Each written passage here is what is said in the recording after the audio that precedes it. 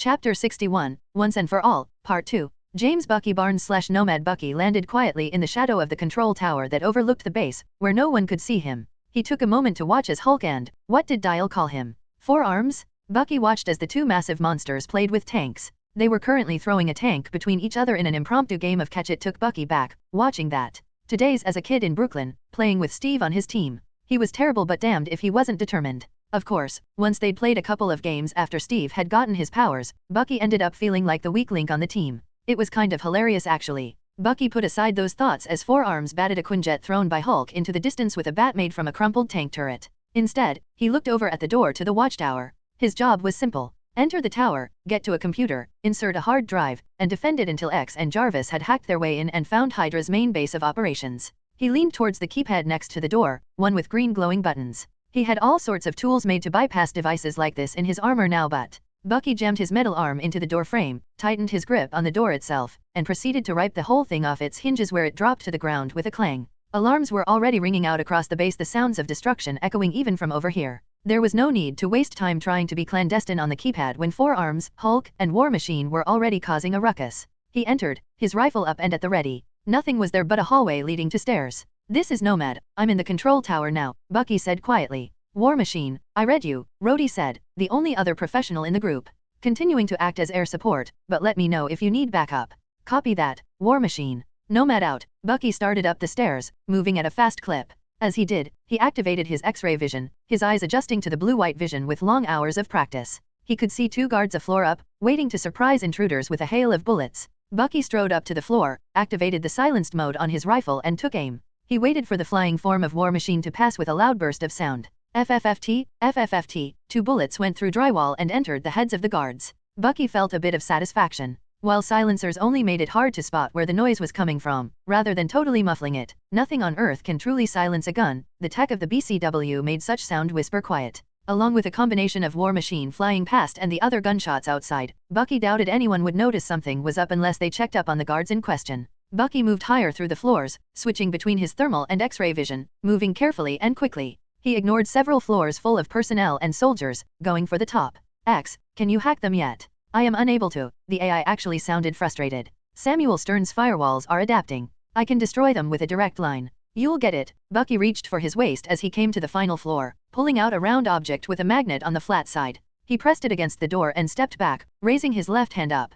Cadams flowed to create a massive tower shield from his arm, as thick as 2 thumbs and chest high. He hefted it, aiming his gun with his right hand as he sent a signal to the object. It exploded inwards with incredible power, turning the door to ashes. Bucky took the shockwaves on his shield and armor, rushing into the room as soon as the explosion passed. The top floor of the control tower had windows looking out onto the base all around the room, with consoles and computers everywhere displaying all manner things such as radar. There were 10 guards and about a dozen personnel, several of them screaming or holding hands up to block the smoke caused by the explosion. Bucky aimed and shot quickly. 1 guard went down, then another. A man ducked behind some computers, raising his gun over them to spray and pray. Bucky ignored him, moving on. 1 shot, 1 kill. 1 shot, 1 kill. The guards aimed and fired at Bucky, only for their bullets to bounce harmlessly off his shield. Some would think it sad, in some ways. Bucky was an enhanced cyborg trained in assassination by the most ruthless people in history, covered in the most sophisticated armor ever designed without being worn by Tony Stark. The guards were men with guns in the end. Bucky felt no sympathy for the men. Hydra had made their choice in this case. He killed them all with machine-like proficiency, striding into the room. One of the men, a dark-skinned man with wide eyes, tried to tackle him. Bucky shot out his kneecaps, then fired one into the man's head, noting how much ammo he had left. Plenty left for the others. All the targets were dead when he was done. Bucky moved to the computers and reached for his waist once more, taking a small device out and plugging it into the USB port. I'm in. 1 moment, X said politely. Jarvis and I are working. We're making contact. Uploading virus, downloading files. Bucky raised his shield and faced the door, waiting patiently. He kept his head on a swivel, watching the windows as well. Nothing to do but be patient. He was good at being patient. Mahmoud Shaykh/Dial. Rack. I leaped into a hangar, diving into a cargo plane's nose. My fingers tore into the nose, ripping through it. Once a hole was big enough to let me in, I dug into the rest of the mechanics, red hands rapidly pulling apart steel and wires to get into the plane. I heard the cockpit collapse behind me in a rush of squealing metal. Sparks surrounded me, and I left 4-fingered handholds in my passage into the plane.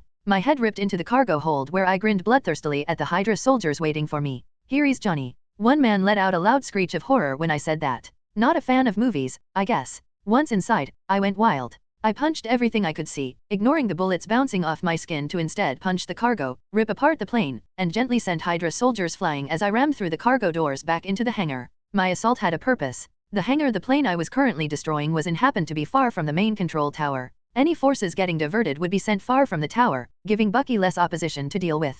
Hulk smashed down through the roof and landed next to me as the plane exploded behind us. War Machine flew over to join us as well. "How we doing, Rhodey?" I asked. "We should be good. Director Hill is on her way and most of the Hydra forces on the base are." A shell slammed into me in the middle of his sentence. The force of the shot hitting my chest sent me back a couple steps from not seeing it coming and feeling kinda like what a weak punch felt like when I was human. "Well, most of them are done," Rhodey finished, the three of us looking at the incoming group of tanks and APCs, 5 and 8 respectively, joined by a gunship flying in the air and heading towards the hangar. "Oh, you son of dash!" I was cut off when Hulk leaped into the air, roaring. "You heard Hulk, friend." With that battle cry, Hulk slammed into the gunship, causing it to spin wildly in the air and bringing it down with incredible force as he roared triumphantly. "Hulk, I'm not. Wow, he's really tearing into that thing." I blinked as Hulk started tearing big handholds out of the gunship, the helicopter's rotors smacking into him and bending fruitlessly. "Better them than us," Rhodey said, raising his arms. "Come on." He fired a repulsor beam that slammed into one of the APCs, sending it skittering. "Let's go work for a living."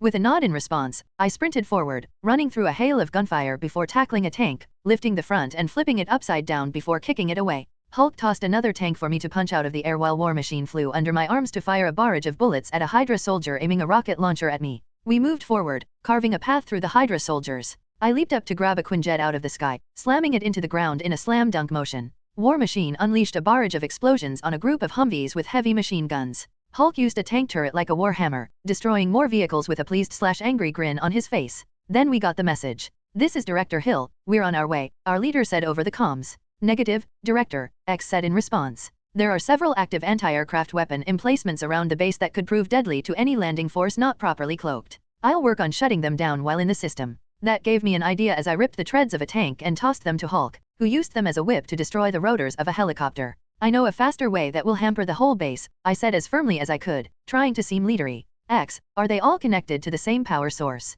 "Yes sir, a series of generators to the north of your position." "Then I'll get them." I tapped the Omnitrix symbol on my chest. "Fast track. See you guys in a bit," I yelled to War Machine and Hulk, the latter waving his tank turret/warhammer. With that, I sped away to the north. In mere seconds, I was on the other side of the base. A Hydra soldier was yelling into a walkie-talkie as I ran by. I punched him aside, sending him flying. A little further was an electrical plant, the kind I'd torn apart in Just Cause 3 1,000 times before, with the tall spires, wires, and large steel boxes, all in an area as large as an apartment building. "Directly ahead sir," X informed me. "I see it," I replied, tapping the Omnitrix. Feedback. In the form of the tall and black-skinned conductiad, I could feel the power around me flowing between the wires. I grinned toothily and pointed my hands at them. In a burst of light, blue electricity flowed from the metal spires, wires, and boxes and into the air. "FCZT cat FCZT," was the crackling sound it made as it slammed into the plug like extensions on my fingertips. 1. Ha ha ha ha. I laughed, the feeling of energy flowing into my body getting to the edges of intoxicating.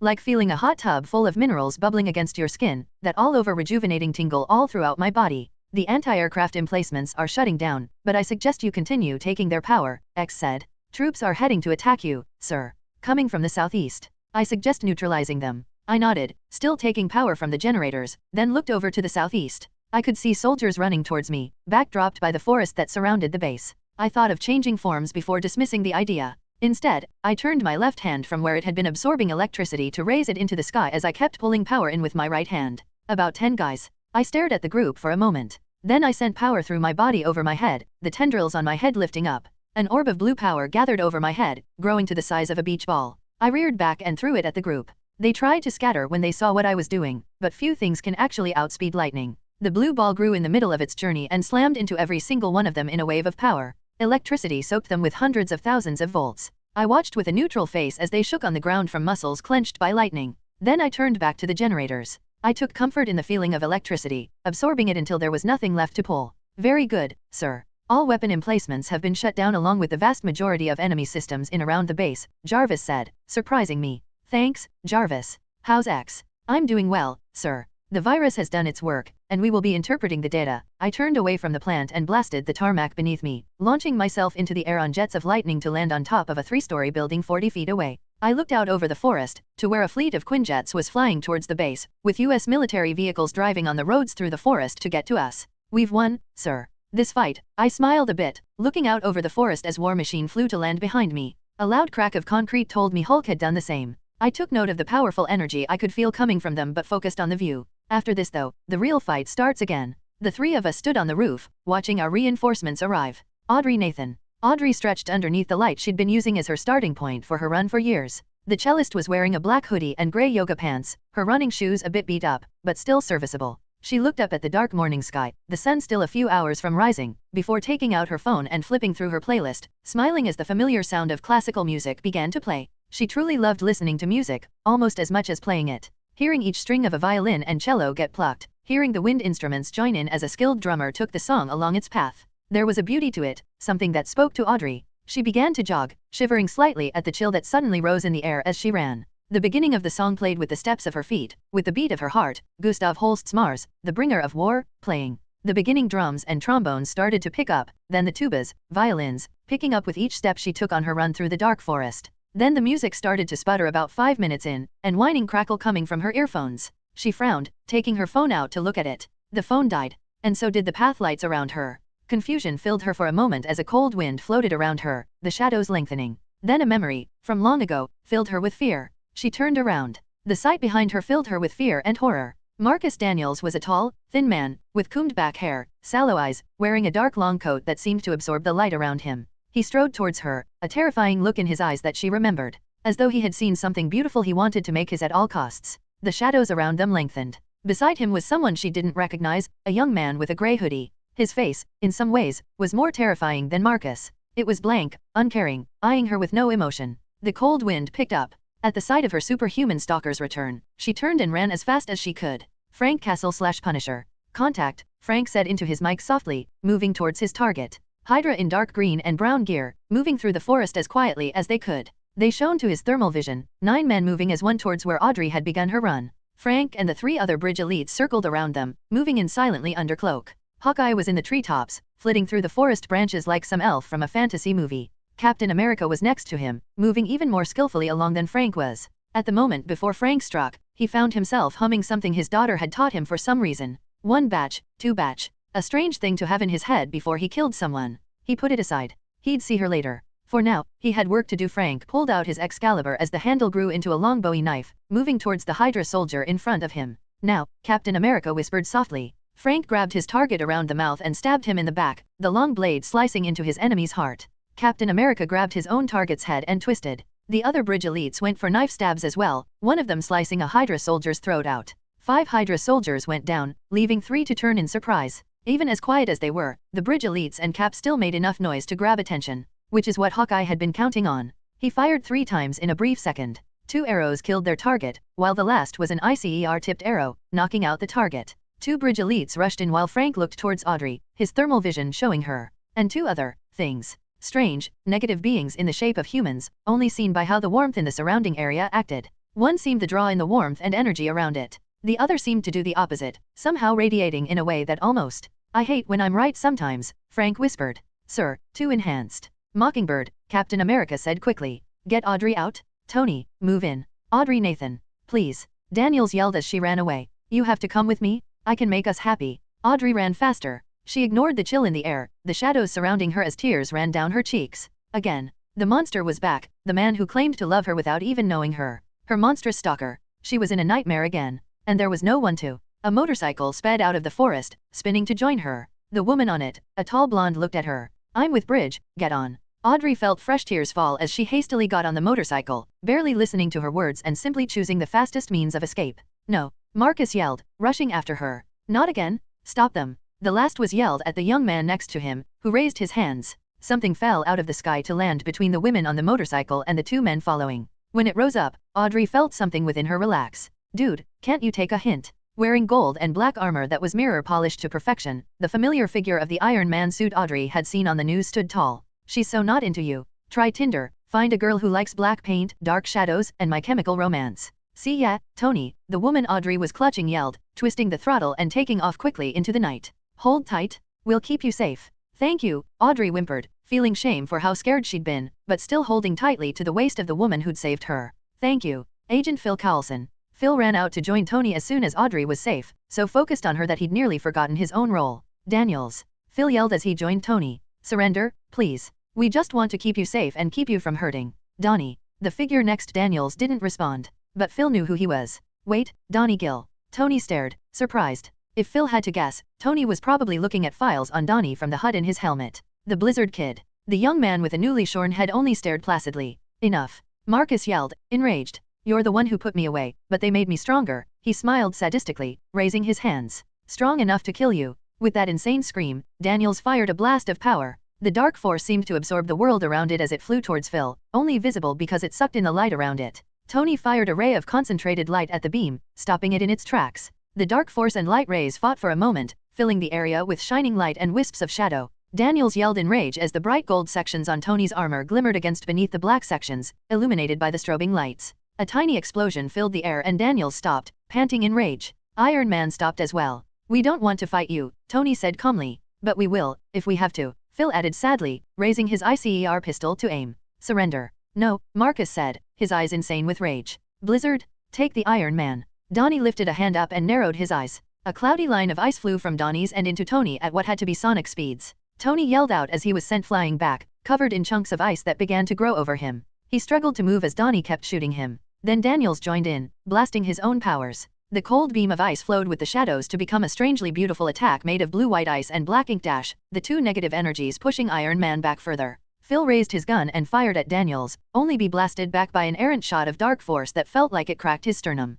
Kill him. Daniels yelled, joining in with a still emotionless Donnie. Kill him. Man, screw you. Tony yelled, spinning to blast a beam that fought back against the two superhumans' attacks. He roared, feet skittering as the forest around them and pavement beneath began to get covered in frost. Then loud gunshots began to echo from the forest around them. Tony, Phil, we're on our way, just hold on. Steve yelled over the comms. Hydra is trying to stop us. Daniels spat to the side. Damn. Fine, Blizzard. Donnie, without a shift of expression, blasted the ground at the same time as Daniels. An explosion of cold shadow surrounded them, blinding Phil and Tony. Iron Man fired at the explosion with his repulsors of concentrated light, made specifically to overload Daniels, struggling with the ice covering his form and making it harder to move. But when the obscuring ice dust and shadows faded, Daniels and Donnie were gone. Fuck. Phil yelled in an uncharacteristic burst of anger, struggling to his feet. Phil. Steve ran over, still cloaked, but slowly coming into view as he joined them. Tony? What happened? Tony swore, rising to his feet with a crack of ice falling from his armor to hit the floor filled the air.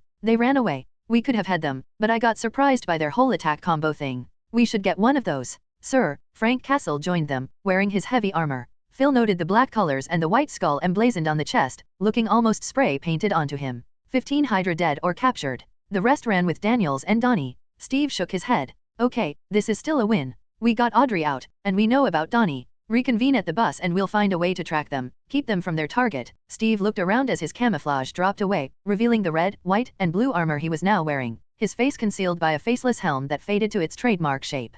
The day's just getting started. Jarvis, is the other team finished? Yes, Captain, Jarvis responded. They will be joining you soon. Let them know about Donald Gill, Steve said calmly. Okay, Tony's faceplate rose up, revealing his face, eyes glimmering with a darkness matching Daniel's. He won't get away. Not again. No, Phil said, eyes meeting Tony with the same dark thoughts. No, he won't. Hydra had taken Trip, tried to take S.H.I.E.L.D., taken Ward before he'd even met him. They would not take Audrey. Author's note, Coulson is mad. Tony is made. Daniels is mad. And only 2 of those people have made it to Infinity War. Oi. So yeah, Donnie Gill. The kid is severely brainwashed, under control by Hydra and now working with Marcus. It was only until after planning this little team up that I realized I'd accidentally done a Pitch Black and Jack Frost thing. Chapter 62, Once and for All, Part 3. Agent Phil Coulson. A loud crack filled the air as Phil fell back against a wall, his cheek burning in pain. What really hurt was look in Audrey's face. You let me think you were dead. Audrey yelled, her eyes glaring even as tears poured down her cheeks and she lowered her hand.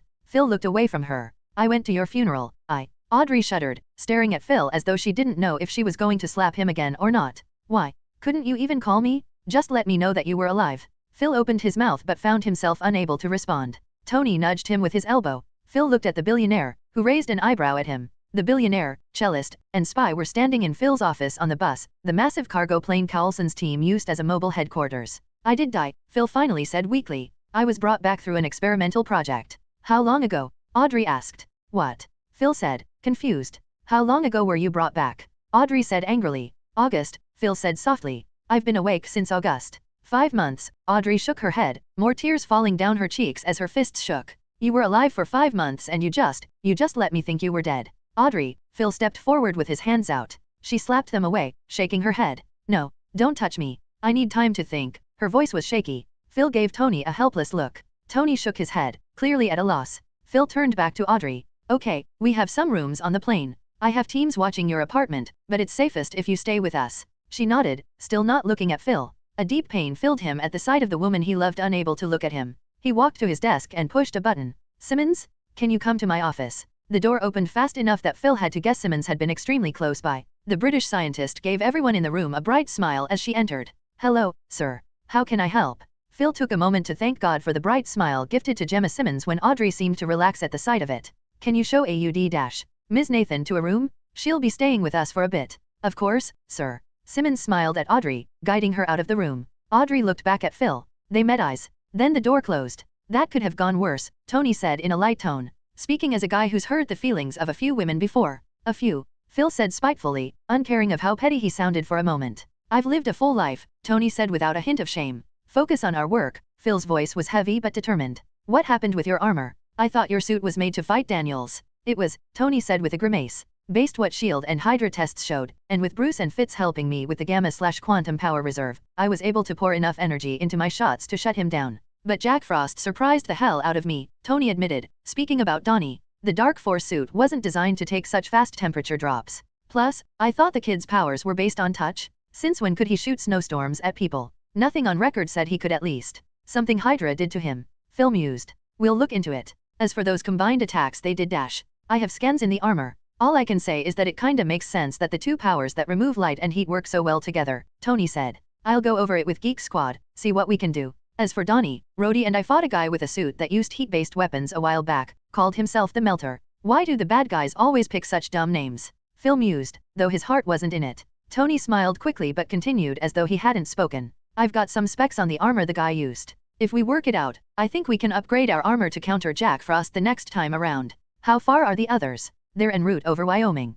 Should be here soon. Phil grabbed some files on his desk and went to walk out of the room, Tony following. And in the meantime, what about Audrey? Tony asked. The priority is tracking down and stopping Daniels. A part of Phil was screaming at him to go to Audrey, to explain, to yell back at her, to say or do something. I'll talk to her when it's done. In the meantime, Natasha took the others to Audrey's apartment. Hydra is watching the apartment, so they'll take care of that. Phil shook his head. Natasha Romanoff/Black Widow. Natasha giggled inanely as she walked down the street. Jennifer, you aren't serious. Melinda May giggled just as inanely while they walked together. Oh sweetie, I'm always serious about sex. Ah, Bobby, with a scandalized look on her face, slapped May's shoulder. Jennifer, you're so bad. The three spies were dressed in casual clothes, the sort older women often wore when out with their girlfriends. They were walking down a sidewalk in front of an apartment building, acting more like the stereotypical image of high school cheerleaders than anything. They walked past a blue van parked at the entrance, still giggling. The man and woman in the front of the van eyed the three momentarily, then dismissed them. Natasha, May, and Bobby strode into the building's doors. Instantly, all three women stopped laughing. One van, Natasha mused. They aren't putting a lot of resources into the perimeter. I hate these clothes, May growled, looking down at herself. Bobby and Natasha shared a smile at that. How do you think we should play this? Bobby asked the others. Take out the van first, Natasha suggested. When the others nodded, she turned back with them to go towards the doors. Jarvis, nail their comms. The second the apartment doors opened, they were giggling once more. The man and woman in the van glanced at them, confused as the group walked up. Excuse me, Natasha asked, leaning in to speak with the female driver through the window. Bobby walked around to the back of the van. How long have you worked for Hydra? The female driver and male passenger exploded into motion. The driver pulled out a knife and stabbed at Natasha's throat. Natasha leaned aside and grabbed the driver's arm as it passed, pulling her in before twisting her arm and stabbing the driver in the shoulder with her own knife, the woman barely letting out a scream before Natasha grabbed her hair and slammed the woman's head into the steering wheel with brutal force. The passenger had hopped out of the car, trying to help his ally, only for May to kick the door, slamming it into him and sending him to the ground.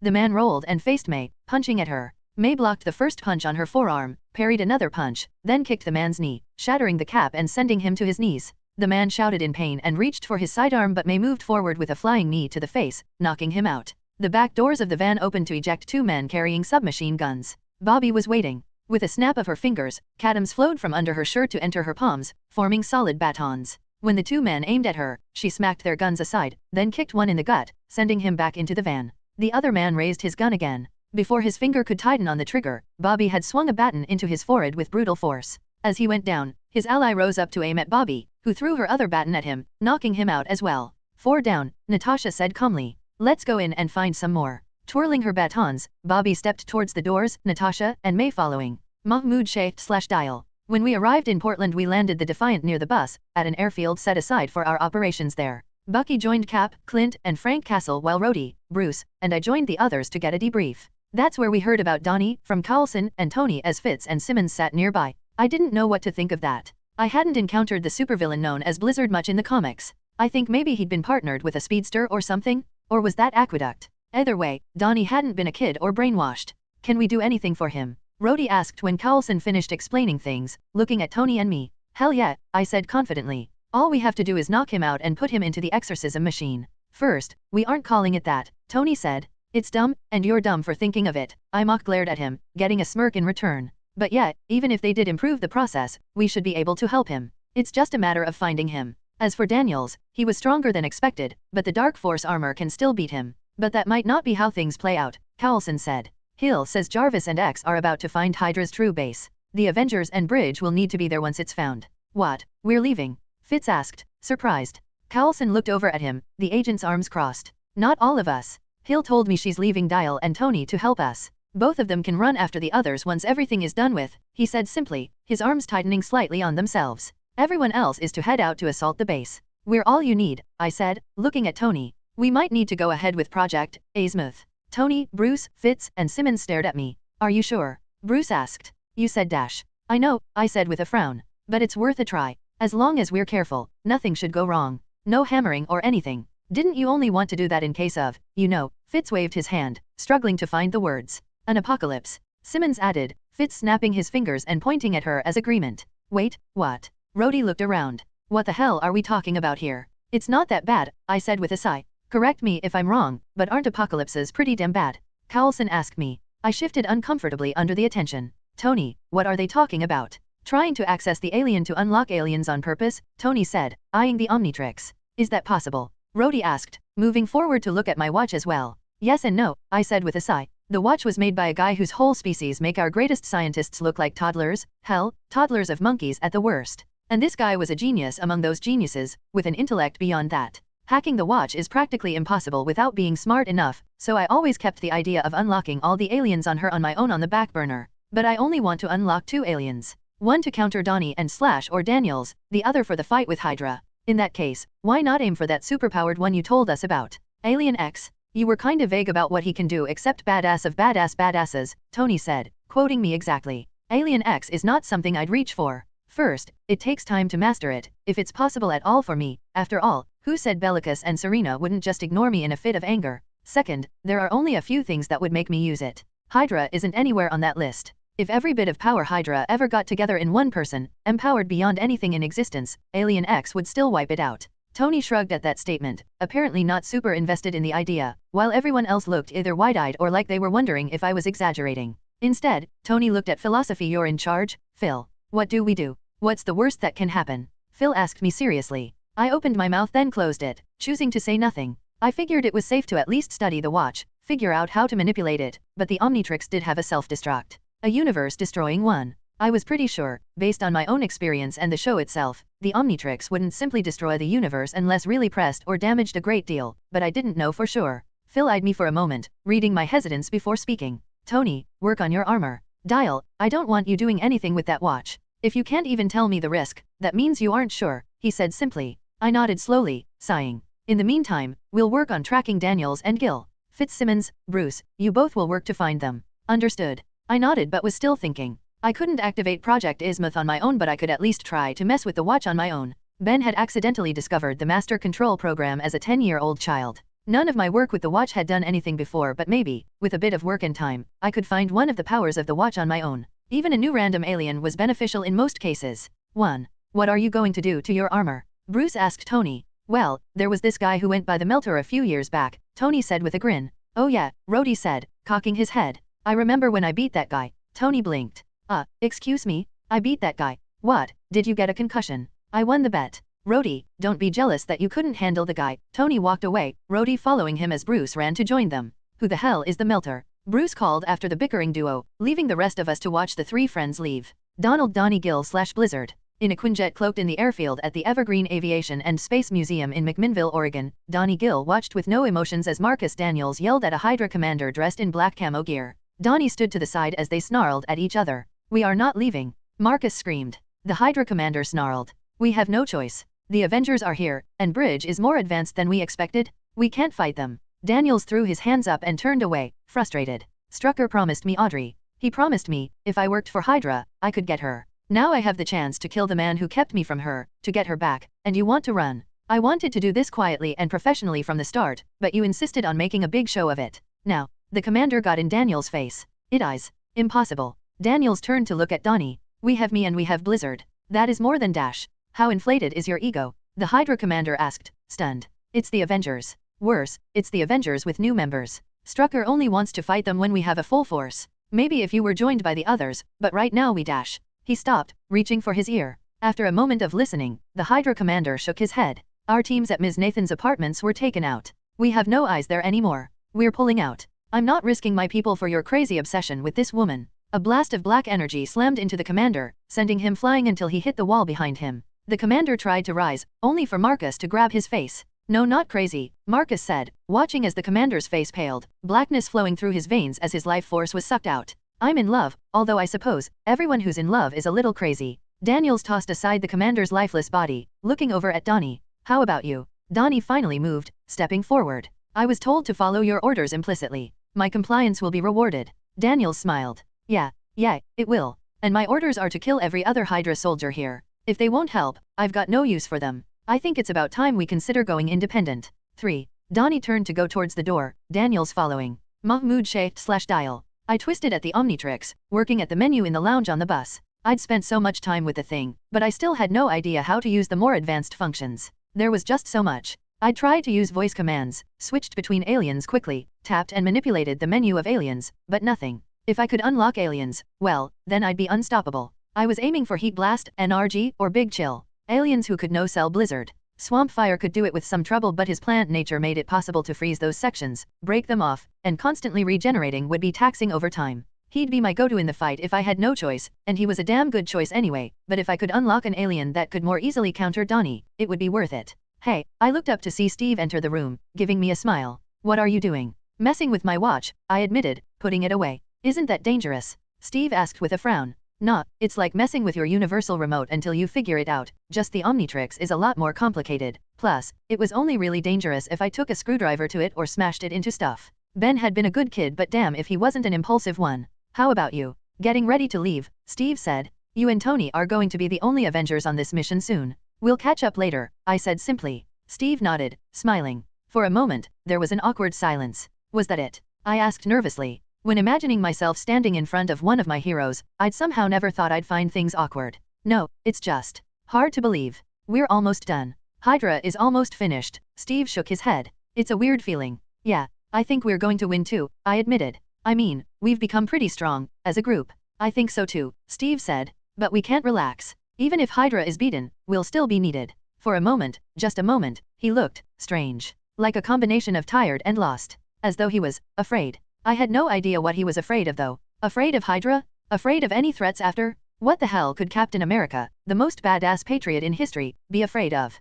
Before I could say anything he coughed, turning away. "See you after you're done, Mahmoud." "Yeah, leave some Hydra for me and Tony, okay." Steve didn't answer, leaving me to think. I knew he was capable of fear. He was human, in the end. But he was also brave. People made jokes about him getting his powers from steroids back on my world, but that wasn't fair. Steve was exceptional for his strength of character and strong beliefs even before he'd been injected. Anybody who had spoken to Bucky would know it, and I was willing to be Peggy would back him up on that. Red Skull, Loki, Winter Soldier, Galactus, Thanos, no matter who it was, I'd never believed for one moment that Steve would have given up against them, even without the serum enhancement. He would fight no matter what, whether as a 90-pound weakling or a 200-plus-pound super soldier. So, with all that bravery, what did he fear? I sat there by myself, confused.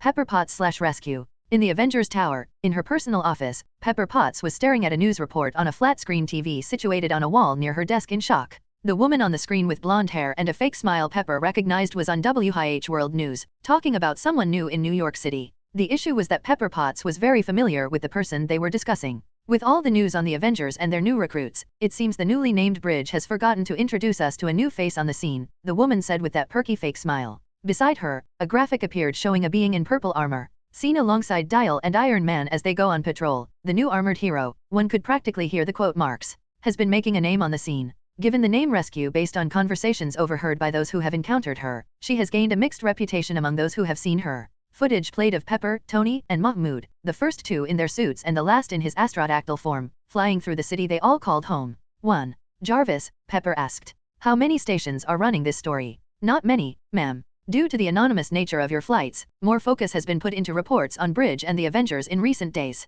But people have noticed. There has been speculation, the woman on the screen said, that this woman is one of Tony Stark's recent paramours. Someone he has chosen to bring with him on his patrols, though the reason for Mr. Stark bringing her on patrols can only be speculated on. Pepper narrowed her eyes at the very obvious insinuation. This speculation is due to Rescue's actions, or rather, her lack of actions. Despite joining Dial and Iron Man on patrols, she has never been seen engaging in any heroic activities. An older man wearing a black shirt with red hair appeared. Yeah, I've seen her a few times, but she only ever flies around, doesn't do much else. She might be new, just scared of fighting. I think she's spoiled or something, an Indian woman wearing a sundress said with a frown. She just follows them around and doesn't do anything. I've seen other heroes fighting on Instagram and stuff, but no one ever mentions her. This is why women should not be superheroes. A young man with shaved hair yelled angrily. She just can't handle it? I mean, have you even seen Black Widow fight? No? She just lets the real heroes do her job for her while looking pretty. 5. More people appeared with similar complaints, Pepper staring incomprehensibly at the screen, trying to understand what was happening.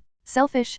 Cowardly? Granted, she was going to dismiss the last with ease as baseless. Seriously, there were dozens of hours of footage of Natasha fighting nowadays, but all this hatred was so odd to her, even accounting for this possibly being biased reporting. She just liked flying. She felt closer to Tony while doing it and, it was so wonderful. Flying through the air, diving through the streets, floating among clouds. She wouldn't trade that experience for anything. Did people really believe that having a flying suit of armor automatically made her obligated to start risking her life? That was like saying anyone who bought a helicopter should join search and rescue or something.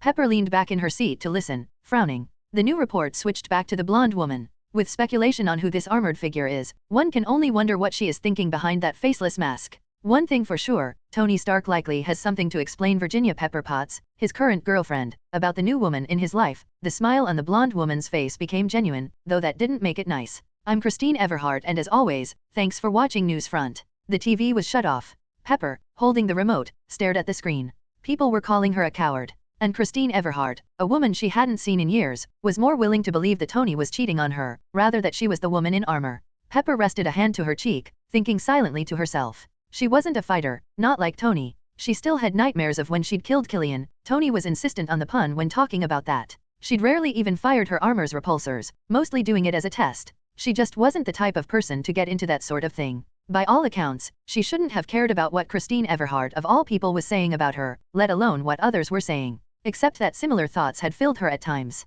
Watching Mahmoud and Tony take out muggers, thieves, mobsters, even a would-be rapist once, she'd felt a certain disquiet as she floated in the background watching them save people, help men, women, and children of New York firsthand. She'd never understood what it meant to be a superhero, no really, until she saw them saving people firsthand. She loved Tony, and on some level, she understood why he did what he did. But most superhero fights she'd seen before that had seemed more like a bigger and louder version of schoolyard fights than anything. Every person to personally come after Tony had an issue with Tony in particular. She'd never really seen Tony simply go out and save people for the sake of saving them, not on a consistent basis anyway. It was eye-opening, seeing him in action like that. And now, Pepper didn't know what to think. She wasn't someone to beat up people, no matter how bad they were. Should she even be thinking about this? Why was she so affected by it? Memories came to her, of Tony battling monsters while she watched from the sidelines. The thought consumed her even as she went back to work. Skye, you want to upgrade my armor? Skye asked, confused. She, Fitz, and Simmons were standing together in a lab around a suit of Iron Man armor.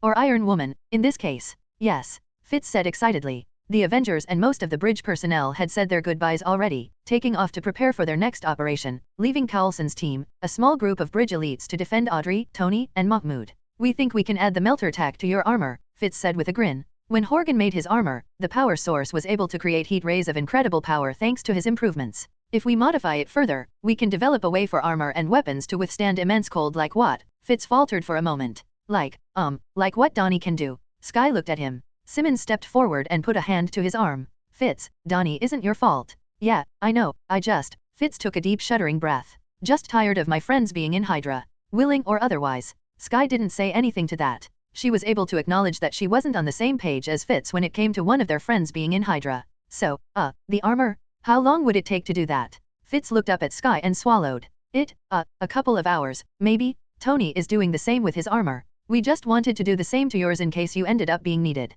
Yeah, that sounds like a good idea, Sky agreed. She thought, for a moment, about Mahmoud and his constant insistence on her being safe. She shook her head, dismissing him from her mind with some difficulty. Well, go ahead and do it if you want. Yes. Fitz cheered loudly, startling both women. Oh, sorry, it's just, Jury Rig's technology is so fascinating. I'll get started. With a vibrant energy to him, Fitz ran out of the room. Tony? She said yes. Awesome. Tony's voice said from the distance. Simmons and Sky shared a look before the two of them started giggling at that. It is exciting though, isn't it? Simmons said, still giggling. All the new technology and people we're dealing with? Working with the Avengers. Yeah, if anyone had told me I'd be doing this before I met Carlson. Sky trailed off with a smile. Things have been pretty crazy around here though. Excuse me, the two of them turned to see a new face enter. Well, two faces. One was Audrey. She was looking at them nervously as she walked into the bus lab. Behind her was someone Sky and Simmons had only seen during the briefing, one of the bridge elites. Frank, something? He'd been assigned to watch over Audrey for the duration of the mission, as apparently, Steve liked the man. To his credit, Frank followed the order with incredible enthusiasm once Steve had given him the order. Sky had to hold back a smile for a second. Steve. She was on a first-name basis with superheroes and even Dial was. She cut that thought off. I was wondering if Phil was around. Audrey asked. She frowned for a moment. We have to talk. Well, he might be with Tony on the Defiant. Simmons supplied with a gentle smile. Defiant? Audrey asked, confused. It's an experimental Quinjet, Sky said. Granted, the Defiant was more like a fully functioning starfighter, but that was a complicated thing to explain. She looked at the guy behind Audrey. Do you dash? Yeah, I've got it. The guy met eyes with her. Sky winced. Damn. This guy was intense. She thought Ward was good at eyeing people, but this guy was something else. It was like his eyes only had one setting for everything, maximum glare. Maybe he smiled with his friends or something, but Sky found that hard to believe. She looked away very quickly. The guy turned back to Audrey. Ms. Nathan. Thank you, Frank, Audrey said with a smile that the guy returned. The two left, leaving Sky and Simmons alone again. I guess all we can do now is wait, right? Sky asked Simmons. Yes, I suppose so, Simmons said with a sigh. It's a bit nerve-wracking, to be honest. I'd rather they simply attacked and got it over with. Shrikakoom? An explosion in the distance startled both women, who looked at each other. Okay, you asked for that, Sky said numbly. I should have remembered Murphy's Law, Simmons agreed, sounding disappointed in herself. Like Hermione failing a test, as opposed to someone who had tempted fate. Mahmoud /dial. I was still messing with my watch when that explosion sound came from the distance. Thankfully my instincts had been getting a workout, so I was already up and moving before I realized.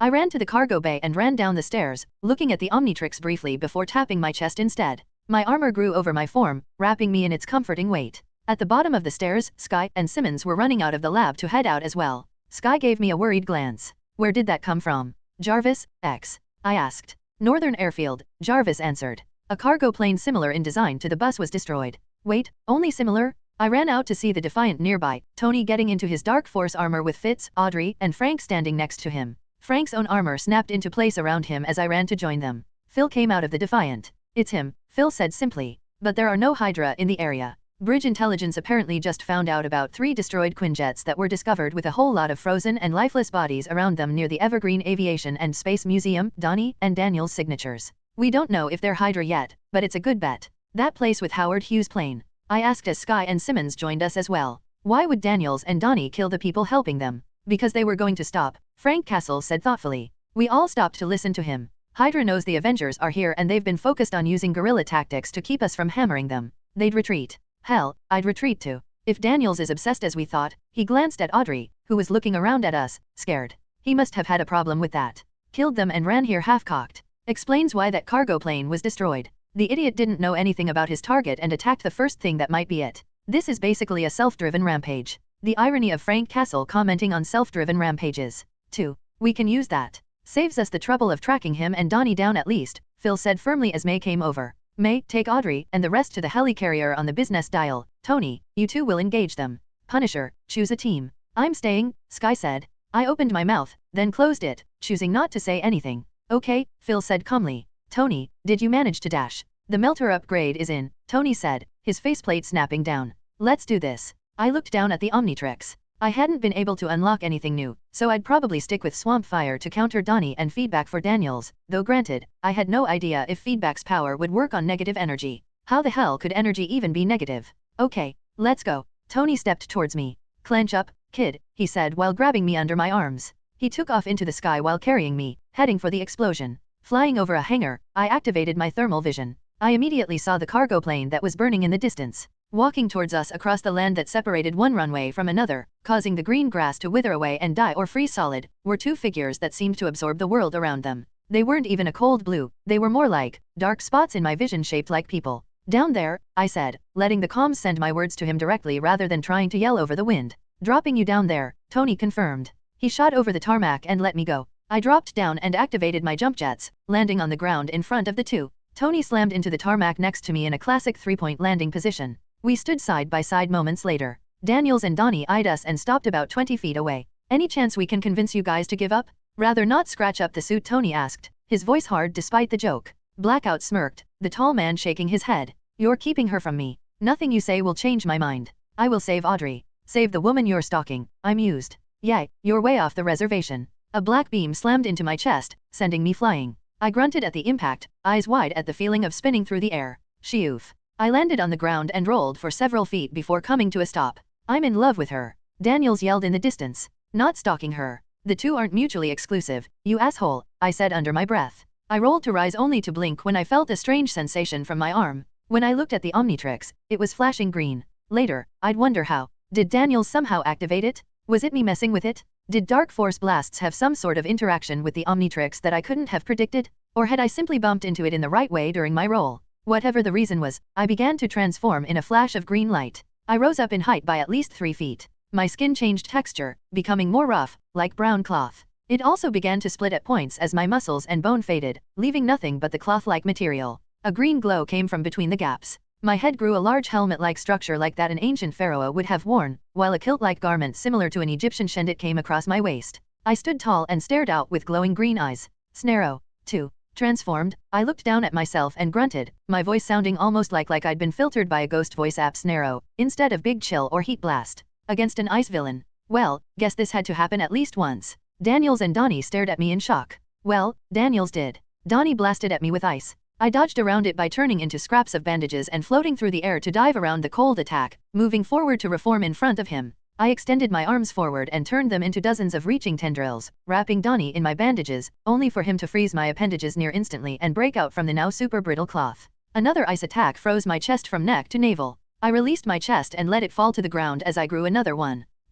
I've got Donnie. I yelled at Iron Man, you get Loverboy on it. Tony yelled, speeding forward in his black and gold armor to shoot at Daniels with bright white light. I'll kill you. Daniels snarled, a black burst of power leaving his hands to fly at Tony, who spun away from the attack to blast Daniels. Daniels, apparently having learned to respect Tony's attack earlier, ducked down and began to run, Tony and Daniels trading shots at high speed as pure shadow seemed to seep out of the latter. I'll try not to hurt you, I told Donnie, shifting forms to duck under another beam of cold. He stumped on the ground, releasing a blast wave of cold around him. I blocked it by shape-shifting my right arm into a shield. The arm froze and shattered. I grunted. Well, not too much at least. Can't have you hurting me either. I ran towards him, turning into scraps of cloth-like flesh to fly in the air. With experience from Goop and Upgrade, I was able to adjust quickly to Snarrow's brand of shape-shifting. It was different in a lot of ways, being a giant bandage monster. I felt so strange. Like I wasn't alive anymore. Which kind of made sense, but it was as though my body was filled with some undercurrent of energy. Something I'd only felt once when I'd become Frankenstrike.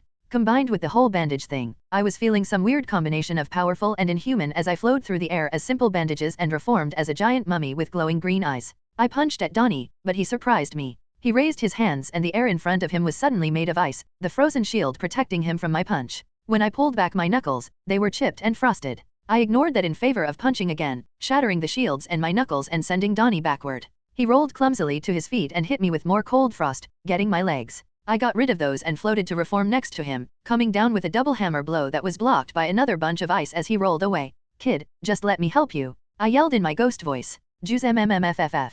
A blast of ice to my head shut me up. Then he formed a sword made of ice and chopped my arms off. Seriously? Donnie was not that powerful in his files. Curse inaccurate paperwork? I reformed in an instant and glowered at him. Looked like the fight was more even than I was expecting. Fine. Let's get serious. Chapter 63, Once and for All, Part 4. I slid across the ground as dozens of strips of mummy wraps, moving towards Donnie like he was Indiana Jones and I was a bunch of snakes. Unlike the good Dr. Jones, Donnie was unfazed and started blasting wide waves of frost at me. I slithered around them, leaving portions of me to fall and shatter on the ground before going in between his legs and rising up into an uppercut as I returned to my bipedal form. Before my large bandage fist could hit his chin, Donnie created a hasty chunk of ice, which, though it shattered under my strength, kept me from making a knockout blow. I twisted out of the way of another blast by turning into scraps on the wind, wrapping a tendril around Donnie's arm and twisting to throw him. The tendril froze in an instant, shattering into white shards, but I still managed to toss him across the tarmac. Donnie, in a move of athleticism I didn't expect, managed to twist in the air and shot ice to form into a slide connected to the ground large enough to support him.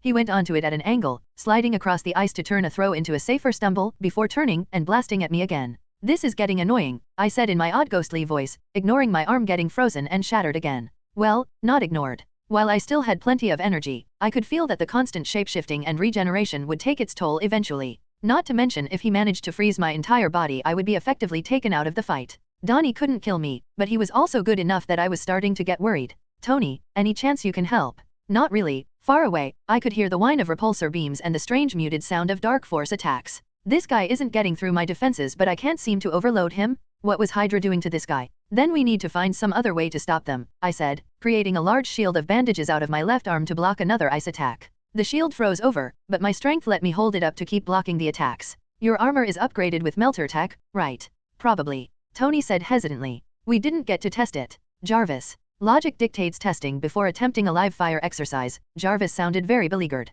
"But I don't see any issues arising." "Then I say we trade dance partners," I said over the comms, dropping the shield and moving to attack Donnie again. The ice user snapped his hands out and made a pair of icy blades. He grabbed onto the hilts and walked forward with that damned emotionless look on his face. It was terrifying on some level. Creel hadn't been so far gone that he had no emotions at all. What had Hydra done? "You come towards me and I'll go for you." "Sure thing, fanboy." With that, I split myself in half to avoid a slice from Donnie. As the sword passed in between me, I floated away before flying away. Donnie, single-minded as ever, chased after me, running with the endurance of a skilled athlete. He tossed aside his swords in favor of shooting at me. His ice attacks came in the form of clouded mist, focused blue glowing beams, or white-hot lightning-like attacks, none of which he was supposed to be capable of. In fact, did the effect seem to be getting stronger the closer he got to Daniels? I discarded that thought as the black and gold for of Iron Man flew towards me, Marcus Daniels chasing after him. As I passed Tony, I formed a hand to slap at his. "Tag out," I said, rushing towards Marcus. Seemingly realizing what was happening, Daniels fired a shadowy cloud at me.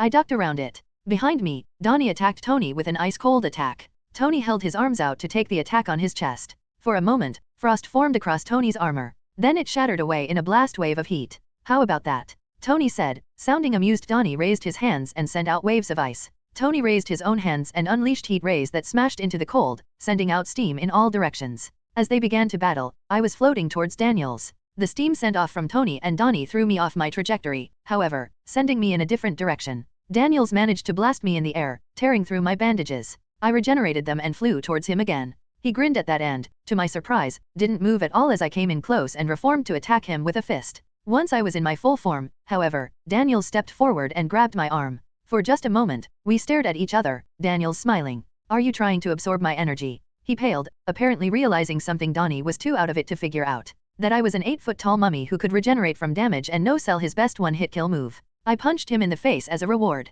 Rude, had I been saying that a lot lately? I ignored the thought in favor of wrapping Daniels in my tendrils as he staggered back with a broken nose. Behind me, Tony and Donnie were still battling it out. I ignored them, focusing on Daniels as I wrapped him up in more and more tendrils. 1. He exploded with dark energy, tearing at the bandages surrounding him as he screamed. "You won't keep me from MMFF." I pulled a Spider-Man and wrapped a bandage around his mouth. If I wanted to listen to creepy assholes, I'd make a Tinder with Natasha as my profile pic, I quipped. 3. Good one. Tony yelled overhead.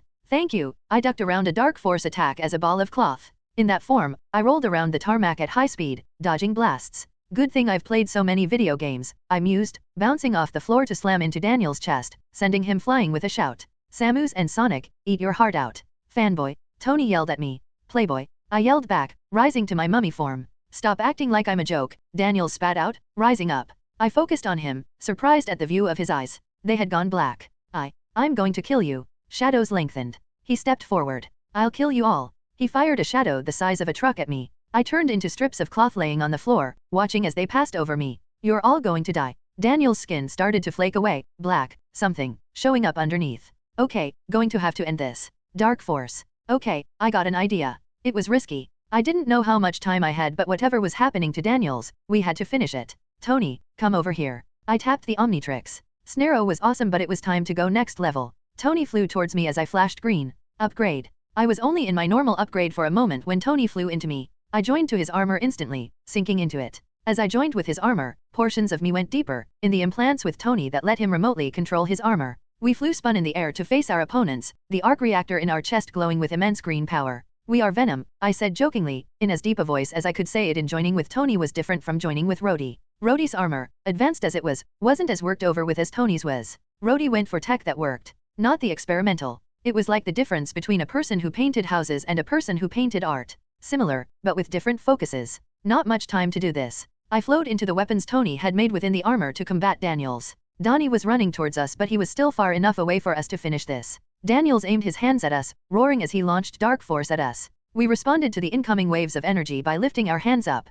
Ports on our shoulders opened, large cannons flowing out to aim, our arms became giant cannons, and the arc reactor on our chest changed its light's color from green to white. We fired 5 bright lasers of white light, 2 from the shoulders, 2 from the arm cannons, and 1 from the chest, at the Dark Force cloud. The 2 massive forces, light and darkness, met in the middle with incredible force. I'm increasing our power as high as I can, I told Tony, Upgrade's voice being a bit more natural sounding than Snarrow's. Go further. Tony shouted, his muscles straining. Donnie's almost here, we need to take out Daniels before that. I'm on it. I flowed into the power conduits and improved them further. For the first time, I was straining as Upgrade. I could read the scans on Tony's HUD, and Daniels was somehow getting to a level of power we hadn't anticipated before. I'd never been familiar with the character of Blackout before, but if he'd been that powerful he would have probably shown up more often. The concrete beneath Daniels's feet began to crack, shadows pouring up to meld to him. His eyes crackled with black energy. The air before him was gone, replaced with his Dark Force power. In retaliation, Tony roared. Peace out, Boogeyman. I completed the power conduits as Tony leaned into his assault. The 5 beams of light intensified in power, slicing through the Dark Force. Daniels roared, the last of his skin flaking away before the waves of power hit him. For just a moment, he seemed to flicker. I poked my head out of Tony to fire my own blast of white light. With that final blow, Daniels exploded. The Omnitrix timed right then. I separated from Tony in my fully armored form and fell to the ground, exhausted. I looked towards Tony, who floated above me, breathing heavily. A beam of ice hit Tony, blasting him out of the air. I spun around and raised my arm, catoms flowing into a shield. Donnie hit me them. I screamed as cold flowed through the shield and armor, my HUD screaming at me as the sheer blast of ice seemed to suck the air from my lungs. Holy shit, Donnie. You killed him. Donnie apparently lost whatever emotionless demeanor he'd had, replacing it with a lost sort of scream. You're welcome. I shouted back. For all my brevity, I was in trouble. Donnie had been powerful before, but now he was something else. The world around me had become a snowstorm, my HUD sending me alarms as the environmental control system struggled to compensate from the sudden drop in temperature, and my skin started to stick to my armor. Tony, I've got you. Tony slammed into the ground next to me in a burst of fire. I screamed at the intense pain of cold giving way to heat, stumbling. Tony came close to me. This is insane. He yelled over the rushing wind. Snowflakes fell from the sky as the tarmac frosted over. He's created a blizzard. We need to stop him. I yelled. Another crack made me scream in pain as a wing of a plane slammed into me. I landed on the ground.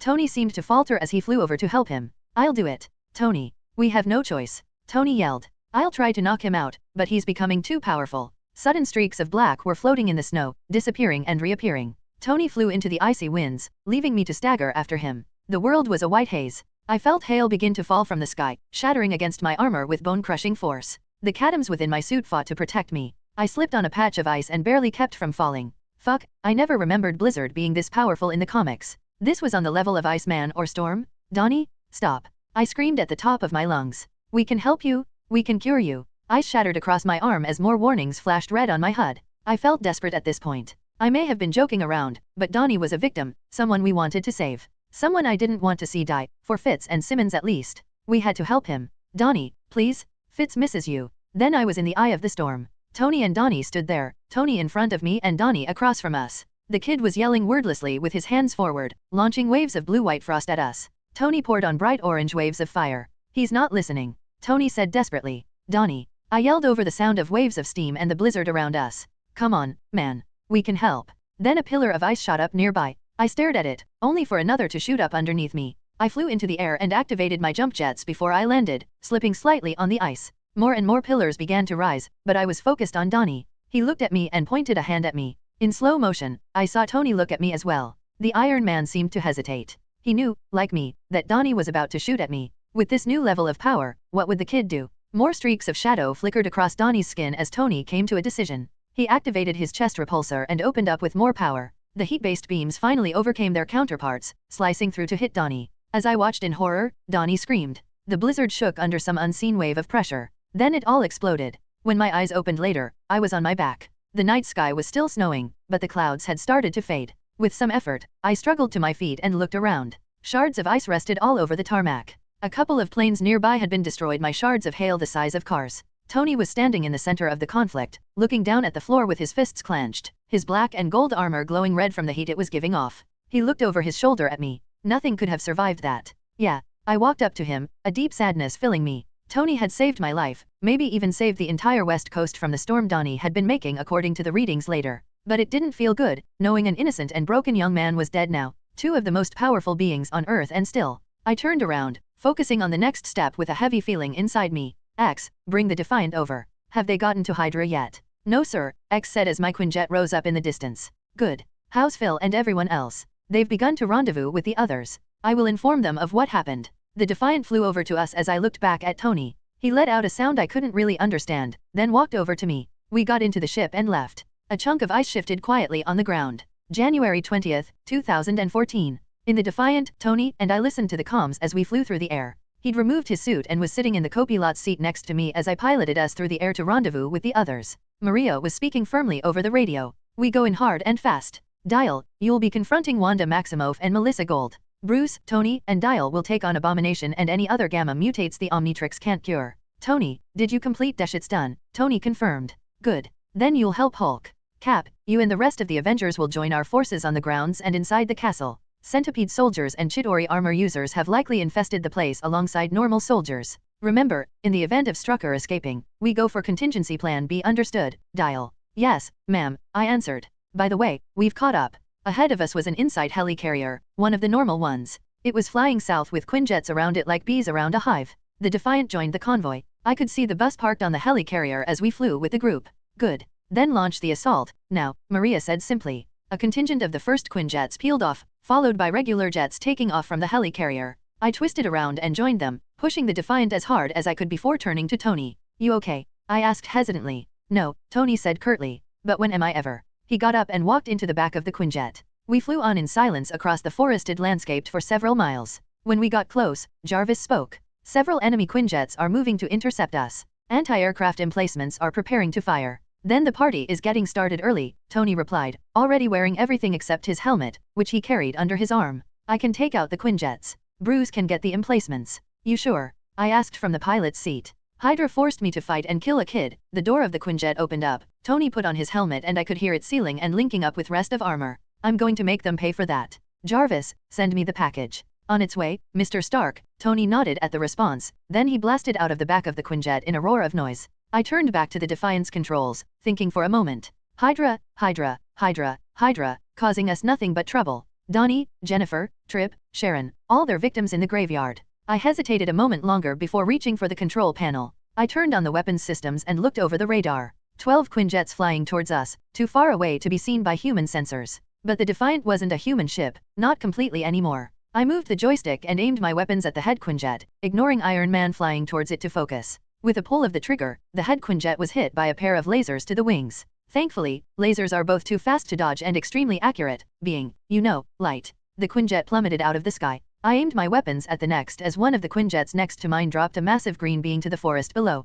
I fired my lasers once more, taking out another Quinjet. Then Tony was shooting his repulsors and the two groups of ships met in the air. I twisted the controls around and grit my teeth, trying to take out another Quinjet but instead slicing the top off a tree when the laser missed. The Hulk's baritone roar could be heard, followed by an explosion amongst the forest below. Come on, I yelled, twisting the Defiant around to confront another Quinjet. The Hydra pilot fired bullets that bounced off my ship's shields, depleting them slightly. I shot the other plane in its underhanging miniguns, destroying the weapon. Before I could finish it off, a bridge Quinjet slid around and fired into it, destroying the Quinjet. A quick zoom and enhance cliché later and I could see Clint inside the Quinjet, waving at me. I waved back, then focused on the fight as more Hydra Quinjets headed for us. I checked a timer in the corner of my screen. Right on schedule, a bright pink light showed up in the distance. X, you got my back, buddy, I asked with a grin, letting go of the controls. The steering and weapons joystick moved on their own. Always, sir. I got up and ran to the back of the Quinjet, leaping out as the ship flew sped up to insane speeds, shooting over the castle as gun emplacements fired on the Defiant.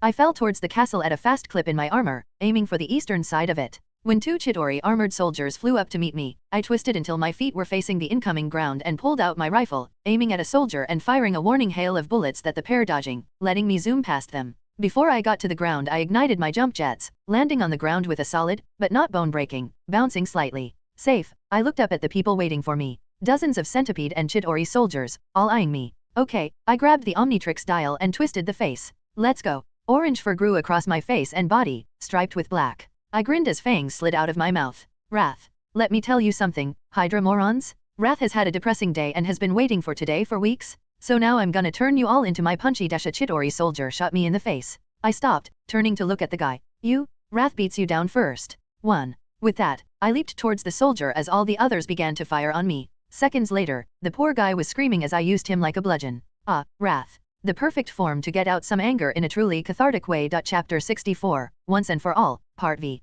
Bruce B.A. Hulk roared as he rushed through the trees, snapping branches off his body with no regard for them. Ahead of him was a large anti-aircraft gun emplacement pointed up at his friends, shooting at them. Hulk narrowed his eyes, ignoring all the puny Hydra shooting at him to focus in on the giant gun. There was a moment, with Hulk's green foot digging deep into the earth as he was moments from hitting the thing, where the whole forest stilled. Then the Hulk was smashing into the gun, steel bending and shattering everywhere into pieces of shrapnel, the Hydra soldier piloting the gun flying into the distance. Huh, Bruce said in his mind. That was impressive. And you didn't kill anyone. Hulk shook his head, only barely listening. The big green monster felt his rage rise. Okay, next one, Bruce said calmly. Come on, big guy, we need to take these things out so everyone else can be safe. Hulk struggled to think as he turned around and ran towards the next emplacement, tossing aside a Hydra soldier as he ran past, then tearing through a tree which exploded into chunks of wood all over the forest floor. Bullets bounced off Hulk, who furrowed his brow in thought. Abomination. Bruce sent a wave of acknowledgement. We'll take him when he shows up,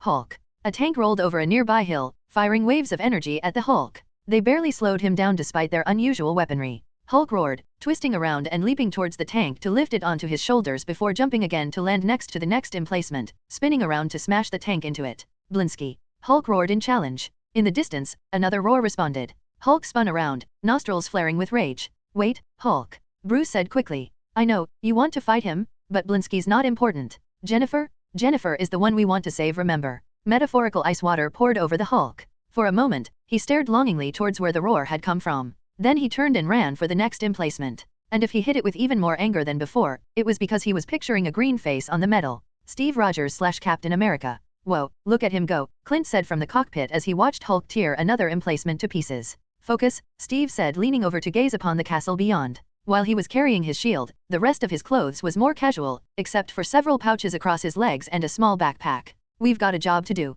Clint nodded, spinning the Quinjet to fire upon a Hydra aircraft, only for a fighter jet to zoom past with a missile. Steve turned and walked into the back. Jarvis and X are still going through the files, Steve said to those gathered in the back, Bridge Elites, Natasha, and Bobby, his comms sending his words to the other soldiers in other Quinjets. But they've been able to tell us that Hydra has enough Chidori armored and centipede soldiers for a small army. They've also made Gamma-enhanced soldiers, at least 2 of which are stable. Now, our people on the inside are going to be engaging us in combat. That's necessary for the ruse to work. So those are Avengers' only targets. Everyone else is fair game. Steve closed his eyes thinking for a moment. We don't expect everything to go perfectly, but you all have one order above all others.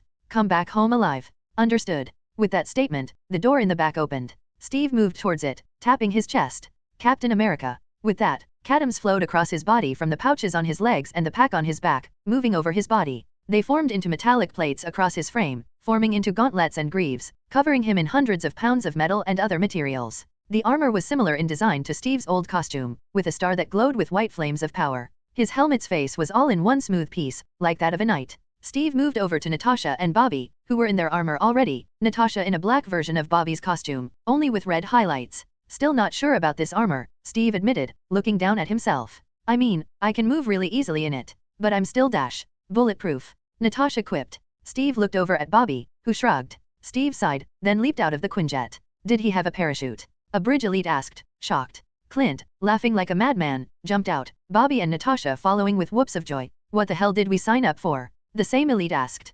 killing wannabe Nazis. Another responded. Yeah, that's fair. 7. Steve's jets activated moments from impact, allowing his superhuman legs to take the landing on the grassy field in front of the castle. As he did, Iron Man and War Machine flew overhead, shooting their weapons at the tanks taking to the field, Sam following later to dive into the dogfight between the Quinjets. Clint, Natasha, and Bobby glided into the castle itself by crashing into the upper windows. Hartley, the woman codenamed Warrior, landed next to Steve from another Quinjet, followed by Bucky and Creel. Together, the four of them rushed across the open field towards the castle. For most, the run would have been suicide. Not so much for the quartet. Chidori armored soldiers flew overhead and aimed at the group, shooting purple energy blobs at them. Steve raised his shield and blocked them as Cadams flowed to Bucky and Hartley's arms to let them do the same with their own shields. Creel shapeshifted into his vibranium form and simply kept running, ignoring the shots landing on him. Centipede soldiers took to the field as well, rushing out of the castle to attack the group while tanks were torn apart by Tony and Rhodey in a medley of destruction. Steve, the fastest of the group, met the soldiers first, but Bucky was already shooting, taking out one of them in a hail of bullets.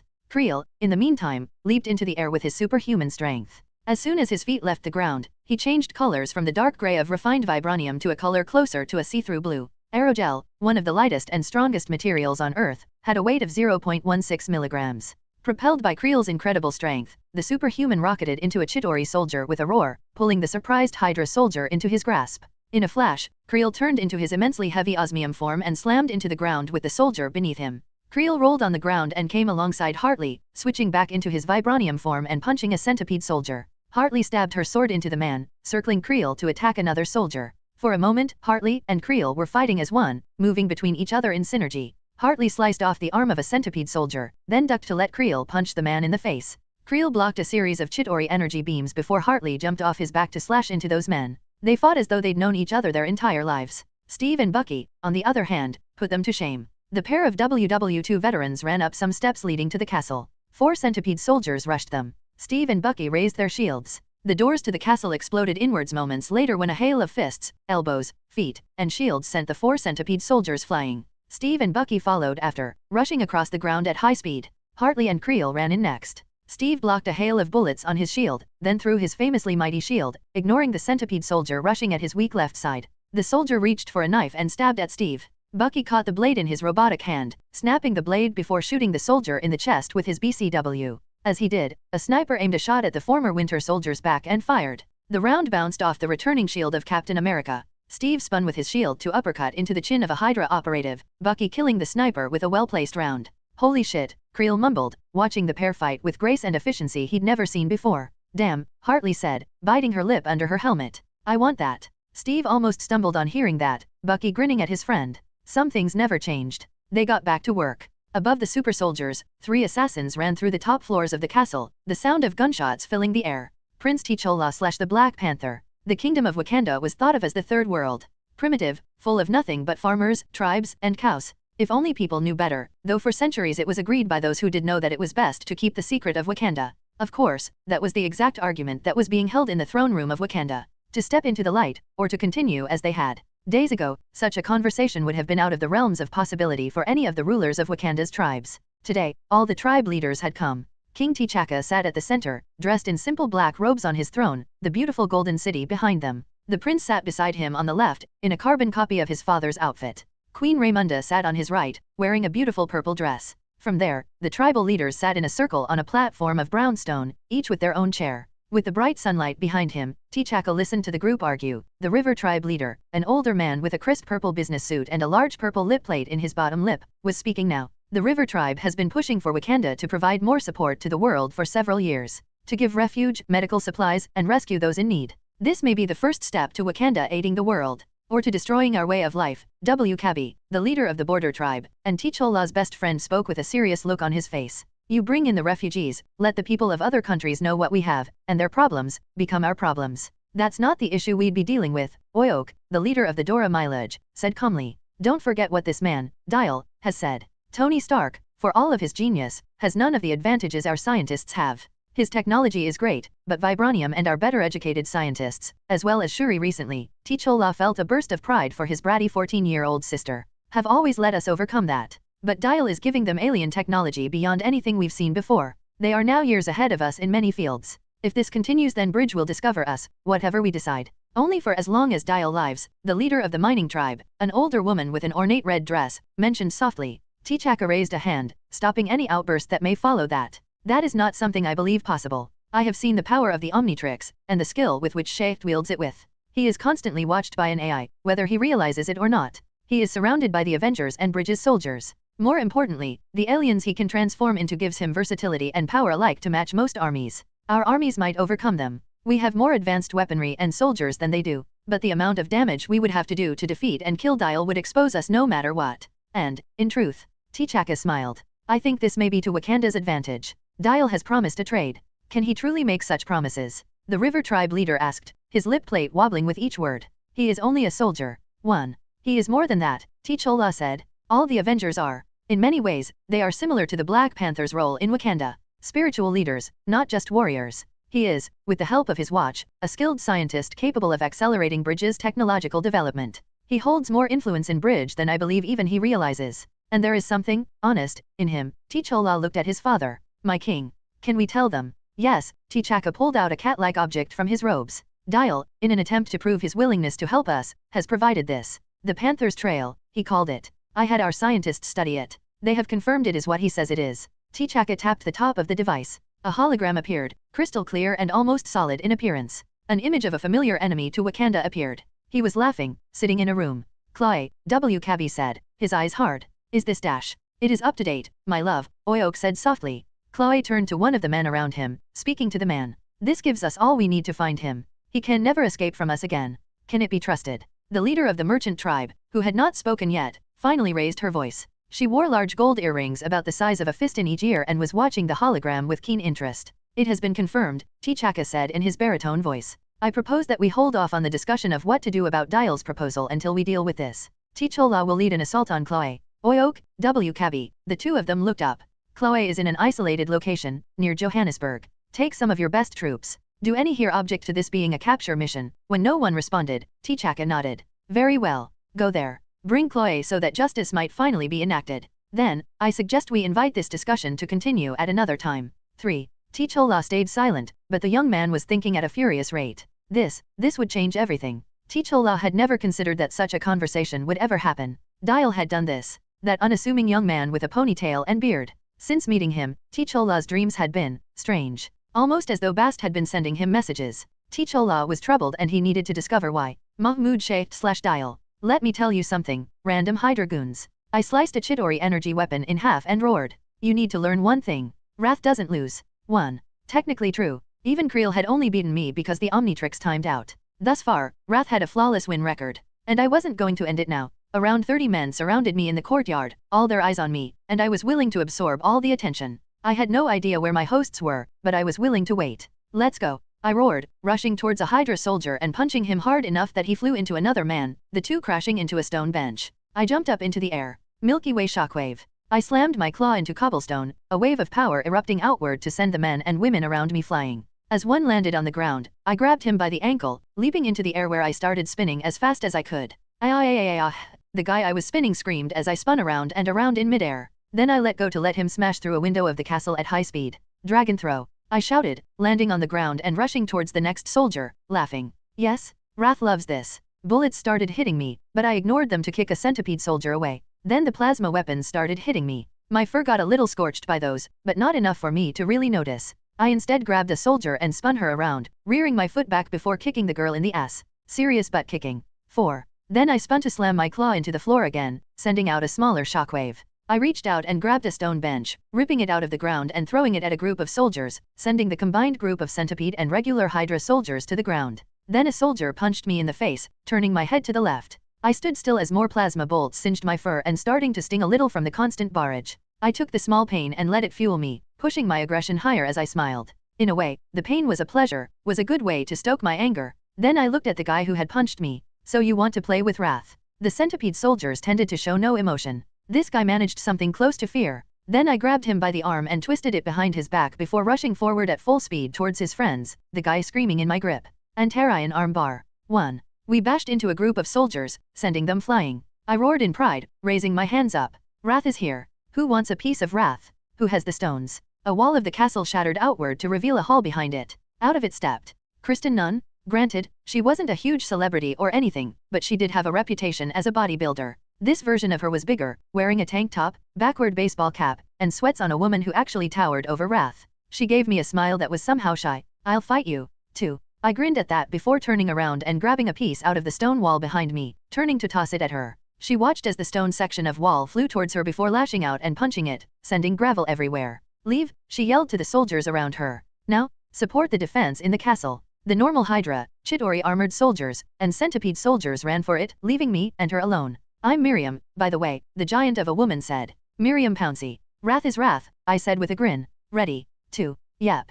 The two of us rushed each other, meeting in the center of the courtyard in an explosion of sound. We wrapped hands around each other. Miriam grinned in my face, whatever shyness in her eyes fading in an instant. I flashed my fangs. "Let's go." I wrapped my arms around her head and twisted, tossing her into a stone table, shattering it with her form. Miriam rolled backward with the impact when I ran towards her, coming up into an uppercut that sent me flying up into the sky, slamming me into one of the towers of the castle. The large tower cracked on the impact of my body. Miriam landed on me as I rested against the castle tower. She punched me in the face harder than even the Hulk had, sending a tooth flying. I roared and twisted to grab her arm, spinning her into the tower and shattering it with her body. We both yelled aloud as we ripped into the castle, dropping through the roof and dropping past Captain America and Nomad battling two green monstrosities, landing on a lower floor. Miriam grabbed me by the arm and spun to toss me through another wall. I ended up inside a large dining hall, complete with a throne at the head of the room. My large form shattered the wooden table, sending shards everywhere. I rolled to my feet and faced Miriam before punching her back, my claw scraping across her chest to tear at her tank top.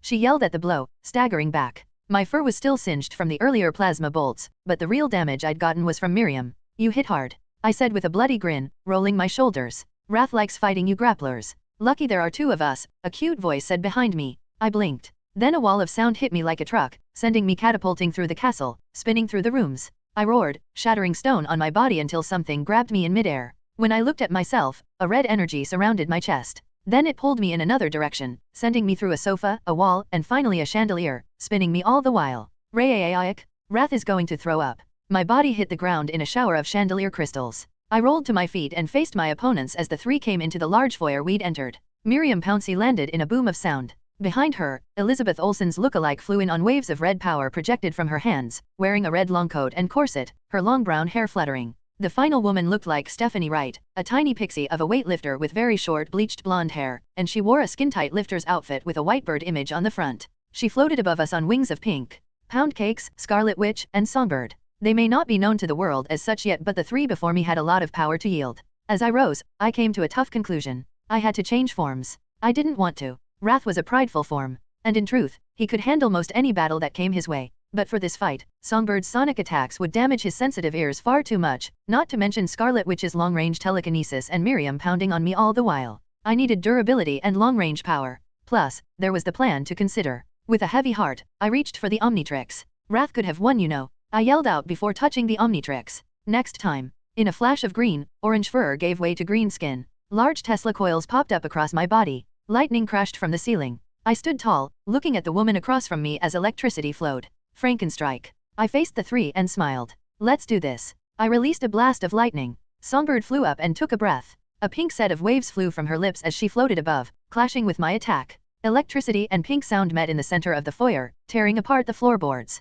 Scarlet Witch unleashed her own attack, and missed. Her attack hit the floor, tearing it apart further and sending me into the basement, the three women following. As soon as I landed, I looked at them in time to catch a fist from Miriam. I staggered back across the stone floor before coming up with a lightning-enhanced uppercut to send her back into a wall behind her, smashing the wall apart. Scarlet Witch unleashed a blast of red energy as she dropped in after me. I countered with lightning, the two energies exploding on contact. Scarlet Witch landed on the ground and blocked another lightning bolt with a shield of red power. My right hand lifted to attack Songbird as the pixie-like woman floated down, forcing her to block as well. Miriam rose up and rushed me. I roared.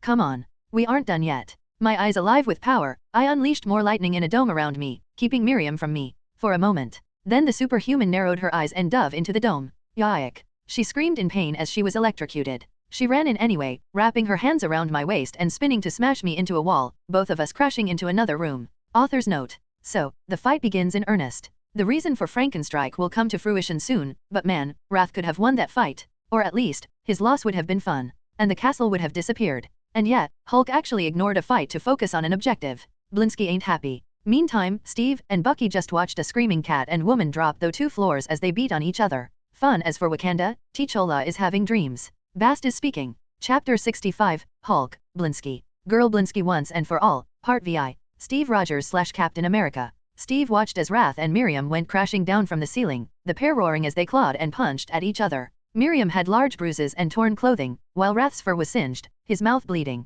They were also smiling. I miss fighting in normal battlefields, Bucky noted next to him. Steve snorted. When did we ever get the luxury of a normal fight, Buck? The pair started running again, moving through the stone castle at a high pace. Dial and the grapplers are doing their part. We've got the other job. Bucky didn't respond verbally, instead following his friend. The two traveled towards the back of the castle, moving speedily side by side. Cap, one of the bridge soldiers sent to them. We're below you, got movement. Something big rushing toward us. Be careful, Steve said. We have no idea what Strucker is unleashing to cover his escape. Yes, Sir, Gamma levels rising. Enemy contact, code green. Steve held back a curse. Ideally, this scenario would have happened while Dial wasn't otherwise engaged. But then, plans always broke down in the field when you came down to specifics. He reached for his belt, activating his X-ray vision on his HUD. Below, he could see a massive misshapen form running through the hallways towards a group of soldiers standing in front of it. With the incredible precision gifted to him, Steve tossed a disc at the floor directly over the figure's path. The disc attached and beeped rapidly 3 times before exploding downwards.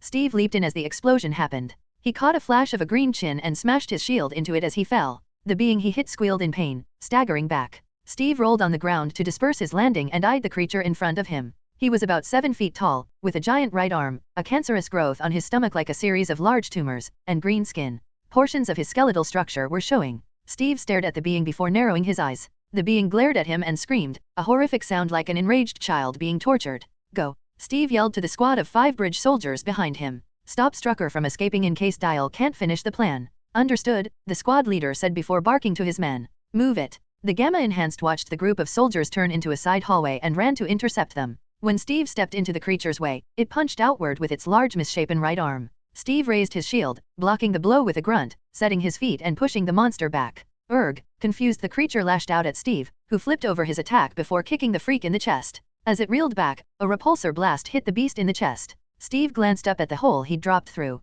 Bucky was standing on the floor above. He looked down at his BCW, set to the repulsor setting. I can see why Tony likes those, Bucky mused. Then the Gamma-enhanced monster screamed and grabbed a wall behind him, fingers crumbling the gray bricks. The stone wall crumpled under his grasp, then it twisted and tossed the entire thing at Bucky. The soldier dived down into the floor below as the portion of wall destroyed the section of the floor he'd been standing on. As Bucky landed, he was forced to roll under an attack from the monster, rising to fire another repulsor blast at his face. The Gamma-enhanced took the attack to the eyes and screeched in pain. Jarvis, we got a profile. Steve yelled, wincing when the creature kicked Bucky in the chest. Buck. The former Winter Soldier was sent through a brick wall like he'd been shot out of a cannon. Steve wanted to run after him, but the monster leaped forward and brought his fists down on Steve, forcing the superhuman to block it with his shield. One moment, sir, Jarvis sent. Ryuk. Steve yelled, his knees shaking under the blow. The behemoth pushed down on him, Steve carefully taking the immense strength of the creature. When the horror pulled up slightly, Steve ducked and rolled in between its legs, leaving the monster to smash the ground behind him.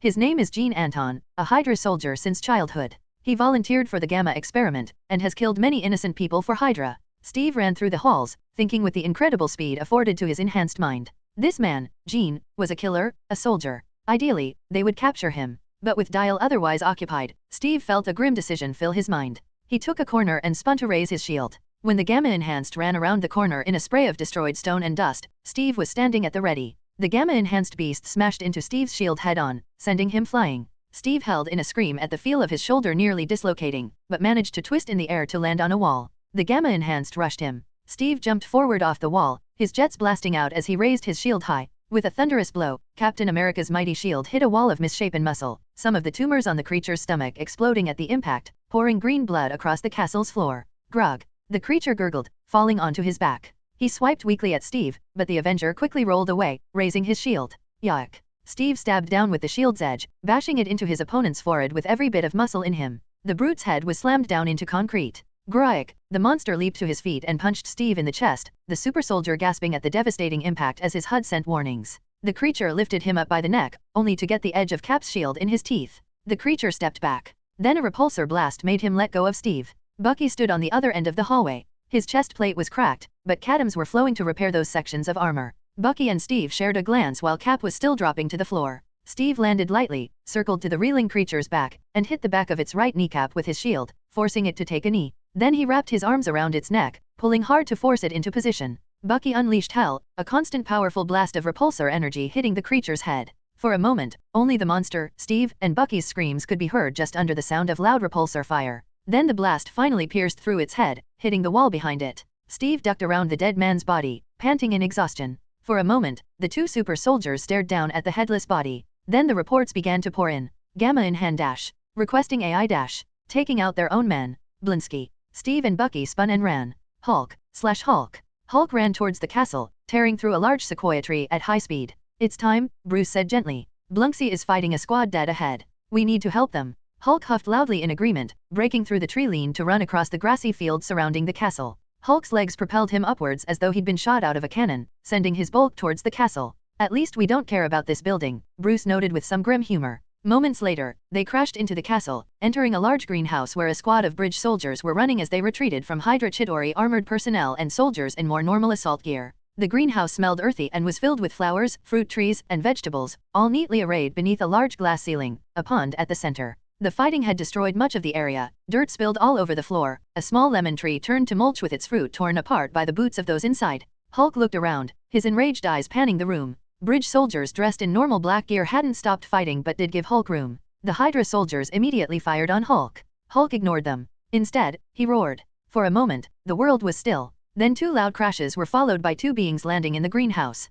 Hydra and bridge soldiers seemed to share a glance. Soon, calls to retreat spread throughout the ranks. Hulk eyed the two before him. Blinsky. Girl Blinsky. The woman next to Abomination scowled, her horrific features twisting. It's Rana, you fucking moron. Or aberration. Hulk took in the insult, Bruce speaking within his mind. He's more talkative than the last time we met, Blinsky said with a sickening smile. Nice outfit, was his comment on Hulk's purple armor. Miss me? Where Jenny? Ah, Blinsky stepped forward, crushing the concrete beneath his clawed feet. How cute. Hulk misses his cousin. Well, don't worry. After I kill you, I'll use her as a punching bag, keep her around.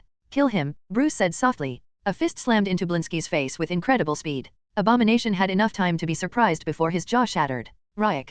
Blinsky stepped back, spitting out teeth. Hulk stepped forward, punching him once more. Blinsky pushed him back, allowing Rana to step in between them with a leaping uppercut that sent Hulk back. Urgh. Abomination spat out more teeth, scowling as he healed. He's stronger than I remember. Then give me the staff already, Rana responded. Nah, Blinsky reached behind his back and grabbed a long object enveloped in a canvas bag. Let's share. He snapped the object within in half, then took off the wrap, revealing the two metal sticks within. The section where he'd snapped it was red hot and Nordic runes were written across it. Abomination passed Aberration 1/2, the two grasping the pieces. Their eyes widened. The world seemed to still. Then they screamed together. The staffs glowed with unearthly power. Abomination and Aberration's eyes went a bright yellow. Then they eyed Hulk. We might be in trouble, Bruce said with a wince. I call it sport, Hulk responded with some effort. Wait, was that a ref or a dash? Hulk ignored his other half, cutting him off to jump into Abomination. The larger Gamma-enhanced batted him away with the tiny metal stick in his hand, sending him flying out of the greenhouse. Hulk landed in the field with a giant bruise in his chest that was quickly healing.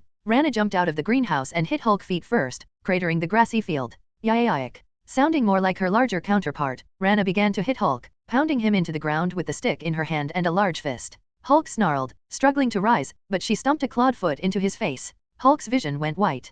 Come on. Bruce roared. Moving as one, Hulk and Bruce spun around, putting Rana in an armbar before slamming her into the ground. Then Abomination tackled the Hulk, the pair rolling. Hulk rose up into a rough boxing stance under Bruce's guidance, and the two began to duke it out. Fists smashed into flesh, Abomination using the metal staff in his hands like a baton. The earth quaked beneath their blows, the field tearing apart. Hydra and bridge soldiers avoided the area as Rana joined in. Hulk found himself using as much jujitsu and strength as he had to fight off the two. Their strength had skyrocketed, becoming even more powerful than forearms had been as they beat Hulk up, Rana leaping to punch him in the chin before Abomination folded him with a knee to the stomach. Bruce tried to figure out what the hell was going on. The staff was clearly the answer. Bruce didn't know what it was, beyond a half-remembered comment from Coulson about an Asgardian relic his team had found, but it had somehow multiplied Abomination and Aberration's strength. Feel that, Brucey? Abomination crowed as he grabbed Hulk's arm and flipped him onto his back. That's power. Real power. He punched Hulk in the face, sending teeth flying. I'll have to thank your friend Thor later.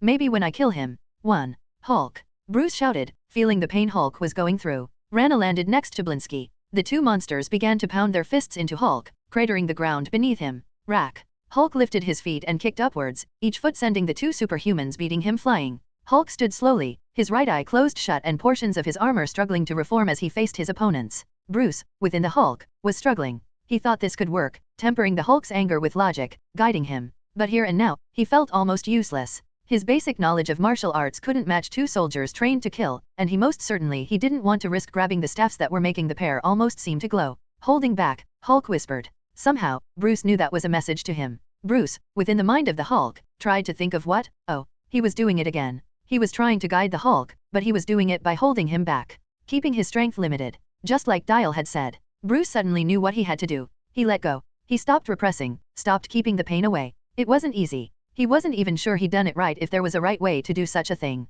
But he felt it at the same time Hulk did. The memories flooded. A man, so giant in his past, beating on his mother. Bruce, crying, tried to stop him, only to get a fist to the cheek for his problems. Hiding with Jenny as the man yelled and cursed. Seeing Ross dismiss him as weak, not fit for Betty. Being bullied through high school for his intelligence, beaten just for enjoying something he was good at. Getting chased across continents for something beyond his control. And then, as they jumped together, Hulk and Bruce thought of their hatred for one another, anger at how they'd ruined each other's lives, chained together, never able to have a normal life, never to be anything more than a weapon. A life the Avengers had freed them from, but one that had left scars. They weren't fixed. But if acknowledging a problem is the first step, Hulk began to grow in size in the air, gaining inches in height and pounds of muscle that his armor grew around. A green glow surrounded his skin. Abomination arrogantly punched at him. 2. Hulk caught his fist and clenched down, hard. Aiaic. Abomination screamed in pain. Hulk shut him up with an uppercut that forced his mouth to close hard, breaking teeth. Rana, faster than Abomination, managed to dodge a right hook, her eyes wide as Hulk stopped growing, but his eyes glowed. Gamma radiation filled the area as the three monsters stood there. Rana, her anger stoked by the magic pouring into her, barely kept control of herself as she prepared to battle the Hulk once more. Abomination rose, spinning the staff in his hands, and Hulk cracked his knuckles in preparation. Tony Stark/Iron Man. Flying over the forest around the castle, Tony blew out the back of a Hydra Quinjet with a repulsor blast. As the door went spinning past him, Tony went into the Quinjet itself and came to a stop at the cockpit. Hey fellas, I need to see your licenses. The pilot leaned over and fired at Tony with a pistol. The billionaire let the bullets bounce off the black finish of his armor. I think this counts as resisting arrest, Tony noted. With that, he blasted the pilot and co-pilot, then flew out of the windows, leaving the Quinjet to fall fruitlessly to the ground below. Outside, the dogfighting was fierce. Quinjets on both sides were supplemented by jets on Bridge's side and Chitauri armored fighters side on Hydra's side. In the forest below the dogfighting, Bridge elite and regular soldiers were fighting Centipede and Hydra alike. As Tony flew, he saw one elite, wearing a unique armor colored all black with a white skull, push a centipede against a tree before stabbing him in the head, then spinning to fire an efficient series of shots at another man, the skull-wearing Bridge elite, moving like death across the battlefield. Sam was diving through the trees as well. As the most agile flyer in both armies, he was flying back and forth between the sky, trees, and ground. Anywhere in need of aid would suddenly have Sam there, diving through the trees to appear with a well-placed repulsor shot or series of machine gun bullets, before he was suddenly moving through the trees to appear in the skies and do battle with the Chitauri armored soldiers. One of those soldiers attacked Tony then, careening through the air and firing purple energy bolts. Tony narrowed his eyes at the man, then twisted aside to dodge a bolt before blasting the man in the chest. Damn knockoffs, Tony scowled, going in for another one. Rhodey was floating in the middle of Bridge's side of the battle, shooting his many guns at high speed. Tony started thinking of several improvements he could make for the War Machine suit, but held back the ideas to focus on. Tony? It's Phil. Tony twisted around. Agent? What dash? Strucker had the Berserker staff? He gave it to Blinsky and Phillips. Phil said hurriedly. 3. Jarvis, without prompting, brought up the profile on the item. Profile, Berserker staff. An Asgardian weapon that enhances strength and durability fueled by the wielder's inner rage and hatred. Ah, shit, Tony said quietly. An Asgardian weapon, giving enhanced strength, fueled by rage and hatred, and into the hands of murderous Gamma enhanced, the poster children of anger management. Jarvis. Tony shouted. I need Veronica. Already sent. Jarvis returned. High in space, a satellite hung, empty, as a four-pronged weapon flew down towards the Earth. When his armor let out a loud beep, Tony looked down at himself. The Dark Force armor was in bad shape, Donnie and Daniels having done some serious damage. But it would have to do. But just in case, he sent a text to Sky. Rhodey, I'm going to help Bruce clear a path. On it. In the distance, the black dot that was Rhodey unleashed a huge amount of missiles and bullets, sending Hydra vehicles and men scattering or dying. Tony dived into that hole in the line. As he did, a large object flew down from the heavens, flying along with him as it released an object to zoom ahead of him. Hulk slammed Abomination into the ground with Hulk's right hand around the other monster's neck. Blinsky blocked Hulk's left hand by grabbing it around the wrist and raised the staff in his hand, stabbing it into Hulk's chest. Hulk roared but kept squeezing, Blinsky pulling out the staff to stab again. Aberration flipped in the air to slam her feet into the Hulk's head, sending him stumbling away as the staff in his chest was ripped out by the impact. Hulk shook his head, eyes glowing slightly, stab wound already healing, and faced the monstrous duo. Before they could meet in combat once more, something dropped out of the sky, landing in front of Rana. It was an oddly shaped metal object. For a moment, the three were confused. Then more dropped around her, unleashing electricity as they fell. Eeeeeeeee. Rana screamed as she was electrocuted, bucking back and forth. The spears dropped quickly, surrounding her. She tried to escape as lightning hit her, but the spears enclosed with metallic clanks, leaving her trapped and screaming in a metallic tent, loud booming noises coming from within it as she punched at the walls around her. A being dropped down next to the Hulk with a loud kaboom. When Abomination and Hulk looked over, Iron Man was sitting inside a massive mecha suit, enveloping Tony. A faceplate dropped over the Dark Force armor, covering him with the shifting catoms until the full armor surrounded the Dark Force suit. "Hey, Hulk," Tony said within the Hulkbuster. 2.0 Mind me helping out, buddy. Hulk grinned. Chapter 66, Dial vs Strucker Once and For All, End.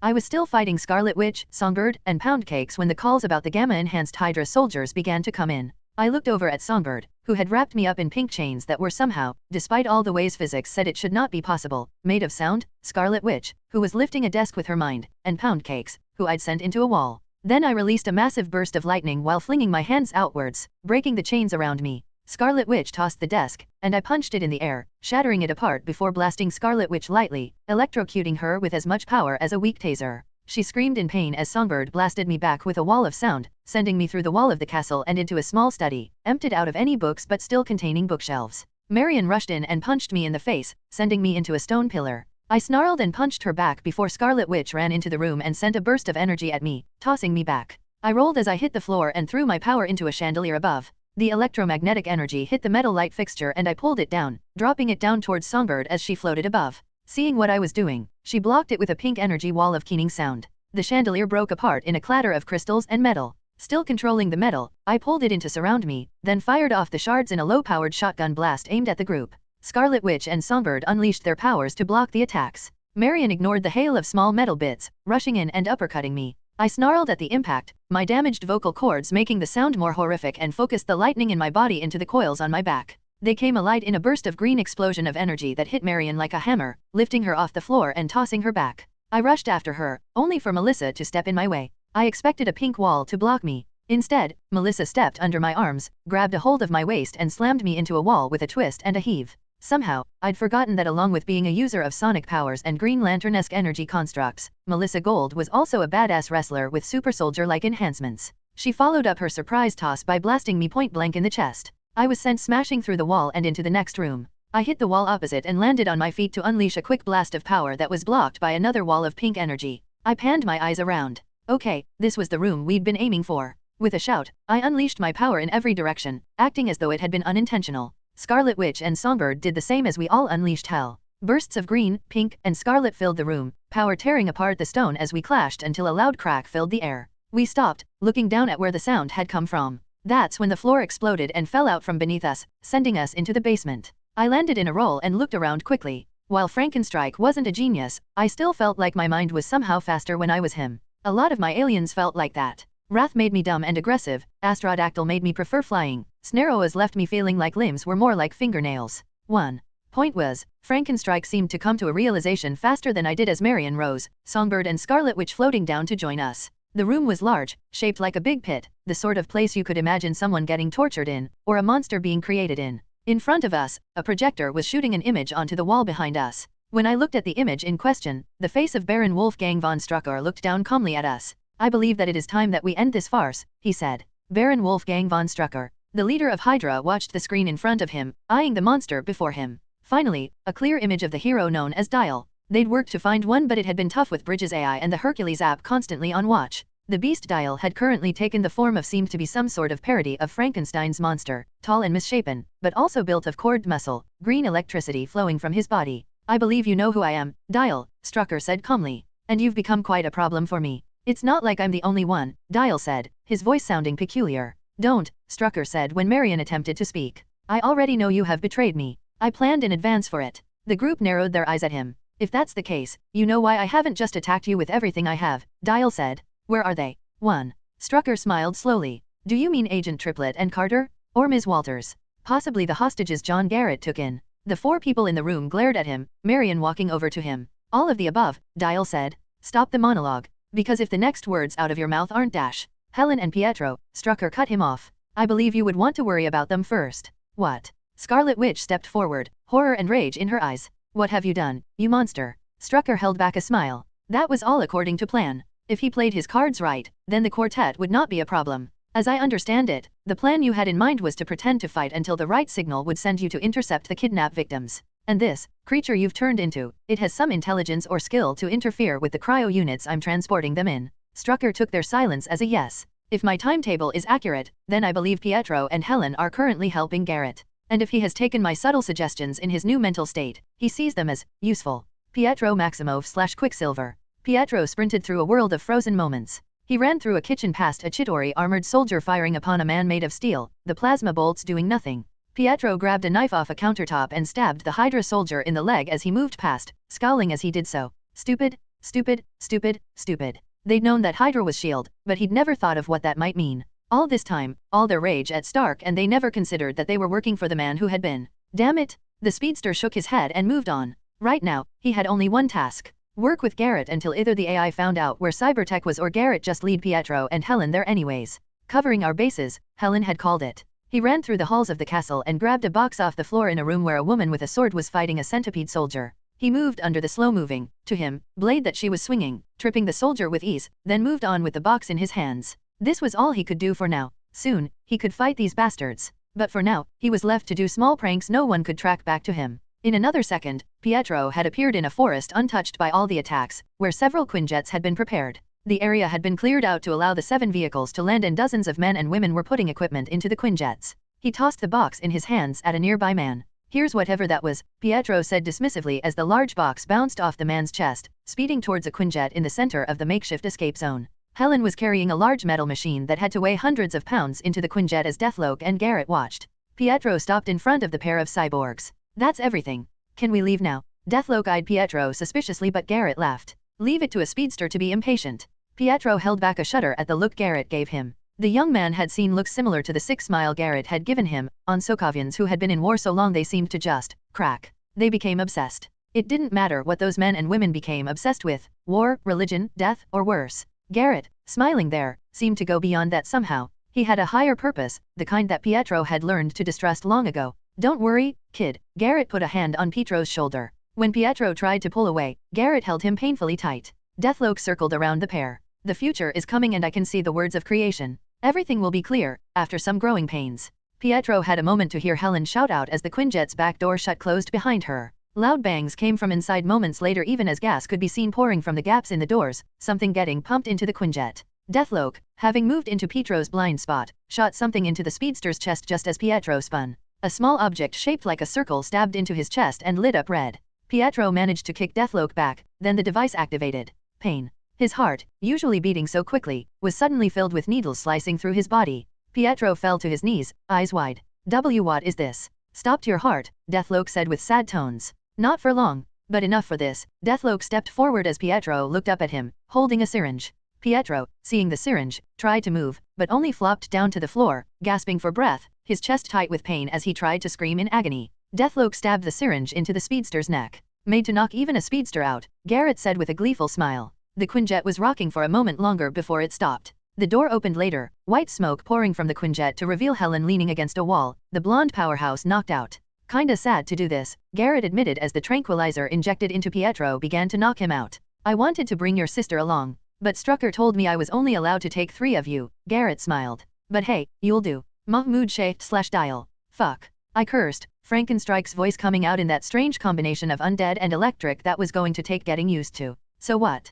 We stop Garrett and you get to escape. It does seem to be the situation unless the good captain and his people manage to reach me, Strucker smiled. Do not worry. It will be worth your while. If you survive this next part. A loud series of beeps came from around the room then, red lights blinking. I only had a moment to leap for Songbird and Scarlet Witch, wrapping my arms around them. I was surprised to meet Marion's eyes when she did it at the same time, our giant forms wrapping around the petite women. Songbird sang, pink barriers surrounding us, and Scarlet Witch waved her arms to surround us with red energy. The bombs exploded. and the entire castle around us blew apart, tons of stone falling down on us as fire, shockwaves, and shrapnel hit us. Ayayayayayug. I shouted, sending out lightning in a barrier, trying to push back any metal. Heat licked across my skin and burned at my hair. Yaa. Marion, Songbird, and Scarlet Witch yelled in unison. Dust filled the air. Boulders landed on the Songbird's shield, then shattered it as they kept dropping, landing on the shoulders of Marion and me, some bouncing off of my Tesla coils. We held each other with Songbird and Scarlet Witch between us, all four of us yelling at the top of our lungs as Songbird and Scarlet Witch kept creating shields even as they shattered.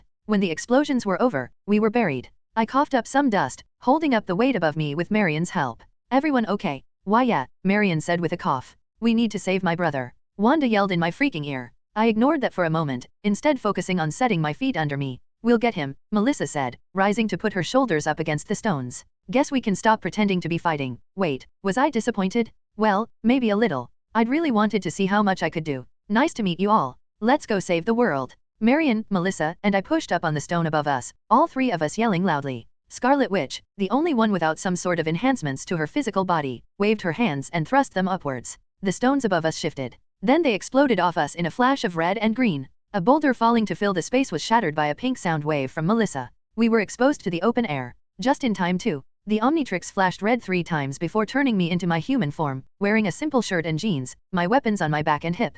I blinked up at the trio of women, who stared at me. Oh thank God, Melissa said. You were kind of scary looking before. Yeah well, it's going to be a bit before I can transform. Dial. My armor flowed over me at the sound of my codename. I pulled out my BCW, the weight of the rifle comforting me. Jarvis, you have them. I'm tracking a group of Quinjets taking off now, Jarvis said, marking the location on my HUD. But you'll need to move quickly, sir. I pointed towards the forest, at a location Jarvis had marked. This way, got it. Marion suddenly scooped me into her giant arms. Whoa, what the dash, was my loud response. Then she jumped into the air, my scream filling the air a moment later while the witch and singer followed through the air. Tony Stark / Hulkbuster. Tony stepped forward, a loud boom following the impact of a heavy metal foot onto the dirt. When he spoke his voice was booming thanks to the speakers in the Hulkbuster. Okay, Blinsky. We're giving you one chance to give up. Blinsky, standing next to the cage that Aberration was locked into, cocked his head, twirling the staff in his hand. A sick grin rose on his face. What? When you've just made things fun. I've been waiting for a fight like this.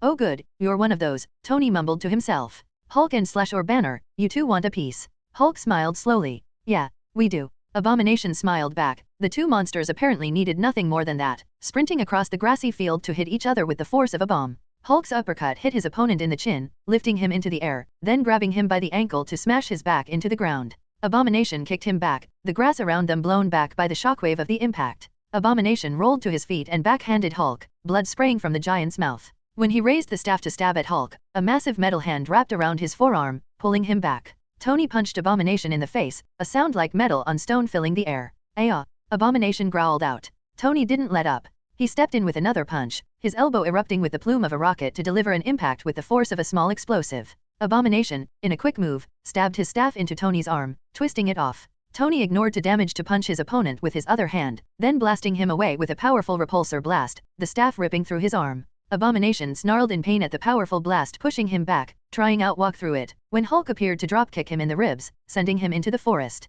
Hulk rolled into a landing, then ran to follow Abomination, the pair disappearing into the forest as trees began to fall. Tony looked down at his arm, watching Cadams flow to fill the damage made by Abomination's new toy. For a brief moment, he considered calling for a replacement arm. Dismissed the idea. Better to save that for lat. Shriek. His thoughts were interrupted by the squeal of metal getting bent. Tony turned to see Aberration tearing her way out of the metal cage, using that magical staff to stab her way out. I really hate Asgardian toys, especially since I only seem to find new and dangerous ones, Tony grumbled as Aberration stared at him through the broken metal with glowing yellow eyes, reminding Tony of Jack Nicholson in The Shining. Rack. Rana jumped out of the cage and landed on Tony, punching the Hulkbuster's big gold mask, her scaled fists denting the metal. I'm going to tear you out of that thing. Usually something I love to hear from a woman. Tony yelled back, placing a palm against her stomach and blasting her into the air. But I'm currently with someone, he quipped as Rana flipped in the air before landing on clawed feet, her scaled abdomen covered in black soot. Tony blasted at her again, but the gamma-enhanced ducked, running low to the ground. She slid around another blast and tackled Tony, spinning around to toss him in the direction Abomination and Hulk had gone.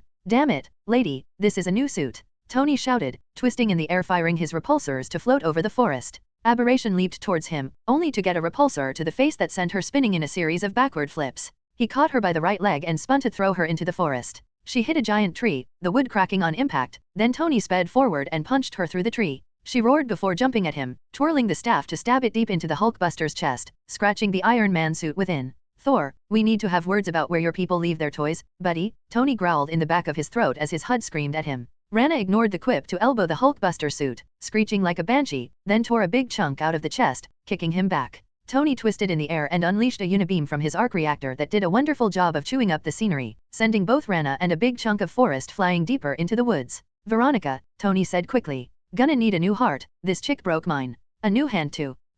Luckily, Veronica was designed to understand jokes as orders. The floating machine flew over the forest and ejected a chest plate and arm. The two pieces pressed against Tony, atoms flowing to fill the spaces in Tony's armor until he was back at full capacity. Good thing too, because Rana had met up with Hulk and Abomination. She was on Hulk's back, tearing at his armor, while Hulk was being punched in the face by Abomination. Tony rose into the air and flew after them. Yo! Tony landed on the ground and kicked Abomination. The former soldier responded by grabbing his leg and leaping away. Whoa, what the foo dash. Abomination landed on a hill, the granite shattering under them. Might as well take care of you first, Abomination smirked, putting a foot to the Hulkbuster's chest and pushing it down to the ground. You made this to fight Hulk? Well, that's the thing. I'm a soldier, Stark, not some giant moronic child. You can't beat me. Blinsky leaned down and laughed. I'm smart, Stark. You can't beat me with something made to beat an idiot. Yeah, about that, Tony raised his hand. A burst of gas hit Abomination in the face. The green monster coughed, stepping back. Tony rose up and kicked him away. You're a soldier, sure.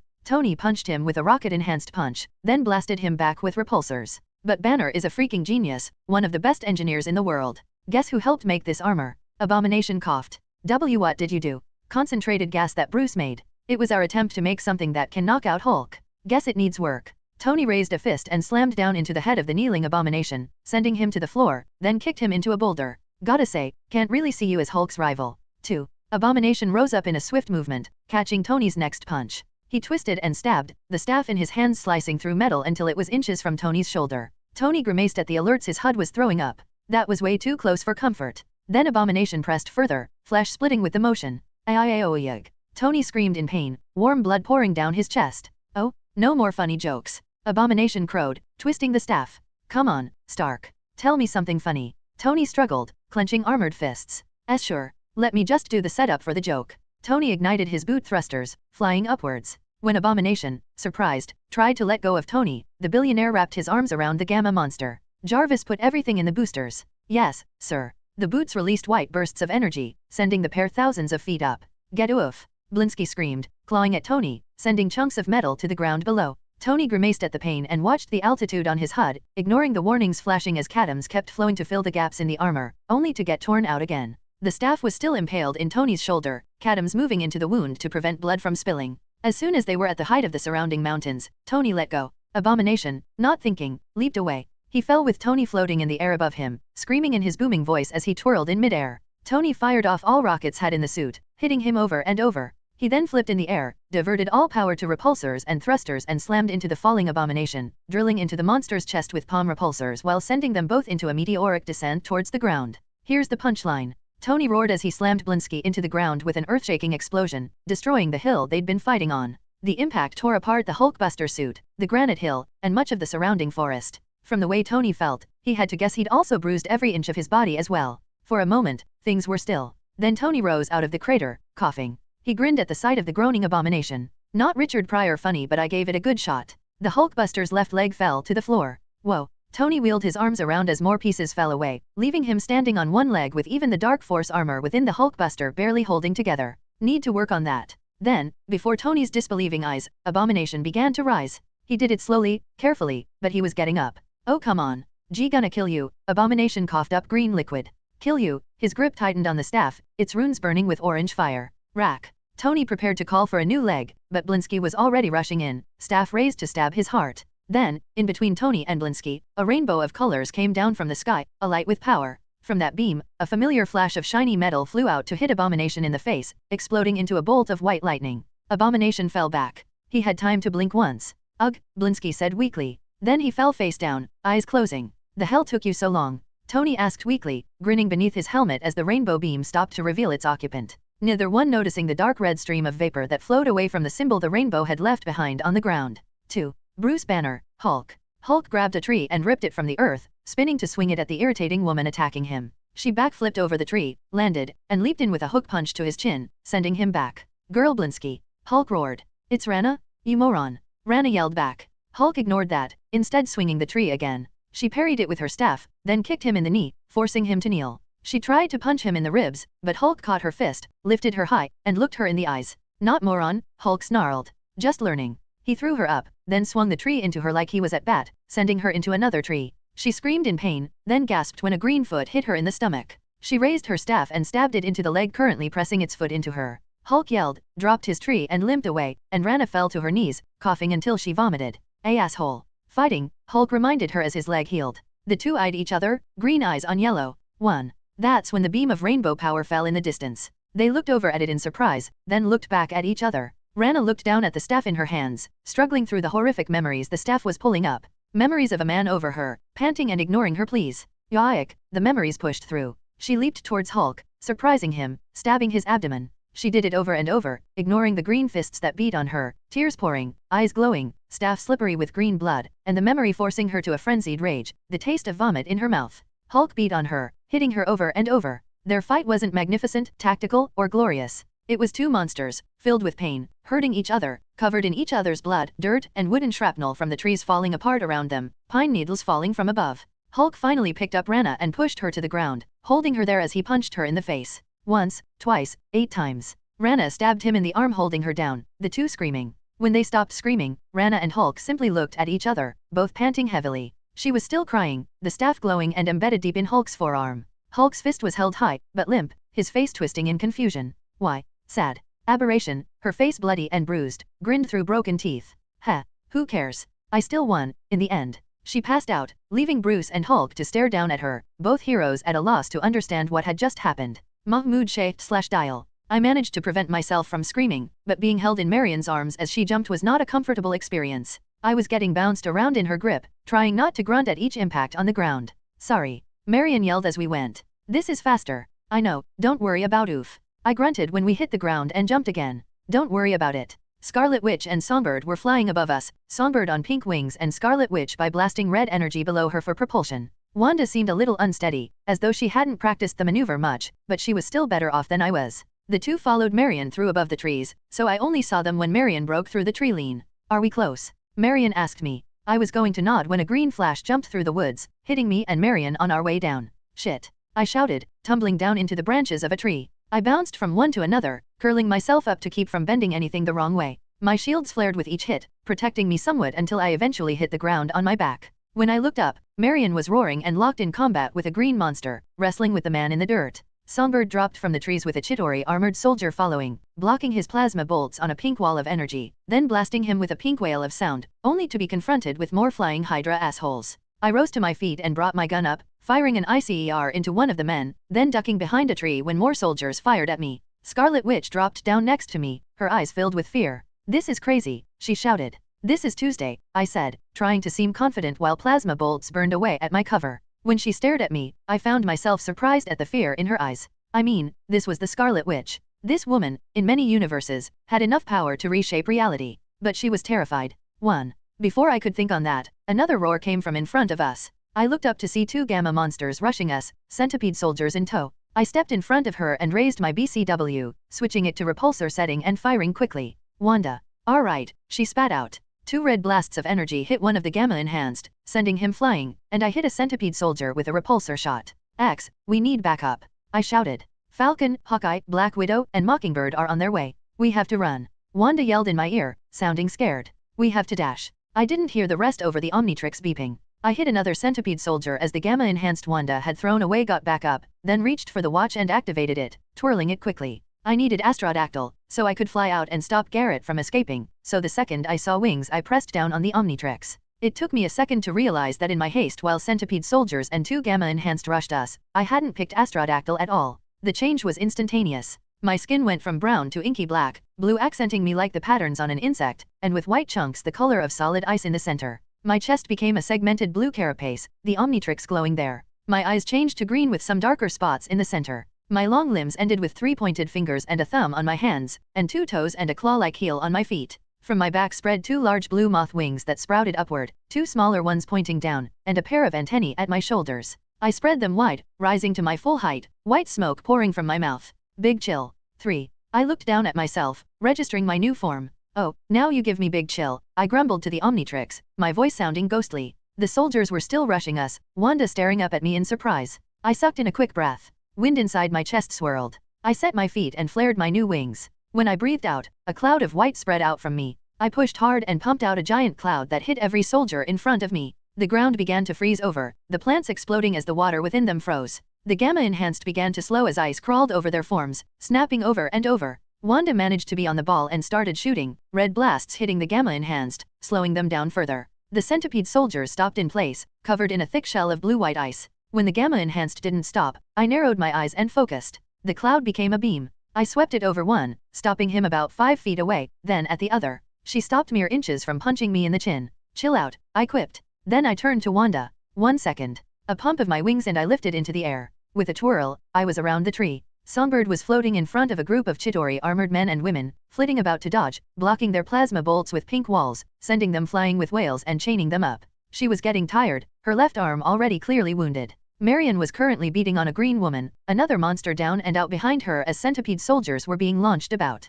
I headed towards the group of flyers with pale smoke pouring from my mouth, my green eyes narrowing. To their credit, they reacted quickly to my appearance, turning to open fire on me. So in response, I went intangible. It was like nothing I'd ever felt. Being there, and not there. Separate from the universe, feeling as though nothing was real anymore. Plasma bolts were fired at me. They went right through me like the mirage I almost was. I flew forward, a ghost in all the ways that mattered, aiming at one man in particular. He had time for his eyes to widen. Then I flew through him. He became covered in ice, his armor shattering as he fell from the sky. I swept through the crowd, Songbird joining me. Scarlet Witch came around to join in, red and pink smashing soldiers out of the sky. Once they were done, I landed on the ground, my wings wrapping around me like a cloaked hood, my eyes on Marion and her opponent. I raised my hands and white streams from my palms hit the Gamma-Enhanced in the back. Songbird and Scarlet Witch joined in, the three of us staggering the girl. Marion uppercut the 10-foot-tall monster back. Eaoook. The woman screeched, ice covering her chest as sound and, whatever Wanda was blasting, was it chaos magic in this reality, sending her to her knees, Marion giving her a right cross and sending her to the floor. Marion fell to her knees, panting, Songbird landing next to her to rub her friend's back. You okay? I asked, stepping forward. When Marion and Melissa gave me confused looks, I realized they had no idea who I was. It's me, Dial. I got a new form. Oh, Marion said slowly, looking confused. Does that happen often? More these days than before, I admitted, putting the question of why in the background. Can you fight? Melissa and Marion shared a brief look before they rose to their feet. Marion smiled. Yeah, for Helen, always. Must have been a hell of a story behind the loyalty they held for each other. I unfurled my moth-like wings and lifted into the air. I was going to say something but the three women were already moving in the direction we'd been heading earlier. I joined them, shooting through the air with a fluttering of my wings. Big Chill felt so different. Hot and cold all at once, as though I was on the cusp of existing and disappearing from the universe. But it felt comfortable. I don't know how feeling as though I was fading from the universe could feel good, but it did. 1. I did hope I didn't start going on a metal-eating spree all in the efforts of having alien bug babies, that would be super weird. Might need to look into diaper prices. 1. Moving over the forest, Songbird and Scarlet Witch flew beside me. In the distance, I could see several Quinjets taking off, surrounded by more Chidori armored flyers. How accurate are you? I asked Songbird and Scarlet Witch, Marion bounding up to join us before arc down into the woods again. I don't know, Wanda admitted. I've never tried to hit something so far away. I can hit them, Melissa said, her pink wings flapping. With a quick song, she released a blast of pink sonic power, hitting a Chidori soldier. He sprawled but stabilized himself in the air. A couple Quinjets twirled to confront us, some flyers twisting around as well. The others, however, began to speed up. I pushed myself forward, going intangible and ignoring the bullets and plasma bolts flying through me. Instead, I aimed for the lead Quinjet, passing the others and flying into it, landing inside. The Quinjet was mostly empty but a couple of things stood out. First, the two men standing before me. One was tall, with dark black skin and armor on his chest and arms. He raised a hand lightning fast when I entered, aiming it at me as a mini-rocket launcher popped out of his arm. That would be Deathloke then. The other guy was a surprise. I mean, I knew what he'd look like from his files, but seeing Bill Paxton standing in front of me with a snide smile was weird. On either side and behind of the men were 3 white tanks, holding a person inside each. One on the right was Helen, looking like Trish Stratus. The other was the guy from Godzilla. Wait, didn't Elizabeth Olsen play the guy's wife? And they were brother and sister here. I smashed away the illogical thought and focused the last one. A tall, green-skinned woman rested inside, sleeping peacefully. I stared at her for a moment before focusing on the two men. 1. John Garrett. I asked. Yeah, the man said, smiling. And you're that alien kid, huh? You've caused a lot of trouble. Like every SI before me, I admitted freely, stepping forward. 3. Deathloke fired a rocket but I went intangible, the rocket bouncing off the wall behind me encased in ice. Turning tangible again, I kneeled and pressed my palms against the floor. Ice flowed across the floor, sinking into the Quinjet. I released a cloud from my mouth, and the two men shouted as ice began to fill the jet. The whole aircraft shook, compromised by the ice filling the inside of the Quinjet's machinery. Soon, it began to fall out of the sky, metal cracking under the stress. Suddenly an arm came out of the smoke, reaching for my throat. I went intangible, the arm moving through me so fast I couldn't freeze it. John Garrett appeared, grinning madly, and slapped the button to open the back door. Before I could wonder what he was doing, Deathloke tackled me just as I went tangible, both of us falling out of the Quinjet. 1. Tumbling through the air, I went intangible again, Deathloke letting go of me before he could freeze over. Jets of purple snapped to life on his feet, propelling him away from an ice beam I sent at him. He fired a rocket I let go through me. A strange port opened on his shoulder. My experience with being in War Machine and Iron Man's armor warned me to go intangible before plasma bolts started flying. Apparently, he had gotten some serious DEM upgrades. I looked at the Quinjet, which was slowly dropping through the sky, then at Deathloke, thinking. 1. Come on, guys, I thought to myself. Save them? 10 minutes earlier. Sky. Over the New Mexican desert, Sky typed at a computer, activating the programs she'd created and throwing in some stuff Tony and Dial had supplied her with.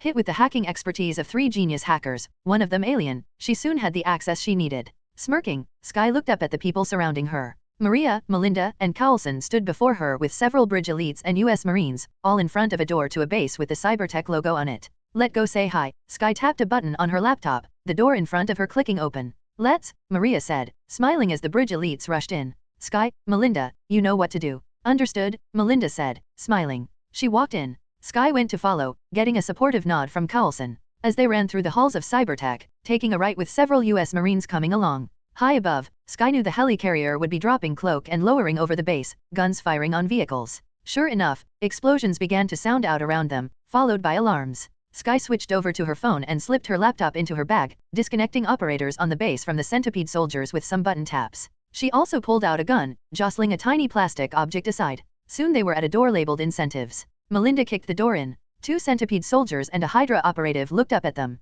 Hi guys, Sky said. The Hydra soldier moved forward, only to get an ICER between the eyes from Sky. The centipedes rushed forward, and the US Marines following Sky and Melinda opened fire, unleashing a barrage of bullets onto the centipedes. They ignored the first 10 bullets. The next ones tore them apart. Sky ran in, opening the door the files indicated. Inside, a young boy with chubby cheeks looked up at her, his skin the same dark color as his father's. Hey, Ace. Sky chirped. Sky, the boy rushed forward, wrapping Sky up in a hug. She smiled, leaning down to hug him back. When they separated she reached into her bag and pulled something out. A Hulk toy. Handing it to a smiling Ace, she spoke softly. Okay, Ace, I need you to give me a message. Mahmoud Shaykh/Dial. I twirled through the air, going intangible to go through some bullets fired on me from some Quinjets. Deathloke followed, mercilessly chasing me. Songbird was in the air with me, fighting her own battles, but Scarlet Witch had gone to the forest with Marion. I could hear Marion roaring as flashes of red light came from the darkness below. Deathloke was persistent, but my eyes were still on the Quinjet holding the 3 prisoners.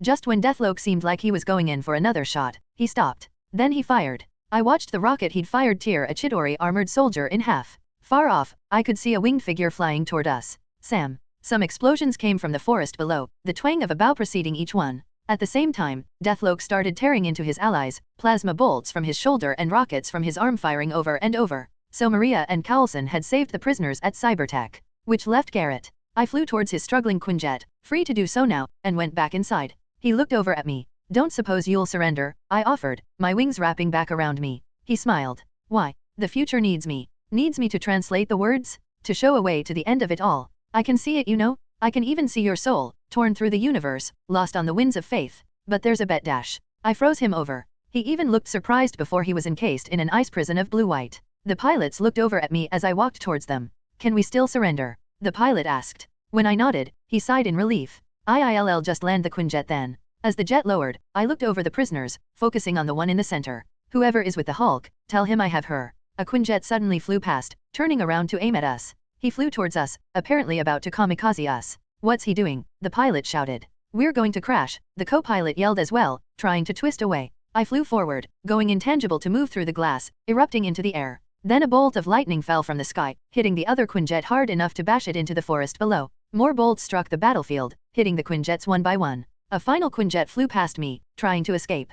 A silver flash came from the sky, piercing through. As the final Quinjet spun through the air, I looked up at the sky. He's back. Thor, the Asgardian deity of thunder, standing on the Defiant for support, grinned down at all of us, blonde hair flowing in the wind. Baron Wolfgang von Strucker. Strucker stood in his personal Quinjet, sighing sadly. We lost so much, simply to survive. Aberration. The centipedes. Garrett. The grapplers. All gone. He shook his head, still looking out of the window as they flew over the ocean, a fleet of Quinjets following as they escaped their chasers. Soon, a large section of those flying with them twisted in the air, headed elsewhere. Strucker watched them with a scowl. Malik, off to his ridiculous religious crusade to bring a god to life, with all the improvements Stearns had given him. Strucker shook his head and turned back to his goal, out across the ocean. The scepter was held in his gloved hand, glowing. They flew for hours, simply trying to get away. As the sun began to drop into the horizon, the radio crackled to life. Sir, a Hydra operative on the other end said. Stearns, he, what? Strucker asked, unperturbed. I don't know sir, he just disappeared. He was in the back of our jet, then he pressed something, and now he's gone. The radio crackled again. Baron von Strucker. List shouted. We're getting the reports. Dozens of boxes of our resources have vanished. Strucker turned and walked into the back of the Quinjet, unworried. As he did so, the screen there came to life. On it, Samuel Stearns stood in a dark location, smiling smugly as he watched Strucker approach. You've betrayed me, Stearns. It wasn't a question. When Stearns spoke, his voice was as clear over the stereos of the Quinjet as though he was right there. Please, Wolfgang. I'm honestly not surprised you didn't manage to predict me, but you must have had some inkling? And please, call me the leader. 2. Strucker frowned. A bit presumptuous, as names go. A man chooses the name he embodies, Stearns smirked. I decided it was time to go our separate ways. I've taken some essentials, things that would be more useful in my hands, as payment for my services. I'm afraid that your primitive mind simply won't be able to use them to their full potential, Stearns chuckled. I'll have to take Miss Walters, Blood Diamond, and the agents as well, to use in my own experiments. It was a mistake, you know, to allow me so much leeway with the phase harmonic teleporter and the portal Malik believes leads to his god.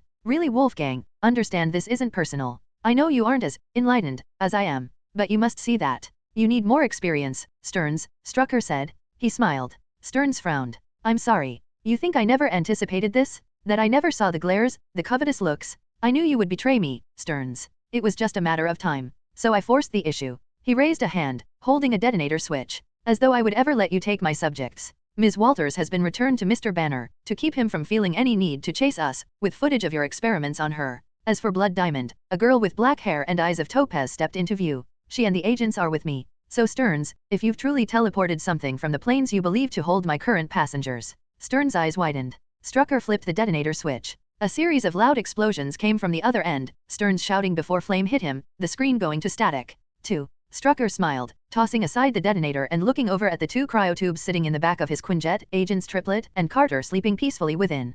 Pilot, make way to Germany. I have something to pick up. A family heirloom. 3. Yes, sir, the pilot said. With that, the Quinjet twisted in the air, the others following. Caret, $$ and caret hashtag, asterisk hashtag and asterisk and, a. As the battle settled, something flew over the ground. A red mist floating gently as it passed through the world. It flew towards a bridge elite with his back turned. The man was walking through the forest with his team, gun aimed high. The red mist touched his back, then sank into him. Or more specifically, his armor. 1. The man blinked in surprise when his HUD flashed. He slapped his head, watching the HUD flicker before solidifying. Hey, one of the other soldiers, a woman, asked. You okay? Yeah, the man said, shrugging. You sure this stuff doesn't glitch? Who knows, she said with a chuckle. He chuckled as well, moving on. And the presence waited within. 2. Mahmoud Sheikh/Dial. Later that night, there was a lot to do. Soldiers were brought in to clean up after us, arresting Hydra operatives. I found myself curing a lot of Gamma soldiers, leaving them normal humans. All of them ungrateful assholes screaming about how I took their powers. Scarlet Witch and the grapplers were brought in for questioning since they were technically former enemies. But they were brought in gently, while Helen, Pietro, and Jennifer were put in medical. Deathloke, on the other hand, was arrested, put in cuffs made by Tony himself. He didn't seem to care. Hulk and Tony brought in Aberration and Abomination in, after apparently tearing most of a battlefield apart to do it. When I informed Hulk that I'd managed to find Jenny, he gave me an oddly gentle hug, smiling as he changed back into Bruce. Some people on our side had died. Gamma monsters, Chidori armored soldiers, and centipedes did some of it, but good old bullets did the same. I found myself staring at the body bags at one point, stacked side by side. I'd seen stuff like that in movies but it took a while to sort everything out. And even that was just set up for the next day. In the end, though Strucker escaped, he'd cut off a few limbs to do it. A majority of his soldiers were dead or arrested. Jarvis and X had gotten a lot of information about his other bases off computers, and armies across the world were assaulting them even now. Garrett's frozen ass had been put in a van and carted away, Deathlope glaring at him all the while. Of course, it was hard to be melancholic, because Tony immediately called for a party. I'd need to speak to a certain Asgardian as well. The Omnitrix was already glowing yellow, high over Earth. Across the world, Malik was moving into a skyscraper, putting together his plans. Strucker was striding through one of his family's vaults in Germany, moving past the incredible valuables within to instead pick up a simple hard drive off a desk. A blood-soaked man with an enlarged head was dragging himself across a floor, and a dark red presence waited. But in the end, any lasting power Hydra had was gone. And to Paradox, that was a good start. Chapter 67, After Battle. In the courtyard of the now-destroyed castle, all the fighters and personnel had gathered to do inventory while waiting for more transports to come. I watched sadly in my human form while the cryo-tank holding Jennifer was getting prepared to be rolled off the Quinjet. She was sleeping within, taller than even Creel, with the smooth green skin, large muscles, and really long dark green hair I'd known from the comics. I would have been amused at the sight of her any other time. She looked like Lori Slayer, a fitness model in my world, just with much more muscle and height. I could also see the similarity to Hulk though. It was in the set of her green eyes, an almost deep look that made her look somber. From the pictures I'd seen, her former human self looked more like Alison Brie, with the pale skin and curly brown hair, and the slightly bookish features I was familiar with from the show Community.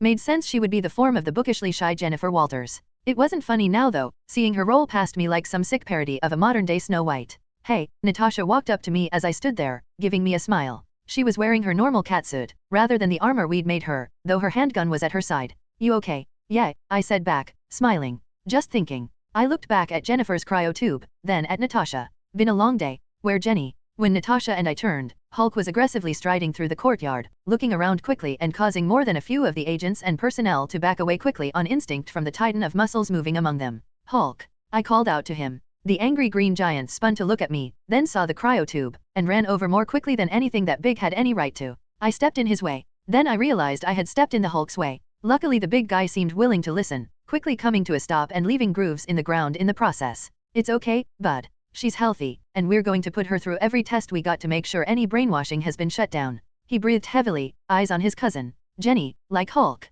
Yeah, I patted his arm, looking over at her. I could feel him shaking, confused. Remember what I said though. She's strong, and we've got her back. She's riding with us. They don't seem to know that, Natasha noted, watching as the bridge soldiers began to roll her off to the Quinjet that Pietro and Helen had been put in. I'll go direct them to the Defiant. Natasha turned and smiled at the Hulk. Good job, by the way, big guy. You did well. Hulk, surprisingly, seemed almost bashful at that. With that, Natasha turned and walked over to the group rolling Jennifer's tube, leaving me with Hulk. Hulk, go to Dial's spaceship, the big guy said, turning and walking towards it. However, he stopped for a moment before speaking up again without turning around. Banner, look at Jenny later, he asked more quietly than I had ever heard him speak before. I blinked at the question for a second before replying, of course, I don't think anyone could stop him anymore, they could you Hulk. Hulk simply grunted at that and began walking off once more back to the Defiant. That was a major surprise. Hulk had basically admitted there was something that only Bruce could do that he couldn't despite all his strength. I guess the two have learned to get along better than I originally thought in such a short time, even it wasn't perfect yet.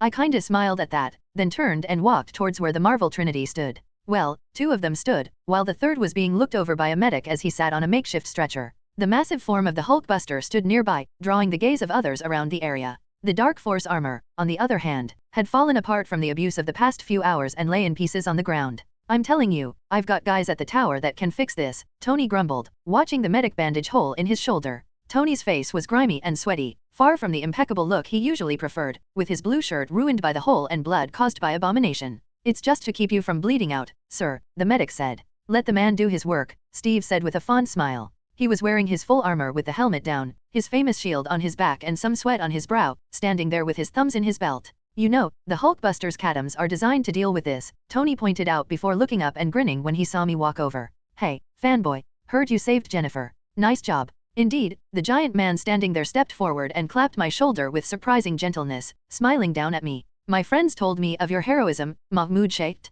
You've done quite well. God damn it, stop blushing. Thanks, I said, grinning up at the big guy. Mahmoud, let me introduce you to Thor Odinson, Steve said politely. He knows who he is. Every somewhat sexual human on the planet does, Tony reminded him while grinning at me before wincing when the medic cleaned his wound a bit deeper. Some of the people who had been staring in awe at Thor must have overheard because they rushed to find something else to do. It's only polite, Steve mumbled. Thor grasped my forearm and smiled, his luxurious hair flowing. Seriously, I could see a couple of women and men in the background panning their eyes from Steve to Thor as the pair stood there. I shook his hand and grinned. I'm a big fan, sir. Ever since I was younger and I read your stories, I admitted. Yay, like the time he put on a dress to get his hammer back. Tony noted. Thor spun, confused. Wait, what? Like I said. I added quickly. It's an honor. Thor frowned at Tony, who smirked back, before turning to me. I would love to hear the stories of your adventures, young hero. Same to you, Thor. Thor nodded. I turned and grinned at Steve and Tony. Wants to hear about my adventures. How freaking awesome is that?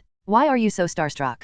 Tony asked. You've already met me, and aren't I your favorite Avenger? And then I got to know you. Tony pouted at that. Besides, when you have a religion based on you dash. Have you seen my fans? I'm telling you dash. Steve has more wave fans than you, Tony, practically all of America. Whoa, don't bring me into this, Steve said in amusement. Man, I'm a billionaire superhero, I should get way more respect, Tony grumbled. At the same time, Thor was chuckling, shaking his head. So where've you been? Tony asked curiously. We could have used you before now, dramatic entrance aside. Thor sobered. I'm afraid that I was doing work across the realms. My father has been having me travel around and clean up the mess Malekith and the Dark Elves created during the convergence. I returned when Heimdall contacted me about the return of the Spectre, though he has been silent since. 1. Sorry to say we don't have the Spectre, Steve said sadly. Strucker got away with it, but we do have another artifact. Ah, yes, Thor nodded slowly. A berserker staff. I suppose I'll have to have it destroyed, even as outdated as it is. Or let us study it. Tony asked. When Thor glared at him, Tony waved his uninjured arm.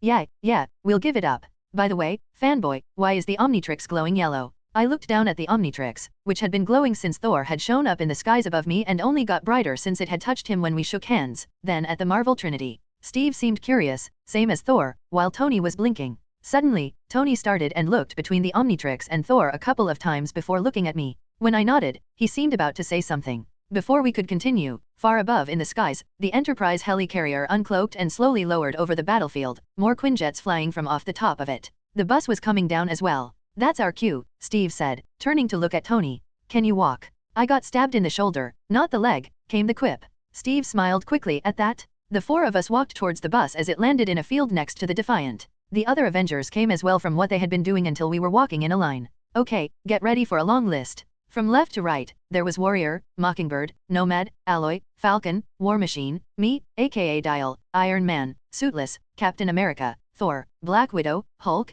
and Hawkeye. Walking next to all these superheroes, while also being a superhero, still hadn't become old hat, and I hoped it would always feel this fucking awesome. This image alone would make for a badass poster to boot. Shame there was no one with a camera nearby. The back doors opened once the bus had settled down, revealing those inside. Maria Hill, director of Bridge, stood at the center, wearing a long coat I could have sworn once belonged to Fury, who was standing inside the bus on the upper level simply watching everything. Maria was walking in between Phil Coulson and Victoria Hand, alongside a few guards coming out to surround the area. Thor stopped at the sight of Coulson, then started walking forward quickly, looking confused but elated at the same time. Son of Coul. Coulson smiled at the sight of the god of thunder. Son of Odin. Suddenly the tiny Phil was wrapped up in the arms of Thor, who lifted him up with an enormous belly laugh. You're alive? By Odin, you're alive, my friend. Not for long if you keep squeezing him, Tony noted as we joined the group, Phil looking some combination of embarrassed and pleased. I looked behind the bridge leaders and saw Fitzsimmons in the lab with. I separated from the group and walked into the plane, moving past the convertible Phil treasured and to the lab.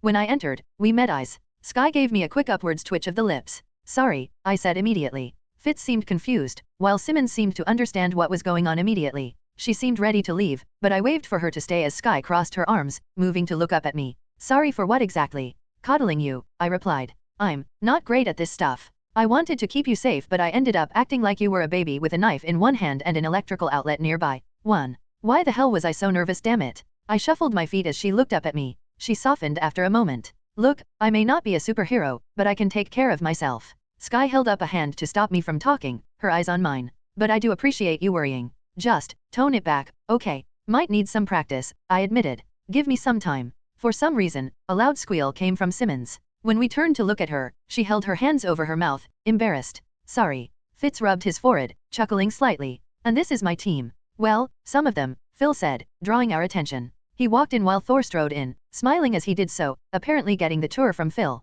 Sky and Simmons both blushed bright red at the sight of the 6+ tall paragon of masculinity. I shared a look with Fitz, and for some reason, I felt like we shared an unspoken frustration. Thor, Dial, Maria walked in, Victoria following her. We're meeting upstairs. There are some things to discuss. Thor and I shared a glance. How freaking cool is that sentence, the giant man moving to follow Maria. I was going as well, but Sky stopped me with a hand on my arm. Hey, she brushed a lock of hair behind her ear. We'll talk later. 3. Yeah, of course, I said hesitantly. I felt as though I'd made some progress, but towards what, I'm not sure. I mean, I knew that it was possible to be a hero and have other interests, but I was really bad at that sort of thing. 1. Feeling confused, I decided to simply go upstairs. Thor followed me to the stairs, just behind Maria, Victoria, and Phil. Once we were in the hallways, Thor stopped me. The three turned to look at us. Something wrong, Thor? Maria asked. No, Lady Hill, Thor returned. I simply wish to speak privately with Mahmoud. The three super spies looked between us, a measuring gaze in their eyes. After a moment, they continued on. So, what is this about, sir? I said nervously, looking up at the taller man. I mean, is it sir? Prince? I can't really call you God, cause of religion, but I really want to be respectful, and I'm not sure dash. Thor let out a booming laugh, those ones that come from deep in the chest that only really big guys can do. Mahmoud, we are fellow heroes. Call me Thor, as all my allies and friends do. He clasped my shoulder and smiled down at me. I simply want to give you advice. I have been alive for 1,500 years. Give or take. I've had my regrets. So let me give you advice a friend gave me, Mahmoud. Don't make the mistake of not going for what you want. Or, as my dear friend Darcy said, ask her out, you dummy. 1. I said, scratching the back of my neck. Now, you seem to have something you've been wishing to tell me. Guess I'd underestimated Thor's intelligence. You don't become as legendary as he was by collecting bottle caps. I raised up the Omnitrix, about to speak, before thinking. Yeah, this might be better to say in the group right now, but I promise it is important. Thor seemed intrigued, eyeing the Omnitrix with interest. As he did, I looked at the weapon on his belt. Mjolnir. Man, that hammer had so much weight to it, pun intended, a presence that made Thor seem grander. Though, that could have been my inner nerd speaking. I really wanted to try and lift it. 1. Come then, Thor led me along. It seems I have much to catch up on. The founding Avengers plus Maria, Fury, Victoria, and Phil were inside the glass room in the center of the bus that Coulson used as a briefing room, leaving the rest of us reserve Avengers watching from the couches outside as they told Thor about the events of the past few weeks, the screen currently frozen on the image of the Triskelion with a mountain of blue-green crystals on top of the hangar bay. What did you do with that thing, by the way? Bobby asked, the Amazonian blonde looking at me. I mean, that much crystal was probably tough to get rid of. I gave some of it to Tony, I admitted. But the rest I just put away as Diamond Head. What did Tony want with your crystals? Isabel asked, once more reminding me of Lucy Lawless. Something about the almost aggressive attitude she always exuded, even in her civilian clothes. I'm pretty sure he wanted to make a suit out of it, I said, not revealing the truth. We've had a crazy week though, huh? 2. I'll say, Sam, our fearless leader, sighed lazily in a big chair with too much plush. The boys in my old squad wouldn't believe it. I keep getting texts about it. Kind of old hat for me, Bucky noted. The aliens are weird.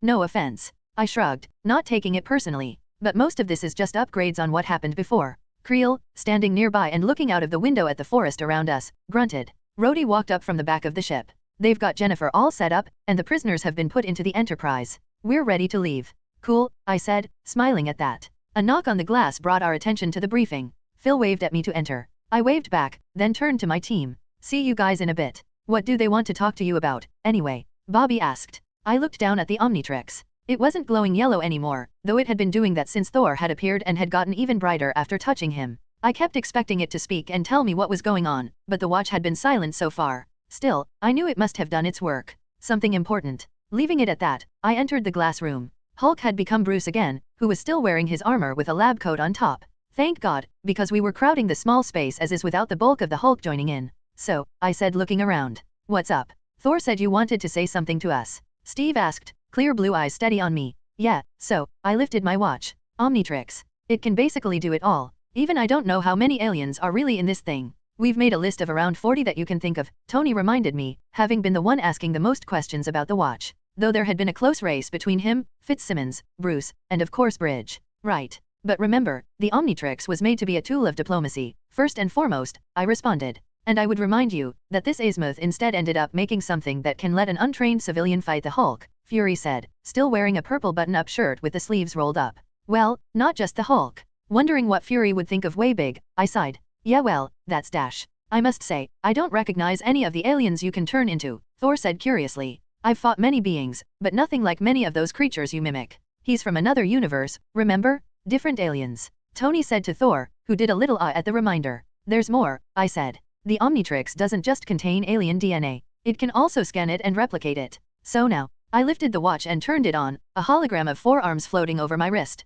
I flipped through Jury Rig, Wrath, Upgrade, and Blitzwolfer before reaching the final one. The others in the room leaned in to look at it. It's you? Bruce said, confused. You can turn into yourself. No, I said, staring at the image that looked something like me floating there. This one is new, gained from a scan I got today. Asgardian, Phil said softly. Thor blinked. That is, me. The Omnitrix's interpretation anyway, I admitted. I have to say, I'm not sure what this means. I mean, will I have lightning powers like you? Or just be a form like a normal civilian Asgardian? I don't know. It is interesting, Maria noted, the director said, her eyes narrowing. And you say the Omnitrix does this every time? It scans new aliens and gives you a new form each time. Like I said, it's a diplomatic tool at heart. Made to let you walk a mile in someone else's shoes. I looked over at Thor and chuckled nervously. Sorry, by the way, if this offends you. I can't really control the Omnitrix. Not something I like hearing, Victoria mumbled in the background. Thor, on the other hand, simply laughed. Do not worry. It is odd, yes, but not something I find offensive. He crossed his arms with a proud grin.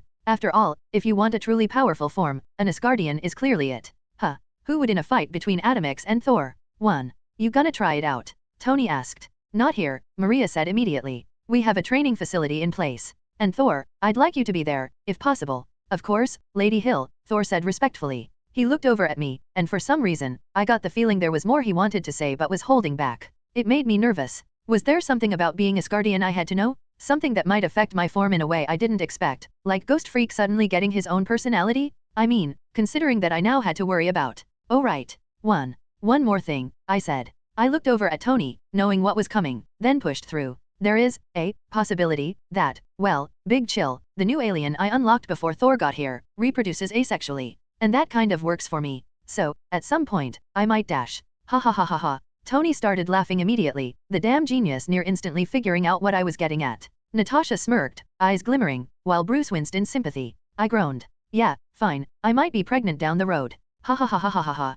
Tony was crying at this point, not even able to joke, he was laughing so hard. Lucky me, the others had their own snark to throw. Man, you don't even get to do the fun parts. Clint asked, grinning. And does this mean we should throw you a baby shower? And does it count as a baby shower when you're both the mother and the father? Natasha added, a slow smirk rising when I gave her a betrayed look. Ha ha ha. Tony scowled, grabbing at his injured shoulder. Damn it. Hope that hurt, I scowled. Tony grinned despite the pain. Not as much as childbirth. Steve sighed. Okay, lay off him. We should dash. Dial, Maria interrupted, her gaze hard. How many children? I thought about that. I don't know, a dozen? And they only give birth once every 80 years or so. I'm pretty sure it won't happen to be honest, but just in case. 1. Maria shook her head and rubbed her nose, sighing. Well, there is something else on the table, Thor. Speaking on behalf of the United Nations, I have been given permission to request an alliance between the people of Earth and Asgard, she chuckled. It's a bit informal but I've been told that it is within my capacity as bridge director to approach alien leaders to establish friendly diplomatic relations and offer treaties.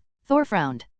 I do not believe I have the authority to make such a deal. I am only the Prince of Asgard. I will, however, approach my father about this. What? He looked a little out of his depth. What would be in the treaty? Would it mean dash? That can be left up to the people who make those decisions, Maria said. I can approach you about it but actually writing up the deal should be left between your father and our people. Thor seemed relieved. In the meantime, we should focus on this, Maria tapped at the screen. At your request, I'll have the founding Avengers on the same vehicle with Jennifer Walter, though I've decided the bus would be better since there is more room here than on the Defiant. Dial, you'll be piloting the Defiant with Bobby and Sam, while the rest of the reserve Avengers will go with the Grapplers, Deathloke, and the Maximoff twins to the Enterprise. The director looked around. You have your orders, everyone. Would you believe the ride home was turning out to be really boring? Seriously, flying a super advanced spaceship made out of a Quinjet with a super assassin and flying soldier along for the ride as a helicarrier flew on one side and the bus flew on the other, I should have felt pretty damn awesome. Instead, I was just bored, flying towards the East Coast. Am I the only one who's bored?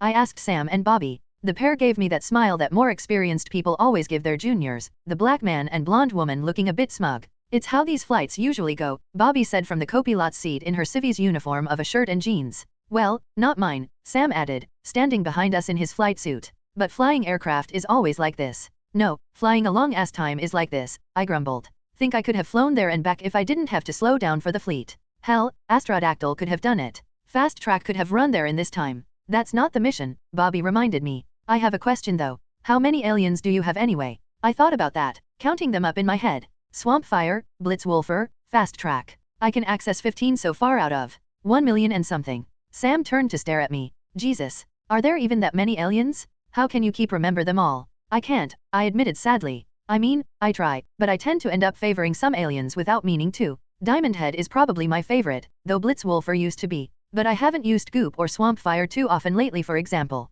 I mean, it makes sense, but some of my aliens might end up being underutilized. Bobby frowned. Well, as long as whatever you use is efficient for the task you're going for, does it matter? I grunted. Speaking logically, no. Speaking as a fan of the Ben 10 shows, yes. Oh well. What I want to know is, how come so many of your aliens look like monsters from movies? Sam asked. Frankenstein, the Mummy, Wolfman, and the Mothman.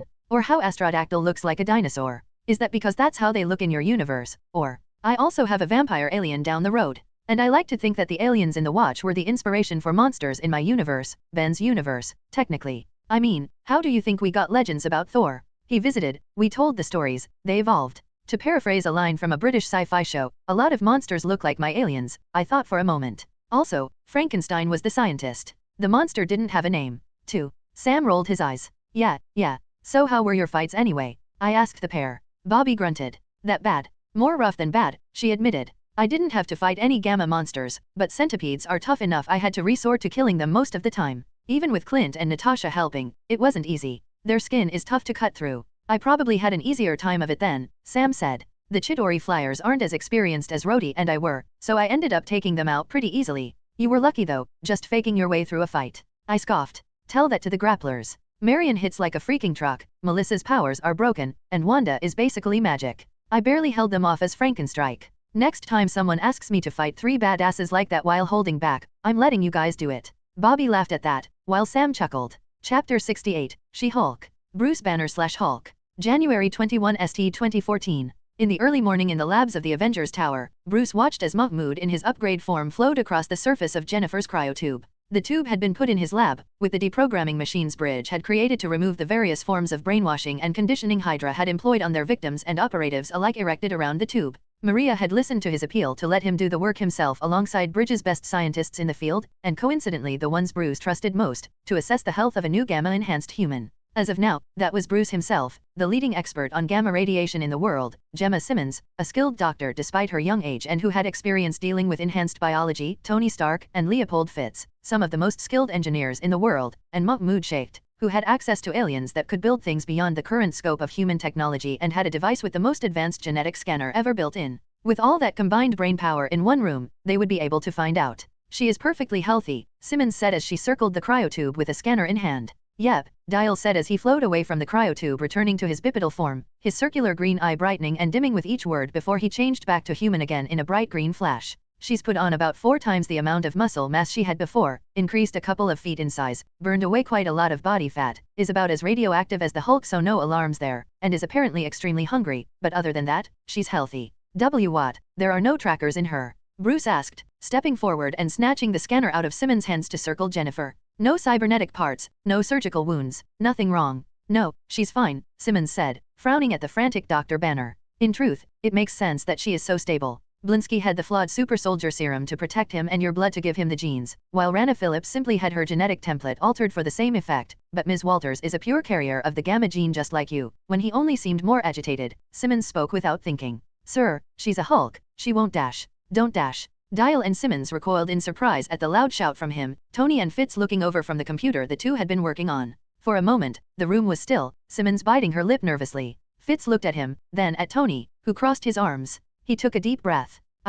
She can't. She-Hulk, Dial said softly. Bruce felt his fists clench. That's not the name I gave her, it's what people are calling her right now. Bruce, she's going to get compared to you, and there's nothing wrong with that. Look, just, let us wake her, and you'll see. He bit his lip, looking over at Jennifer. I didn't want this. It's why I left Betty, left everyone. I didn't want them hurt by anything related to the Hulk. Bruce winced internally at how offended the Hulk got within him, sending a silent apology to the other guy. It's what assholes do, Banner, Tony said, finally speaking. They attack nice guys. It's up to us to keep knocking them down. Now, look, your cousin needs you. All the brainwashing has been, well, washed out, so she'll be herself now. You going to talk to her? Help her. Dial. Turn into something that can fight her, Bruce said sadly. No, Dial responded. His neck snapped to let him stare at Dial in shock. Mahmoud Bruce. Ask the Hulk what he thinks would happen if the first thing he saw when waking up was Wrath or 4 arms ready to fight. The gamma-enhanced man's eyes flashed green. He scowled, then nodded. Okay. Simmons looked around, then nodded at Fitz, who ran forward to begin the unlocking procedures.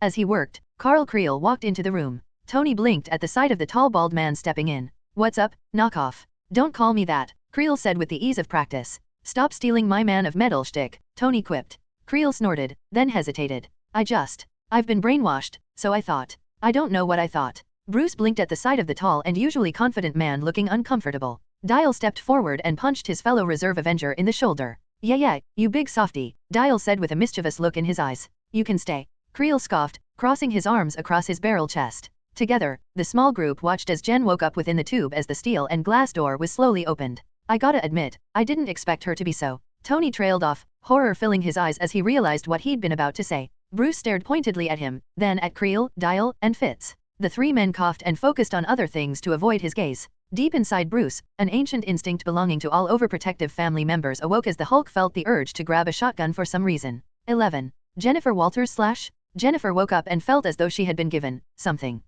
intense. Like she went out and painted the town red to supernatural levels or something, though she hadn't done something like that since college with her more rambunctious sorority sisters. She blinked awake and more energy than she could ever remember coursed through her body. What happened? She had been in her kitchen, tired from a long day, and a big-headed guy had shown up? What happened after that? She reached at one of the walls of the tube surrounding her, pulling at it. Why did she feel so powerful? A loud wrenching sound filled the air as something flimsy tore apart in her hand. She looked at the wall she'd grabbed at and had a weird moment as she stared at the steel bent under her green fingers. Bent steel. Green fingers.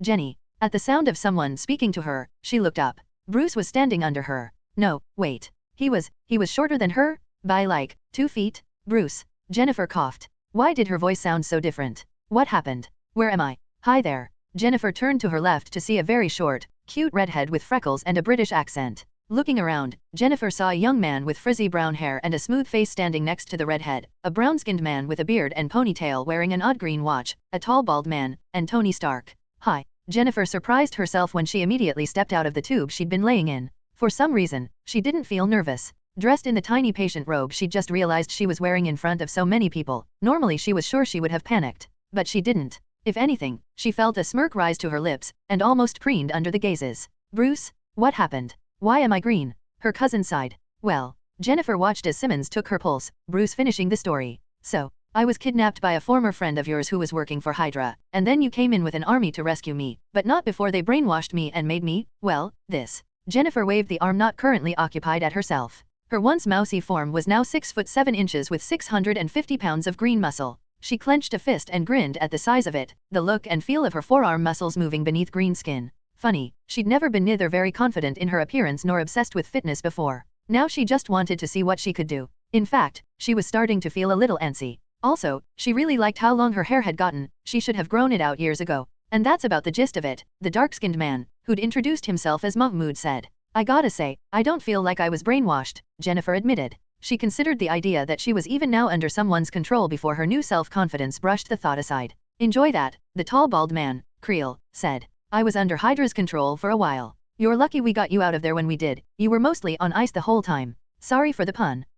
Jennifer thought about that. I guess you guys got me out just in time. For some reason she didn't feel the near panic that should have felt at the close save. In a way, it was almost as though she knew that she would make it somehow. I gotta say, you're dealing with this pretty well, Bruce said, adjusting his glasses and frowning at how relaxed Jennifer seemed. I mean, why wouldn't I? Jennifer grinned. I feel good, the final word came out in a purr that came from deep in her throat. She smirked at the way Mahmoud and Creel blinked, then coughed, and looked away, Tony smirking back lazily at her. I kinda want to stretch my legs, Bruce, see what I can really do. Are you sure? Bruce asked, looking confused. We should do more tests.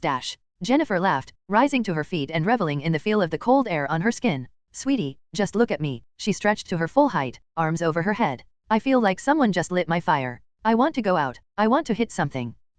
Yeah, that pans out with what I expected, Mahmoud mumbled.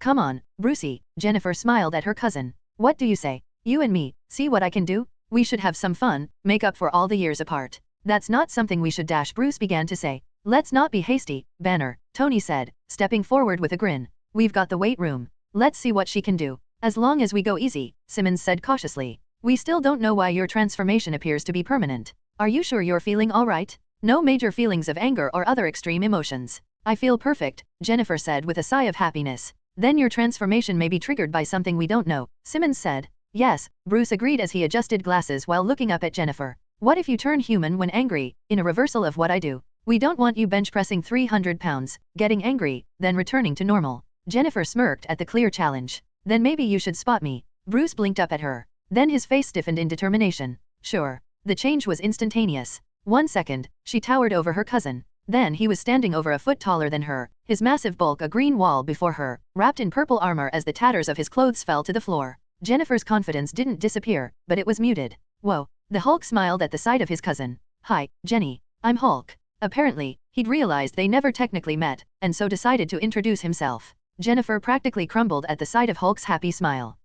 You're just a big puppy, aren't you? Not how I'd put it, Fitz whispered, eyes wide at the sight of Hulk in a reverse of Jennifer's reaction. I always forget how big he is, Creel mumbled in the background, Fitz, and he stepping back from the massive beings now taking up the lab. As Hulk smiled bashfully and Simmons giggled, Tony rubbed his eyes. Could have waited till we got there to change, Tony grumbled. Now I gotta figure out how to get 2 Hulks into the weight room without breaking the elevator. You two will overload it as is. I'm sorry, did you just make a crack about my weight? Jennifer said with mock anger and her hands on her hips. Aw shit, I was once better than this. Nerds? Explain what I meant by that. Tony said, deciding a strategic withdrawal was in order. Well, in that case, Simmons said, moving forward enthusiastically. The interesting thing about your transformation is that like the Hulk you gained a significant amount of muscle mass though not quite to the same degree. Fitz apparently caught on to what Gemma was saying and continued. Yes, you see while your cousin is a big densely packed powerhouse your own growth seems more lean and athletic, your muscle density and thus muscle weight is increased by the same factor as the Hulk however, explaining the increase in weight.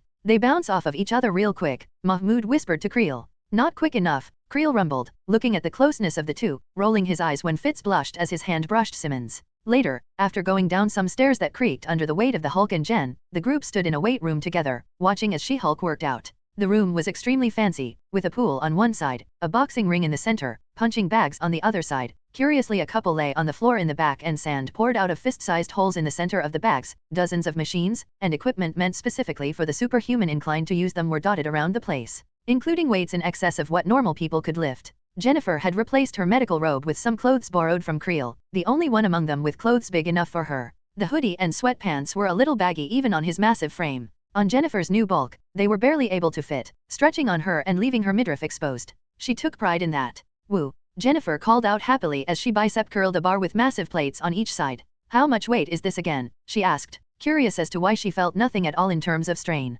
About 700 pounds, Fitz said, staring at the long bar that Jennifer was easily lifting, her arms pumping seemingly without effort. 50 pounds more than you weigh. Calling me fat, she asked him with a wink, the young Englishman sputtering nervously in response. She laughed. This feels great. Hey big guy, wanna arm wrestle later? Hulk grinned down at her. Yes, but when safe. Banner say should wait. Hulk scowled. Banner always say wait. But nicer now. No more yelling. Jennifer blinked at the thought of that, doing 5 more reps so wait, you can hear him? I don't hear any smaller version of me in my head, don't think she would take me being nearly nude all that well either. That's one of the questions we want to answer. Simmons said, watching Jennifer lift nearly a ton with just her arms. Why is your transformation so different? Why can't you change back? Why would I want to? Jennifer laughed, tossing the weights down with a crack of sound, and curling her arms up. Look at me, I feel awesome. Hulk frowned, apparently thinking on that. Mahmoud seemed nervous for some reason. Creel, who had been looking at the boxing ring with longing eyes, stepped forward and leaned down to grab the tossed-aside bar. I know you're new, but you need to respect the gym and its equipment.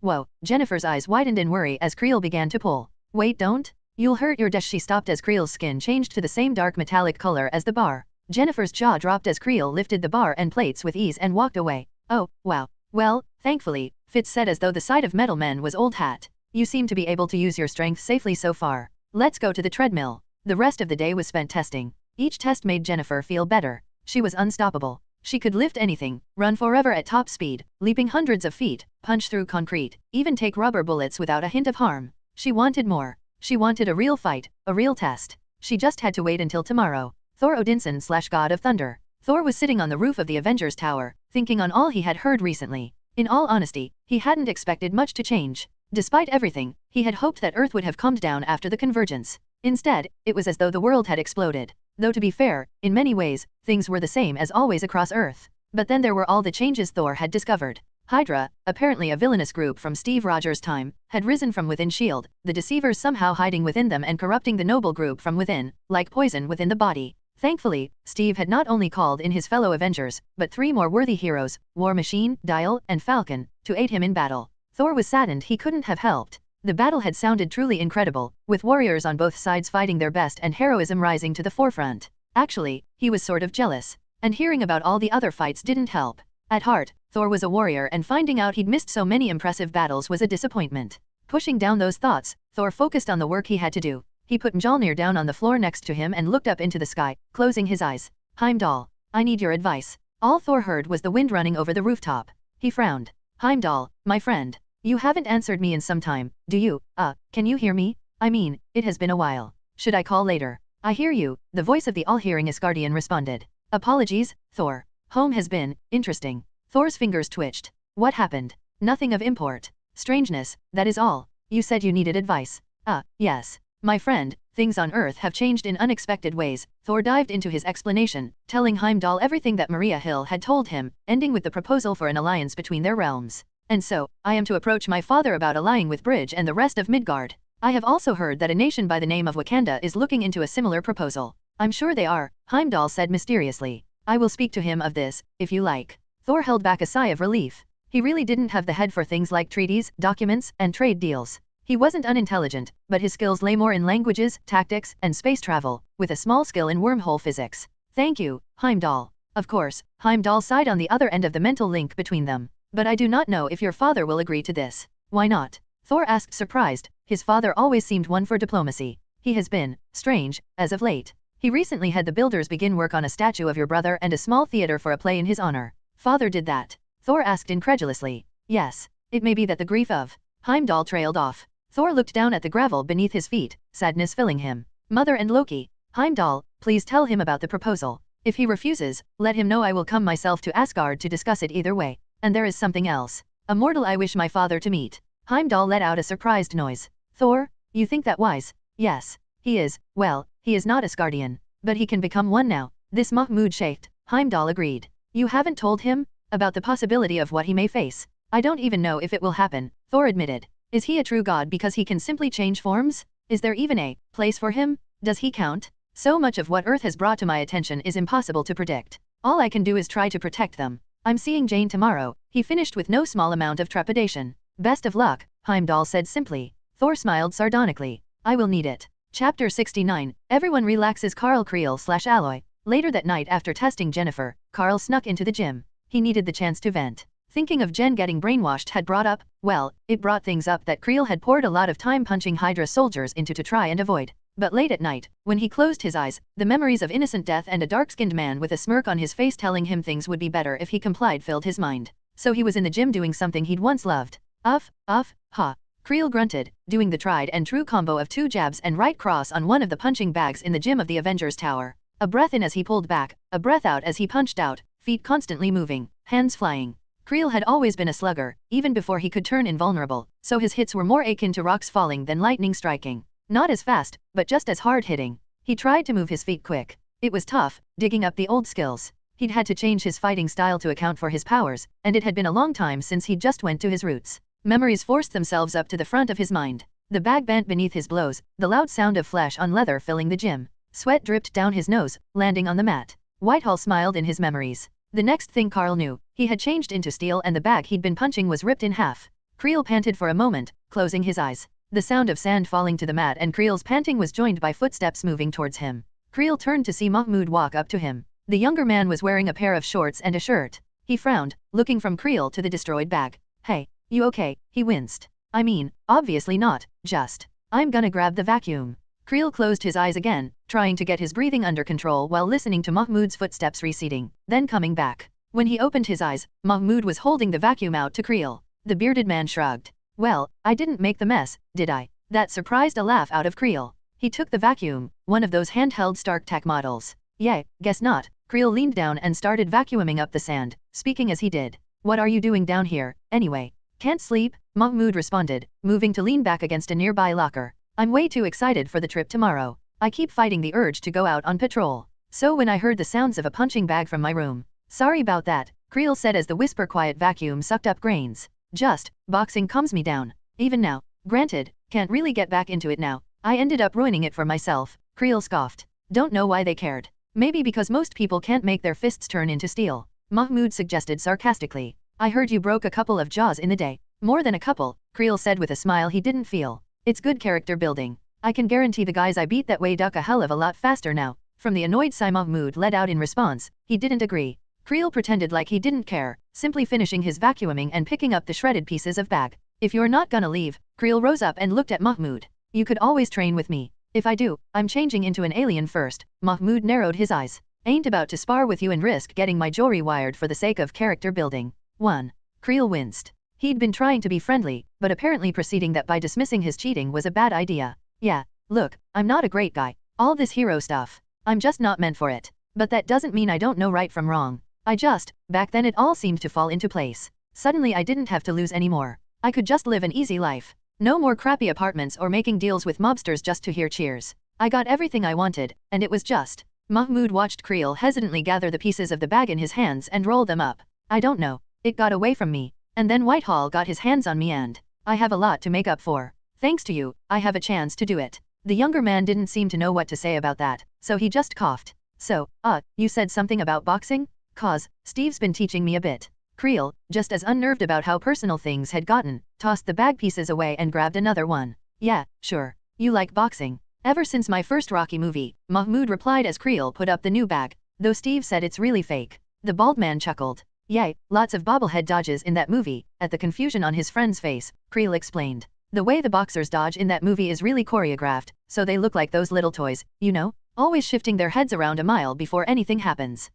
Mahmoud nodded. Well, I always like those movies anyways, as well as a few anime and manga based on boxing. So I always wanted to learn. And since I have a chance, Steve was giving me a few pointers. I could use a hell of a lot more. 1. Creel nodded and picked up a pair of hand wraps and gloves, tossing them to Mahmoud, who blinked in surprise. Creel moved behind the bag, slapping at and gesturing at the Omnitrix user. All right, take a couple of jabs, let's see what you learned. The younger man blinked, then hurriedly rushed to wrap his hands. Creel winced. Whoa, not like that. Here, Creel walked over and showed Mahmoud how to properly wrap his hands, then helped him put the gloves on. Once done, they went to the bag. "'Kay, let's see what you got." Creel tapped the bag again. Mahmoud unleashed 2 punches. Again, but try to move your hips into it. 2 more. Don't push the bag. All the damage is in the initial impact. Pushing it after does crap, kid. Again. After 10 minutes of that, Creel went for it. Back and forth, just focusing on the basics for the night. Creel didn't dream when he went to sleep that night. 1. January 22, 2014. Clint Barton/Hawkeye. Early in the morning, Clint yawned on his way to the kitchen, fully dressed in a shirt and khakis but still shaking off sleep. There were certain perks to being an Avenger. Free upgrades to weapons, top-of-the-line entertainment, and tech in every part of the tower, a room with a bed so soft you could swim in it, and of course, the kitchen. A kitchen constantly maintained by Stark custodians, chefs, and personnel, not just keeping it clean, but filling the shelves with snacks and putting delicious homemade meals in the refrigerator and freezer, with room service provided just in case. 1. Clint was looking forward to a big breakfast when he walked into the kitchen. Instead, he stopped, mouth open mid-yawn. What the hell? The entire kitchen had been devastated. The counters were open with all the bags of snack opened and emptied. The trash was full of wrappers from candy bars, bags that had once held chips, and broken glass that must have formerly been cups and bowls. Clint, feeling out of his depth, rushed over to the fridge, opening it with hope in his heart. That hope was stabbed in the throat and left to bleed out at his feet on the cold kitchen floor as he saw that the fridge had been emptied out of everything except condiments. And yet, everything in the kitchen was clean. It was as though a tornado had eaten all of the food in the kitchen, then cleaned up after itself. Even the cereal boxes were gone. Feeling befuddled and frustrated, striding through the halls, Clint walked into the next room, the lounge area set aside for everyone to watch movies, play video games, and do whatever they wanted to relax. Once again he stopped, eyes wide. In front of one of the screens currently being projected on, 3 people sat on the couch, all happily eating. The table before them was groaning under the massive amount of food placed upon it. Thor, Hulk, and Jennifer. The Asgardian and 2 green giants sat side by side on a much beleaguered couch. They were all also wearing bathrobes and fluffy slippers. Well, Thor was. Hulk's bathrobe had long since given up the fight and ripped apart to leave him in tatters of soft downy towel pieces, only his armor providing any sort of decency. Jennifer's robe technically fit, reaching only to mid-thigh, and leaving a hell of a lot of skin to be revealed. All 3 superhumans looked up at Clint as he entered. Thor grinned, swallowing a mouthful of turkey from the leg he was holding. Never mind that it was in the middle of the morning. Barton. Thor waved at him. Welcome my friend. Come, join us.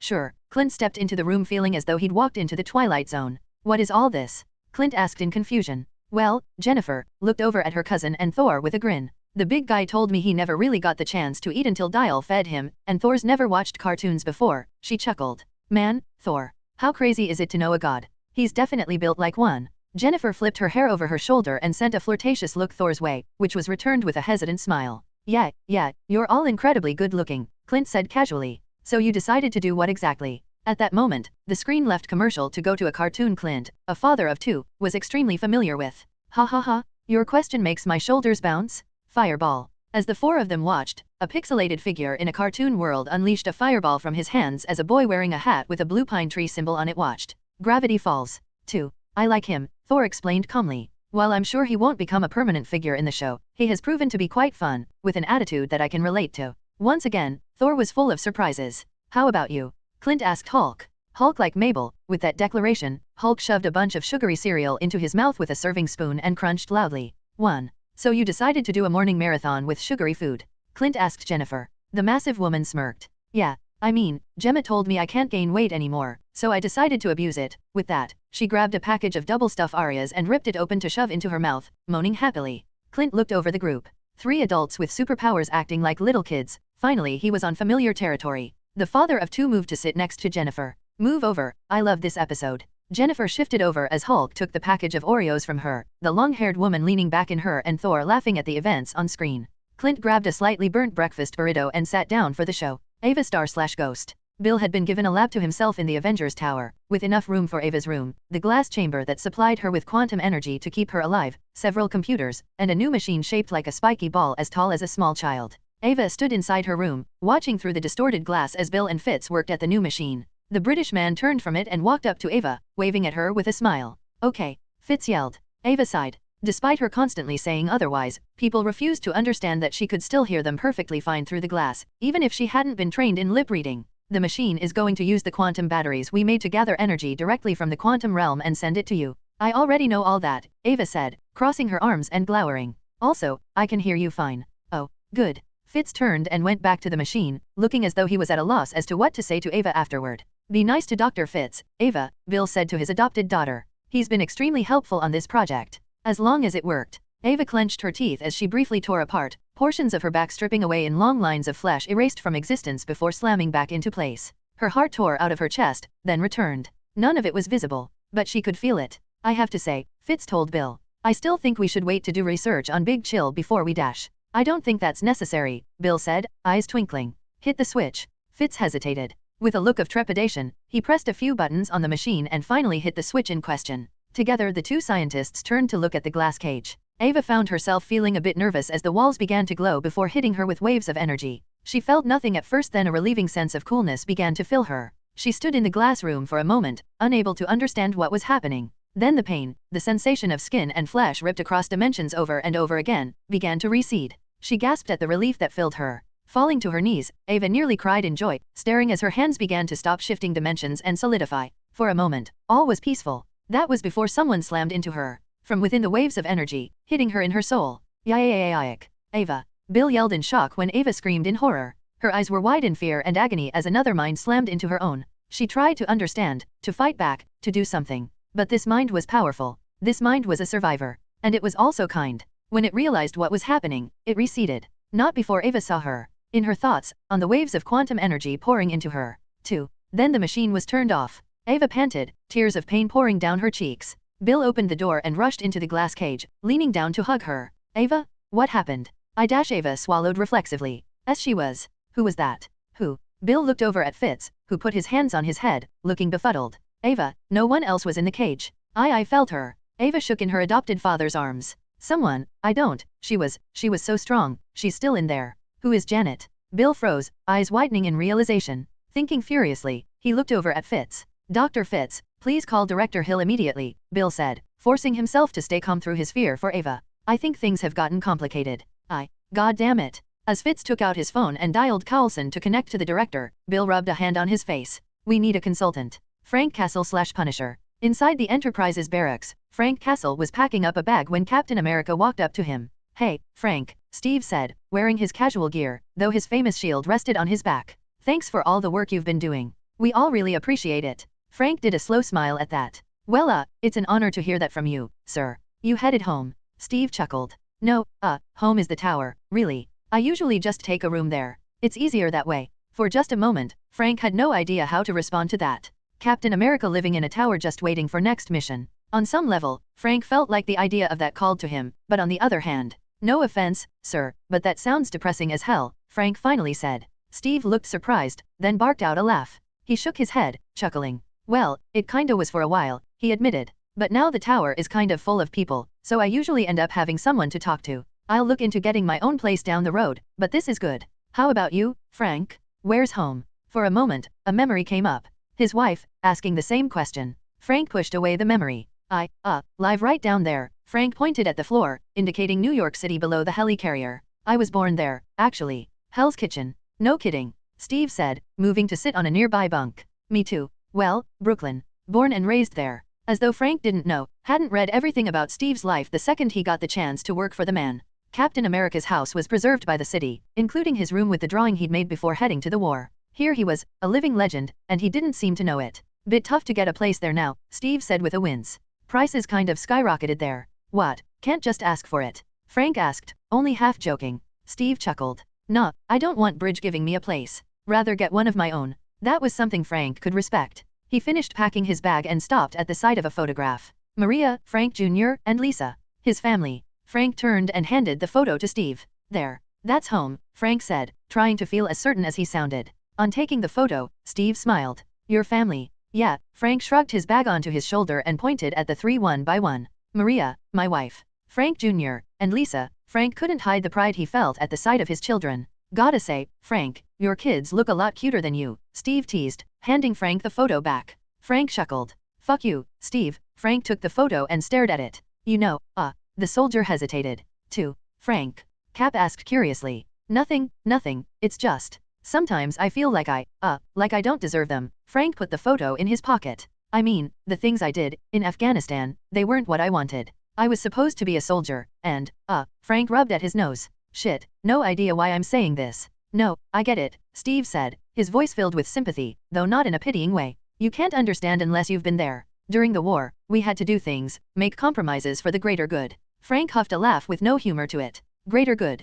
Cap, the shit I did wasn't for the greater good. I just followed orders. And I'm starting to feel like I shouldn't have. He turned and left, moving quickly. Steve called out to him, confused. Frank ignored him and left. Mahmoud Sheikh/Dial. The day after letting Jennifer get out to see the world, I was rushed into a Quinjet with a large group, sent out to the middle of nowhere with dozens of machines set up across the pavement of the defunct army base we were at. It was tropical, with palm trees, sun, and the smell of fish coming from the distance, but I had no idea where exactly we were. Probably Florida though, since California beaches were crap. 1. Besides myself, there were dozens of bridge personnel around the base setting things up for the tests. I was sitting on the roof of a hangar by myself watching as everyone came in. A big APC came in as I watched it roll past the lines of heavy machine guns and stop at a designated parking spot. The big metallic black vehicle was immediately surrounded by guys with big guns, a pair of gray tanks rolling to point at it. Boom! I jumped when the hangar's roof shook at the impact of something big hitting it behind me. I turned to see She-Hulk walking towards me, leaving a giant dent from her landing. Still working on those landings?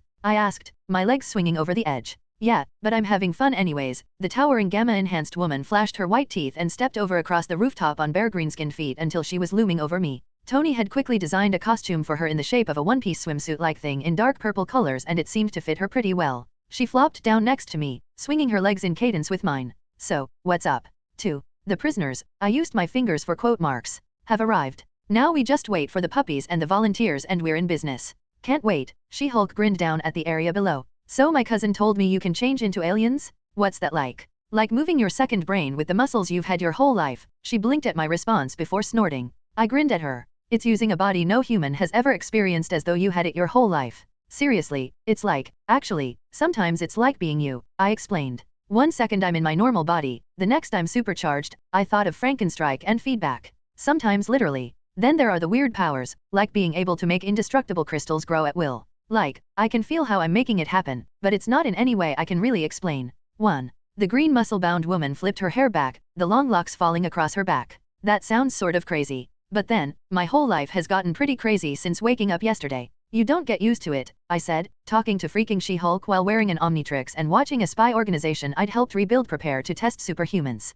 Seriously, the whole point of Bridge is to connect people with the weird world around them. Granted, your case is a bit more literal than we would have wanted. She laughed, then looked at me curiously. I gotta say, you don't seem as weirded out around me as everyone else. I mean, you still look at my rack, sure. Cue my sputtering reaction. Damn it, I was trying my best here, she was just so, there. I'm only human, most of the time at least. But you also don't act all freaked out like everyone else, either, she finished. She'd noticed my sputtering, but only smirked at me in response to it. So what's up? You see a lot of women like me. A few, I answered without thinking. Superheroes almost always seem to fit in some level of super attractive. Well, except for me. Which kinda sucked. But it's mostly because I kind of expected it. What does that mean? She asked, confused. Before I could explain, Thor landed on the pavement from out of nowhere, Hulk hitting the area next to him right afterward with one of his softer landings. Following that, another APC came in. That's our cue, I told Jennifer. Do you mind helping me down? Can't you just change into an alien and get down that way? She asked. Kind of a waste of time and charge for a jump of, what is this, 20 feet up? Anyway, could you please? Sure, she got up along with me and grabbed me under my shoulders before jumping off the hangar with me in tow. Her feet hit the floor with a slight boom that startled a few soldiers to point rifles at us before they calmed, and she gently put me down. Thanks, Glamazon, I said, a smile coming to my face when she mouthed Glamazon, in confusion. Oh, just wait, Walters. I got a whole list of nicknames made from decades of comics just waiting in the background. We walked up to Thor and Hulk. Ah, Mahmoud, Jennifer. Thor called, waving at us. You got here early. Yeah, I didn't have too much else going on today, I said. When fight? Hulk growled. Soon, I told him, vibrations moving through my legs when he grumbled in response. Don't worry, Thor told Hulk. If the reports are true, this will be fun. A true bout. Here's hoping, Jennifer said behind me. An SUV rolled past the gates then. The large car with a bridge logo on the side came up to us and stopped. The driver got out followed by a few bodyguards, waiting for them to surround the car. Once the bodyguards were done, the driver opened the back door and Victoria Hand stepped out. She eyed us with confidence and walked over. Thor. Hulk. Dial, have you been given a codename yet, Mrs. Walters? Victoria asked. Jennifer shrugged. No. Is that required? It's good for marketing purposes. And for selling action figures, I quipped. She-Hulk, Hulk said, the ground rumbling with his declaration. Not the most creative name, Jennifer said. Which, yeah, that was fair. It works. Victoria scowled. Apparently, the fact Jennifer clearly didn't care about codenames annoyed her. Then again, Victoria, of all bridge people I'd met in this world, was the closest to her counterpart in being a stiff no-nonsense sort of woman. In other words, the opposite of Jennifer. Very well. She-Hulk. Please, prepare to intervene with the others. While I know you aren't a combatant by nature, the possibility of one of the prisoners escaping is low enough that we can risk having you on guard. Dial, please prepare one of your more powerful transformations. I'd suggest. Forearms, she said the name with the sort of tone you'd hear the word vomit. Apparently, she wasn't a fan of Ben's nicknames for his aliens. Just wait until she saw Upchuck. 1. I decided to ignore her clear distaste and just brought up the menu on my Omnitrix. Okay, Victoria looked at the four of us before looking at the bridge personnel in front of the APCs. Let out the first group. Thor twirled his hammer and grinned, ready for whatever may come. Is this really necessary? I asked. I mean, they made a deal, you know. 3 of them made a deal, Victoria said. 1 was captured by you and made a deal afterward. Make no mistake, I don't trust that they'll remain loyal to She-Bridge. She stumbled slightly on the last word. If any of them try to escape custody, take them down. She frowned. Please. Wow, surprised you didn't choke on that please, Jennifer said sarcastically. When Victoria glared at her, Jennifer only smiled back. The two would make a good sitcom duo. Victoria as the no-nonsense one and Jennifer as the fun party girl, with the two constantly annoying the crap out of each other. Hell, I'd watch it. As I thought up the newest hit on ABC, the first APC was opened, releasing a huge group of men armed and armored up for battle. They surrounded the area, pointing at the APC. Following them came 4 people, all of them wearing black prison uniforms. First was Marion Pouncey, the concrete crunching beneath her feet as she hopped out. Melissa Gold came out first, the tiny woman almost hiding in the shadow of her giant friend. Helen Feliciano followed, the only grappler I'd yet to meet. And fight. She looked around cockily before seeing Hulk and giving the big guy a grin. 1. The last person stepped out, saw me, and made a beeline in my direction. After an initial feeling of panic, I started walking towards her as well. Dial. Victoria shouted in surprise. I ignored her as the men with guns pointed at me in favor of meeting the woman across from me in the middle. She stared up at me, searching my face as I did the same. Hey, Davida, I finally said. The woman known as Titania smiled. You haven't changed much. Neither have you. I looked over at Marion, Melissa, and Helen, who walked up to join us, then back at her, trying to channel Wrath's toughness. They're worried that you might try to run. Am I gonna have to worry about that too? 'Cause if so, I'll put mine up against yours. Thor laughed a deep belly laugh as he joined us. Indeed? I'd take that bet. His smile became challenging. Helen eyed him while Marion just looked nervous. Hulk and She-Hulk came up to join us, and the 8 of us shared glances as Victoria Hand and bridge personnel watched nervously. Davida only chuckled after an awkward silence. Yeah, we'll play nice. You guys saved my girl after all. Davida nodded towards Helen, who suddenly looked embarrassed. Cool, I looked over at Thor, who nodded at me. Does that mean we don't get to fight? Jennifer seemed disappointed. On the contrary, Victoria said, walking up to join us, looking a bit peeved. After our initial test, you will engage each other in a series of spars. Marion lifted a hand up, looking very shy. Is it okay if I go last, then? I don't deal with crowds very well. She looked around at the large group around us with more uneasiness than a woman of her size and power should have. It was adorable. It okay, Hulk growled, trying to sound comforting. Hulk same way. Just. Victoria rubbed a hand on her face. Just go over there, she said, waving at a hanger. Thor mused as we followed her directions. She isn't the most relaxed person, is she? Looking back at Victoria as we went towards the hangar, I decided to just focus on the tests. Time to punch big things. Chapter 70, Punching Machine. When we walked into the hangar, 4 large machines had been set up in the center of the empty space within. I recognized them easily since I'd designed them. Well, Jury Rig, Tony, and Fitz had designed them. If you could call throwing scrap at Jury Rig and seeing what he made designing. Victoria came in and looked us over. Dial, you know how these machines work better than anyone besides Stark and Fitz. What do you suggest? 1.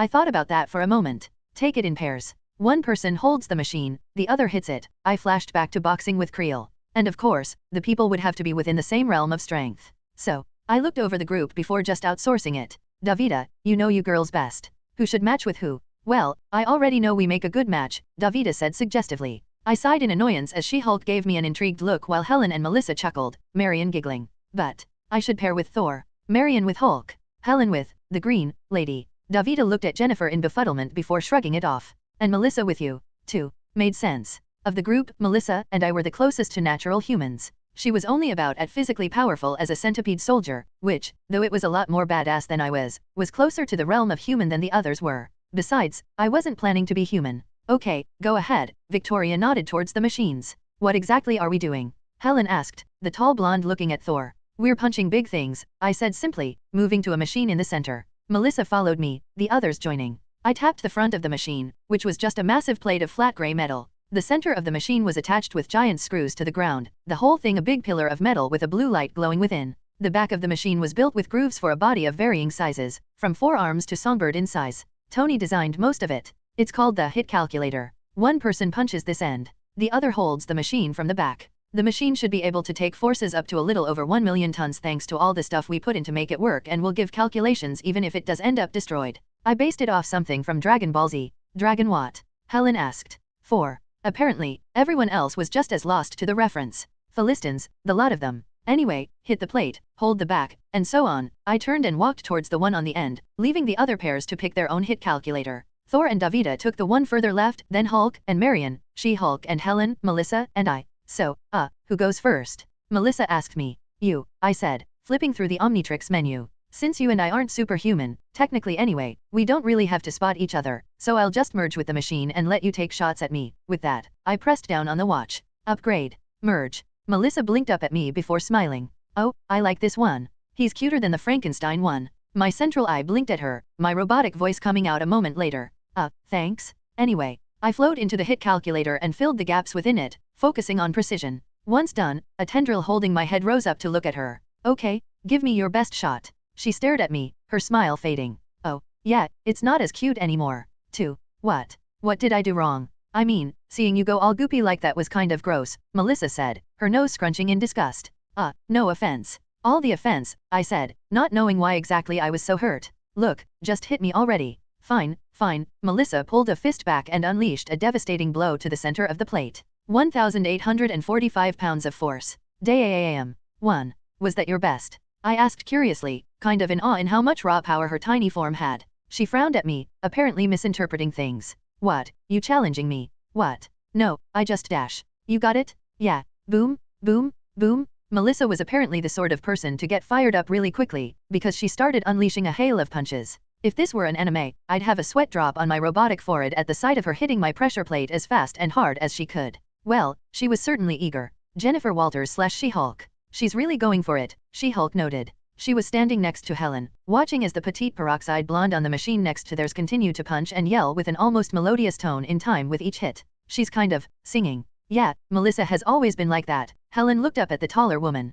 It's why we named her Songbird. Her voice became fond and soft for a moment. Always singing in the middle of a fight without meaning to. Helen clapped her hands as though scaring off errant thoughts. So, who goes first? She-Hulk smirked. How about you go ahead and start hitting it? You'll want me tired when I go. The blonde narrowed her eyes, a dangerous smile on her lips. Is that so? I would want to hurt you. 1. Sweetie, I'm a Hulk, She-Hulk smirked. That comes with a couple of perks, beyond the obvious ones, Jennifer said, thrusting her chest out with a smug smile. Oh I know. Helen turned and walked over to the machine. Come on. Let's see what it takes to deflate that ego of yours, honey. She-Hulk took a spot behind the machine, her hands wrapping to support it. The blonde and green-haired superhumans shared challenging looks before Helen hit the machine, and Jennifer blinked in surprise at the incredible impact she felt on her shoulders, feet digging slightly into concrete. Helen smirked. Too much. She-Hulk rallied, a bright and cheery look on her face even as her eyes narrowed. As long as you start actually hitting me, rather than fitting into the dumb blonde stereotype. Helen hit it again, She-Hulk gritting her teeth. What, you straining? Helen said, hitting the machine again. Babe, you really need to stop worrying about breaking your nails. For about 1 minute, Helen kept hitting the machine as She-Hulk supported it. By the end, both women were beginning to sweat. Then they switched places, the ground quaking within the warehouse as She-Hulk's massively powerful blows joined those of the others in the room. And all throughout, the two women continued to needle each other, very similar looks of challenge on their faces. Marion Pouncy/Poundcake. You hit good, Hulk complimented Marion as the shorter but still massive superhuman boxed with the machine they were both working on. Thank you, Marion said politely, blushing. The two giants had yet to switch. Hulk had been holding the machine for Marion to hit for a little while, supporting it as she left dents in the machine. Which was impressive, considering the material the machine was made of was specifically built to withstand the Hulk. Granted, it hadn't been tested against him yet, but it said something about Marion's power. Marion did another blow, a scientist behind her stumbling when the ground shook, before looking at the Hulk. I didn't know you could, talk. Hulk learned. Banner let Hulk out and Hulk learn. Speaking is hard, Hulk admitted. Hulk always angry. Can't think sometimes. Always want to hit and fight everything. But Hulk learn. Marion frowned, confused. What does that mean? Banner let you out. I thought you were Bruce Banner, and Hulk was your code name. Marion stopped hitting the machine in favor of staring at Hulk as his grip on the machine began to leave grooves in the metal. Hulk stared at her, his eyes filled with glimmering shades of green anger. His mouth was twisted into an ugly grimace. He closed his eyes and took a deep breath, clearly trying to calm. Hulk and Banner different. Banner scientist. Hulk fighter. Worked together, but same. Hulk still seemed angry, but he was clearly trying to keep from lashing out. Marion swallowed. Well, that's fine. I was just confused. Bruce say same. In Hulk head, Hulk tried to soften his voice. Hulk. I'm sorry. I just get so mad. People say Hulk and Bruce same, but it's okay. Marion seemed at a loss as to what to say. Do you want a turn to hit this thing? Let off some steam. Hulk let go of the machine and moved around, Marion moving to grab it. He got into a rough fighting stance with instruction from Bruce. He unleashed a blow, and his fist left an imprint on the machine. Marion winced while her feet cracked the concrete, but she and the machine held. If anything, Marion seemed to find a bit of joy at the sudden realization that she was having trouble with the weight of Hulk's blows. After more powerful hits began to strain her muscles, Marion spoke. You should tell people that, Marion said hesitantly. I mean, I have a lot of trouble talking to people, but Davida helped me keep doing it when I was in high school so I could help teach the younger kids to learn how to wrestle and so I could make friends. If you tell people, maybe they'll know how to treat you. Hulk hit the machine again, frowning in thought. After a moment though, he shrugged it off. Instead, he pulled back his fist, focusing before throwing another powerful hit, the machine buckling slightly with the blow and Marion struggling to hold it down. Hulk threw another blow and another. Thor Odinson/God of Thunder.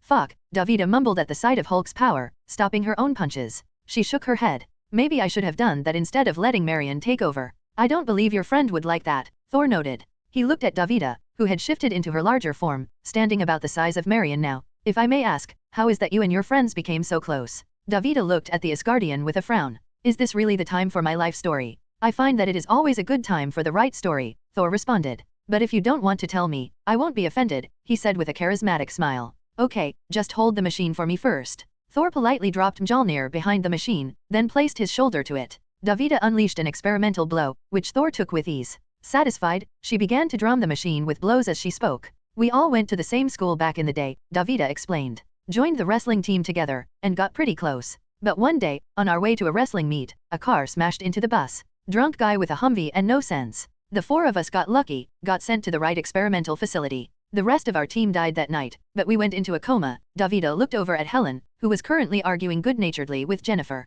Davida smiled. Helen was the first of us to wake up. According to her, the second she realized she had superpowers, she went into mercenary work to fund our surgeries. When I woke up, I helped her. We saved money for a place, since our families were either dead or worthless, and made sure that when Mimi and Marion woke up, they'd have a home to go to. When they woke up, well, Davida kicked the machine, Thor easily supporting it against the impact. We stuck together. I mean, we aren't exactly good people, but we have each other's backs, always. Thor gave her a look Davida didn't know how to respond to. That is quite a story. And as a mercenary, you fought in many battles. A few. Davida spun to smash her elbow into the pressure plate. We tried to keep under the radar, make sure our powers were kept secret, but we ended up clashing with other supers over the years on one mission or another. There was this guy in China I had to fight with before some blind guy teleported him out. 1. I'd love to hear about that sometime, Thor told her, smiling. Mahmoud /dial. Melissa stopped punching the machine and rested her hand on her knees, bending to grin at me as I separated from the object she'd been beating on. There?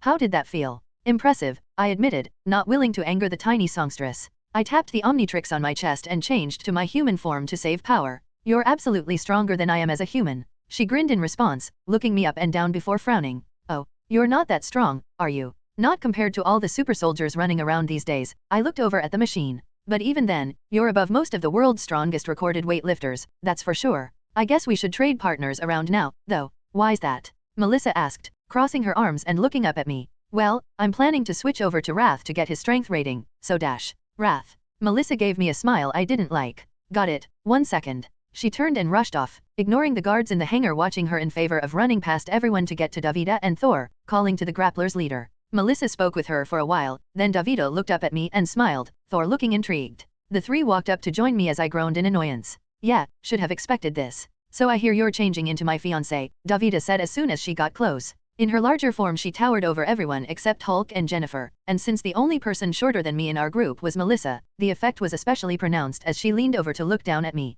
1. I'm changing into the guy who beat you like a rented drum after you mind-controlled him. Yes, I said, having planned out my response as Davida had walked over. She winced, then shrugged. Yeah, okay, that's fair. I guess I'll spot you? Please do, I said tersely. No, I was not still made about being mind-controlled and proposing. Whatever do you mean? 1. With a twirl of the Omnitrix, I pushed down on the dial and grew a fresh coat of orange and black hair. Wrath. I cracked my knuckles and looked over at Davida. Let me tell you something, Titania of the Grapplers? You better be ready, because Wrath is going to hit this machine so hard that other machines will cheer. And then we should get married. I paused. Wait, Wrath doesn't want to get married. Why did Wrath say that? 2. Are you broken? Melissa asked, sounding as though she had no idea what to think. Davida, standing behind the hit calculator, blinked at me, her eyes very clearly not red. Wrath doesn't know. Wrath might have unspoken romantic issues. Honestly befuddled, I decided to discard the complications and just one. Bam! Oh hey, I hit the machine before I finished thinking. I hit it again and again, my claws and fists contacting metal with loud clanging noises.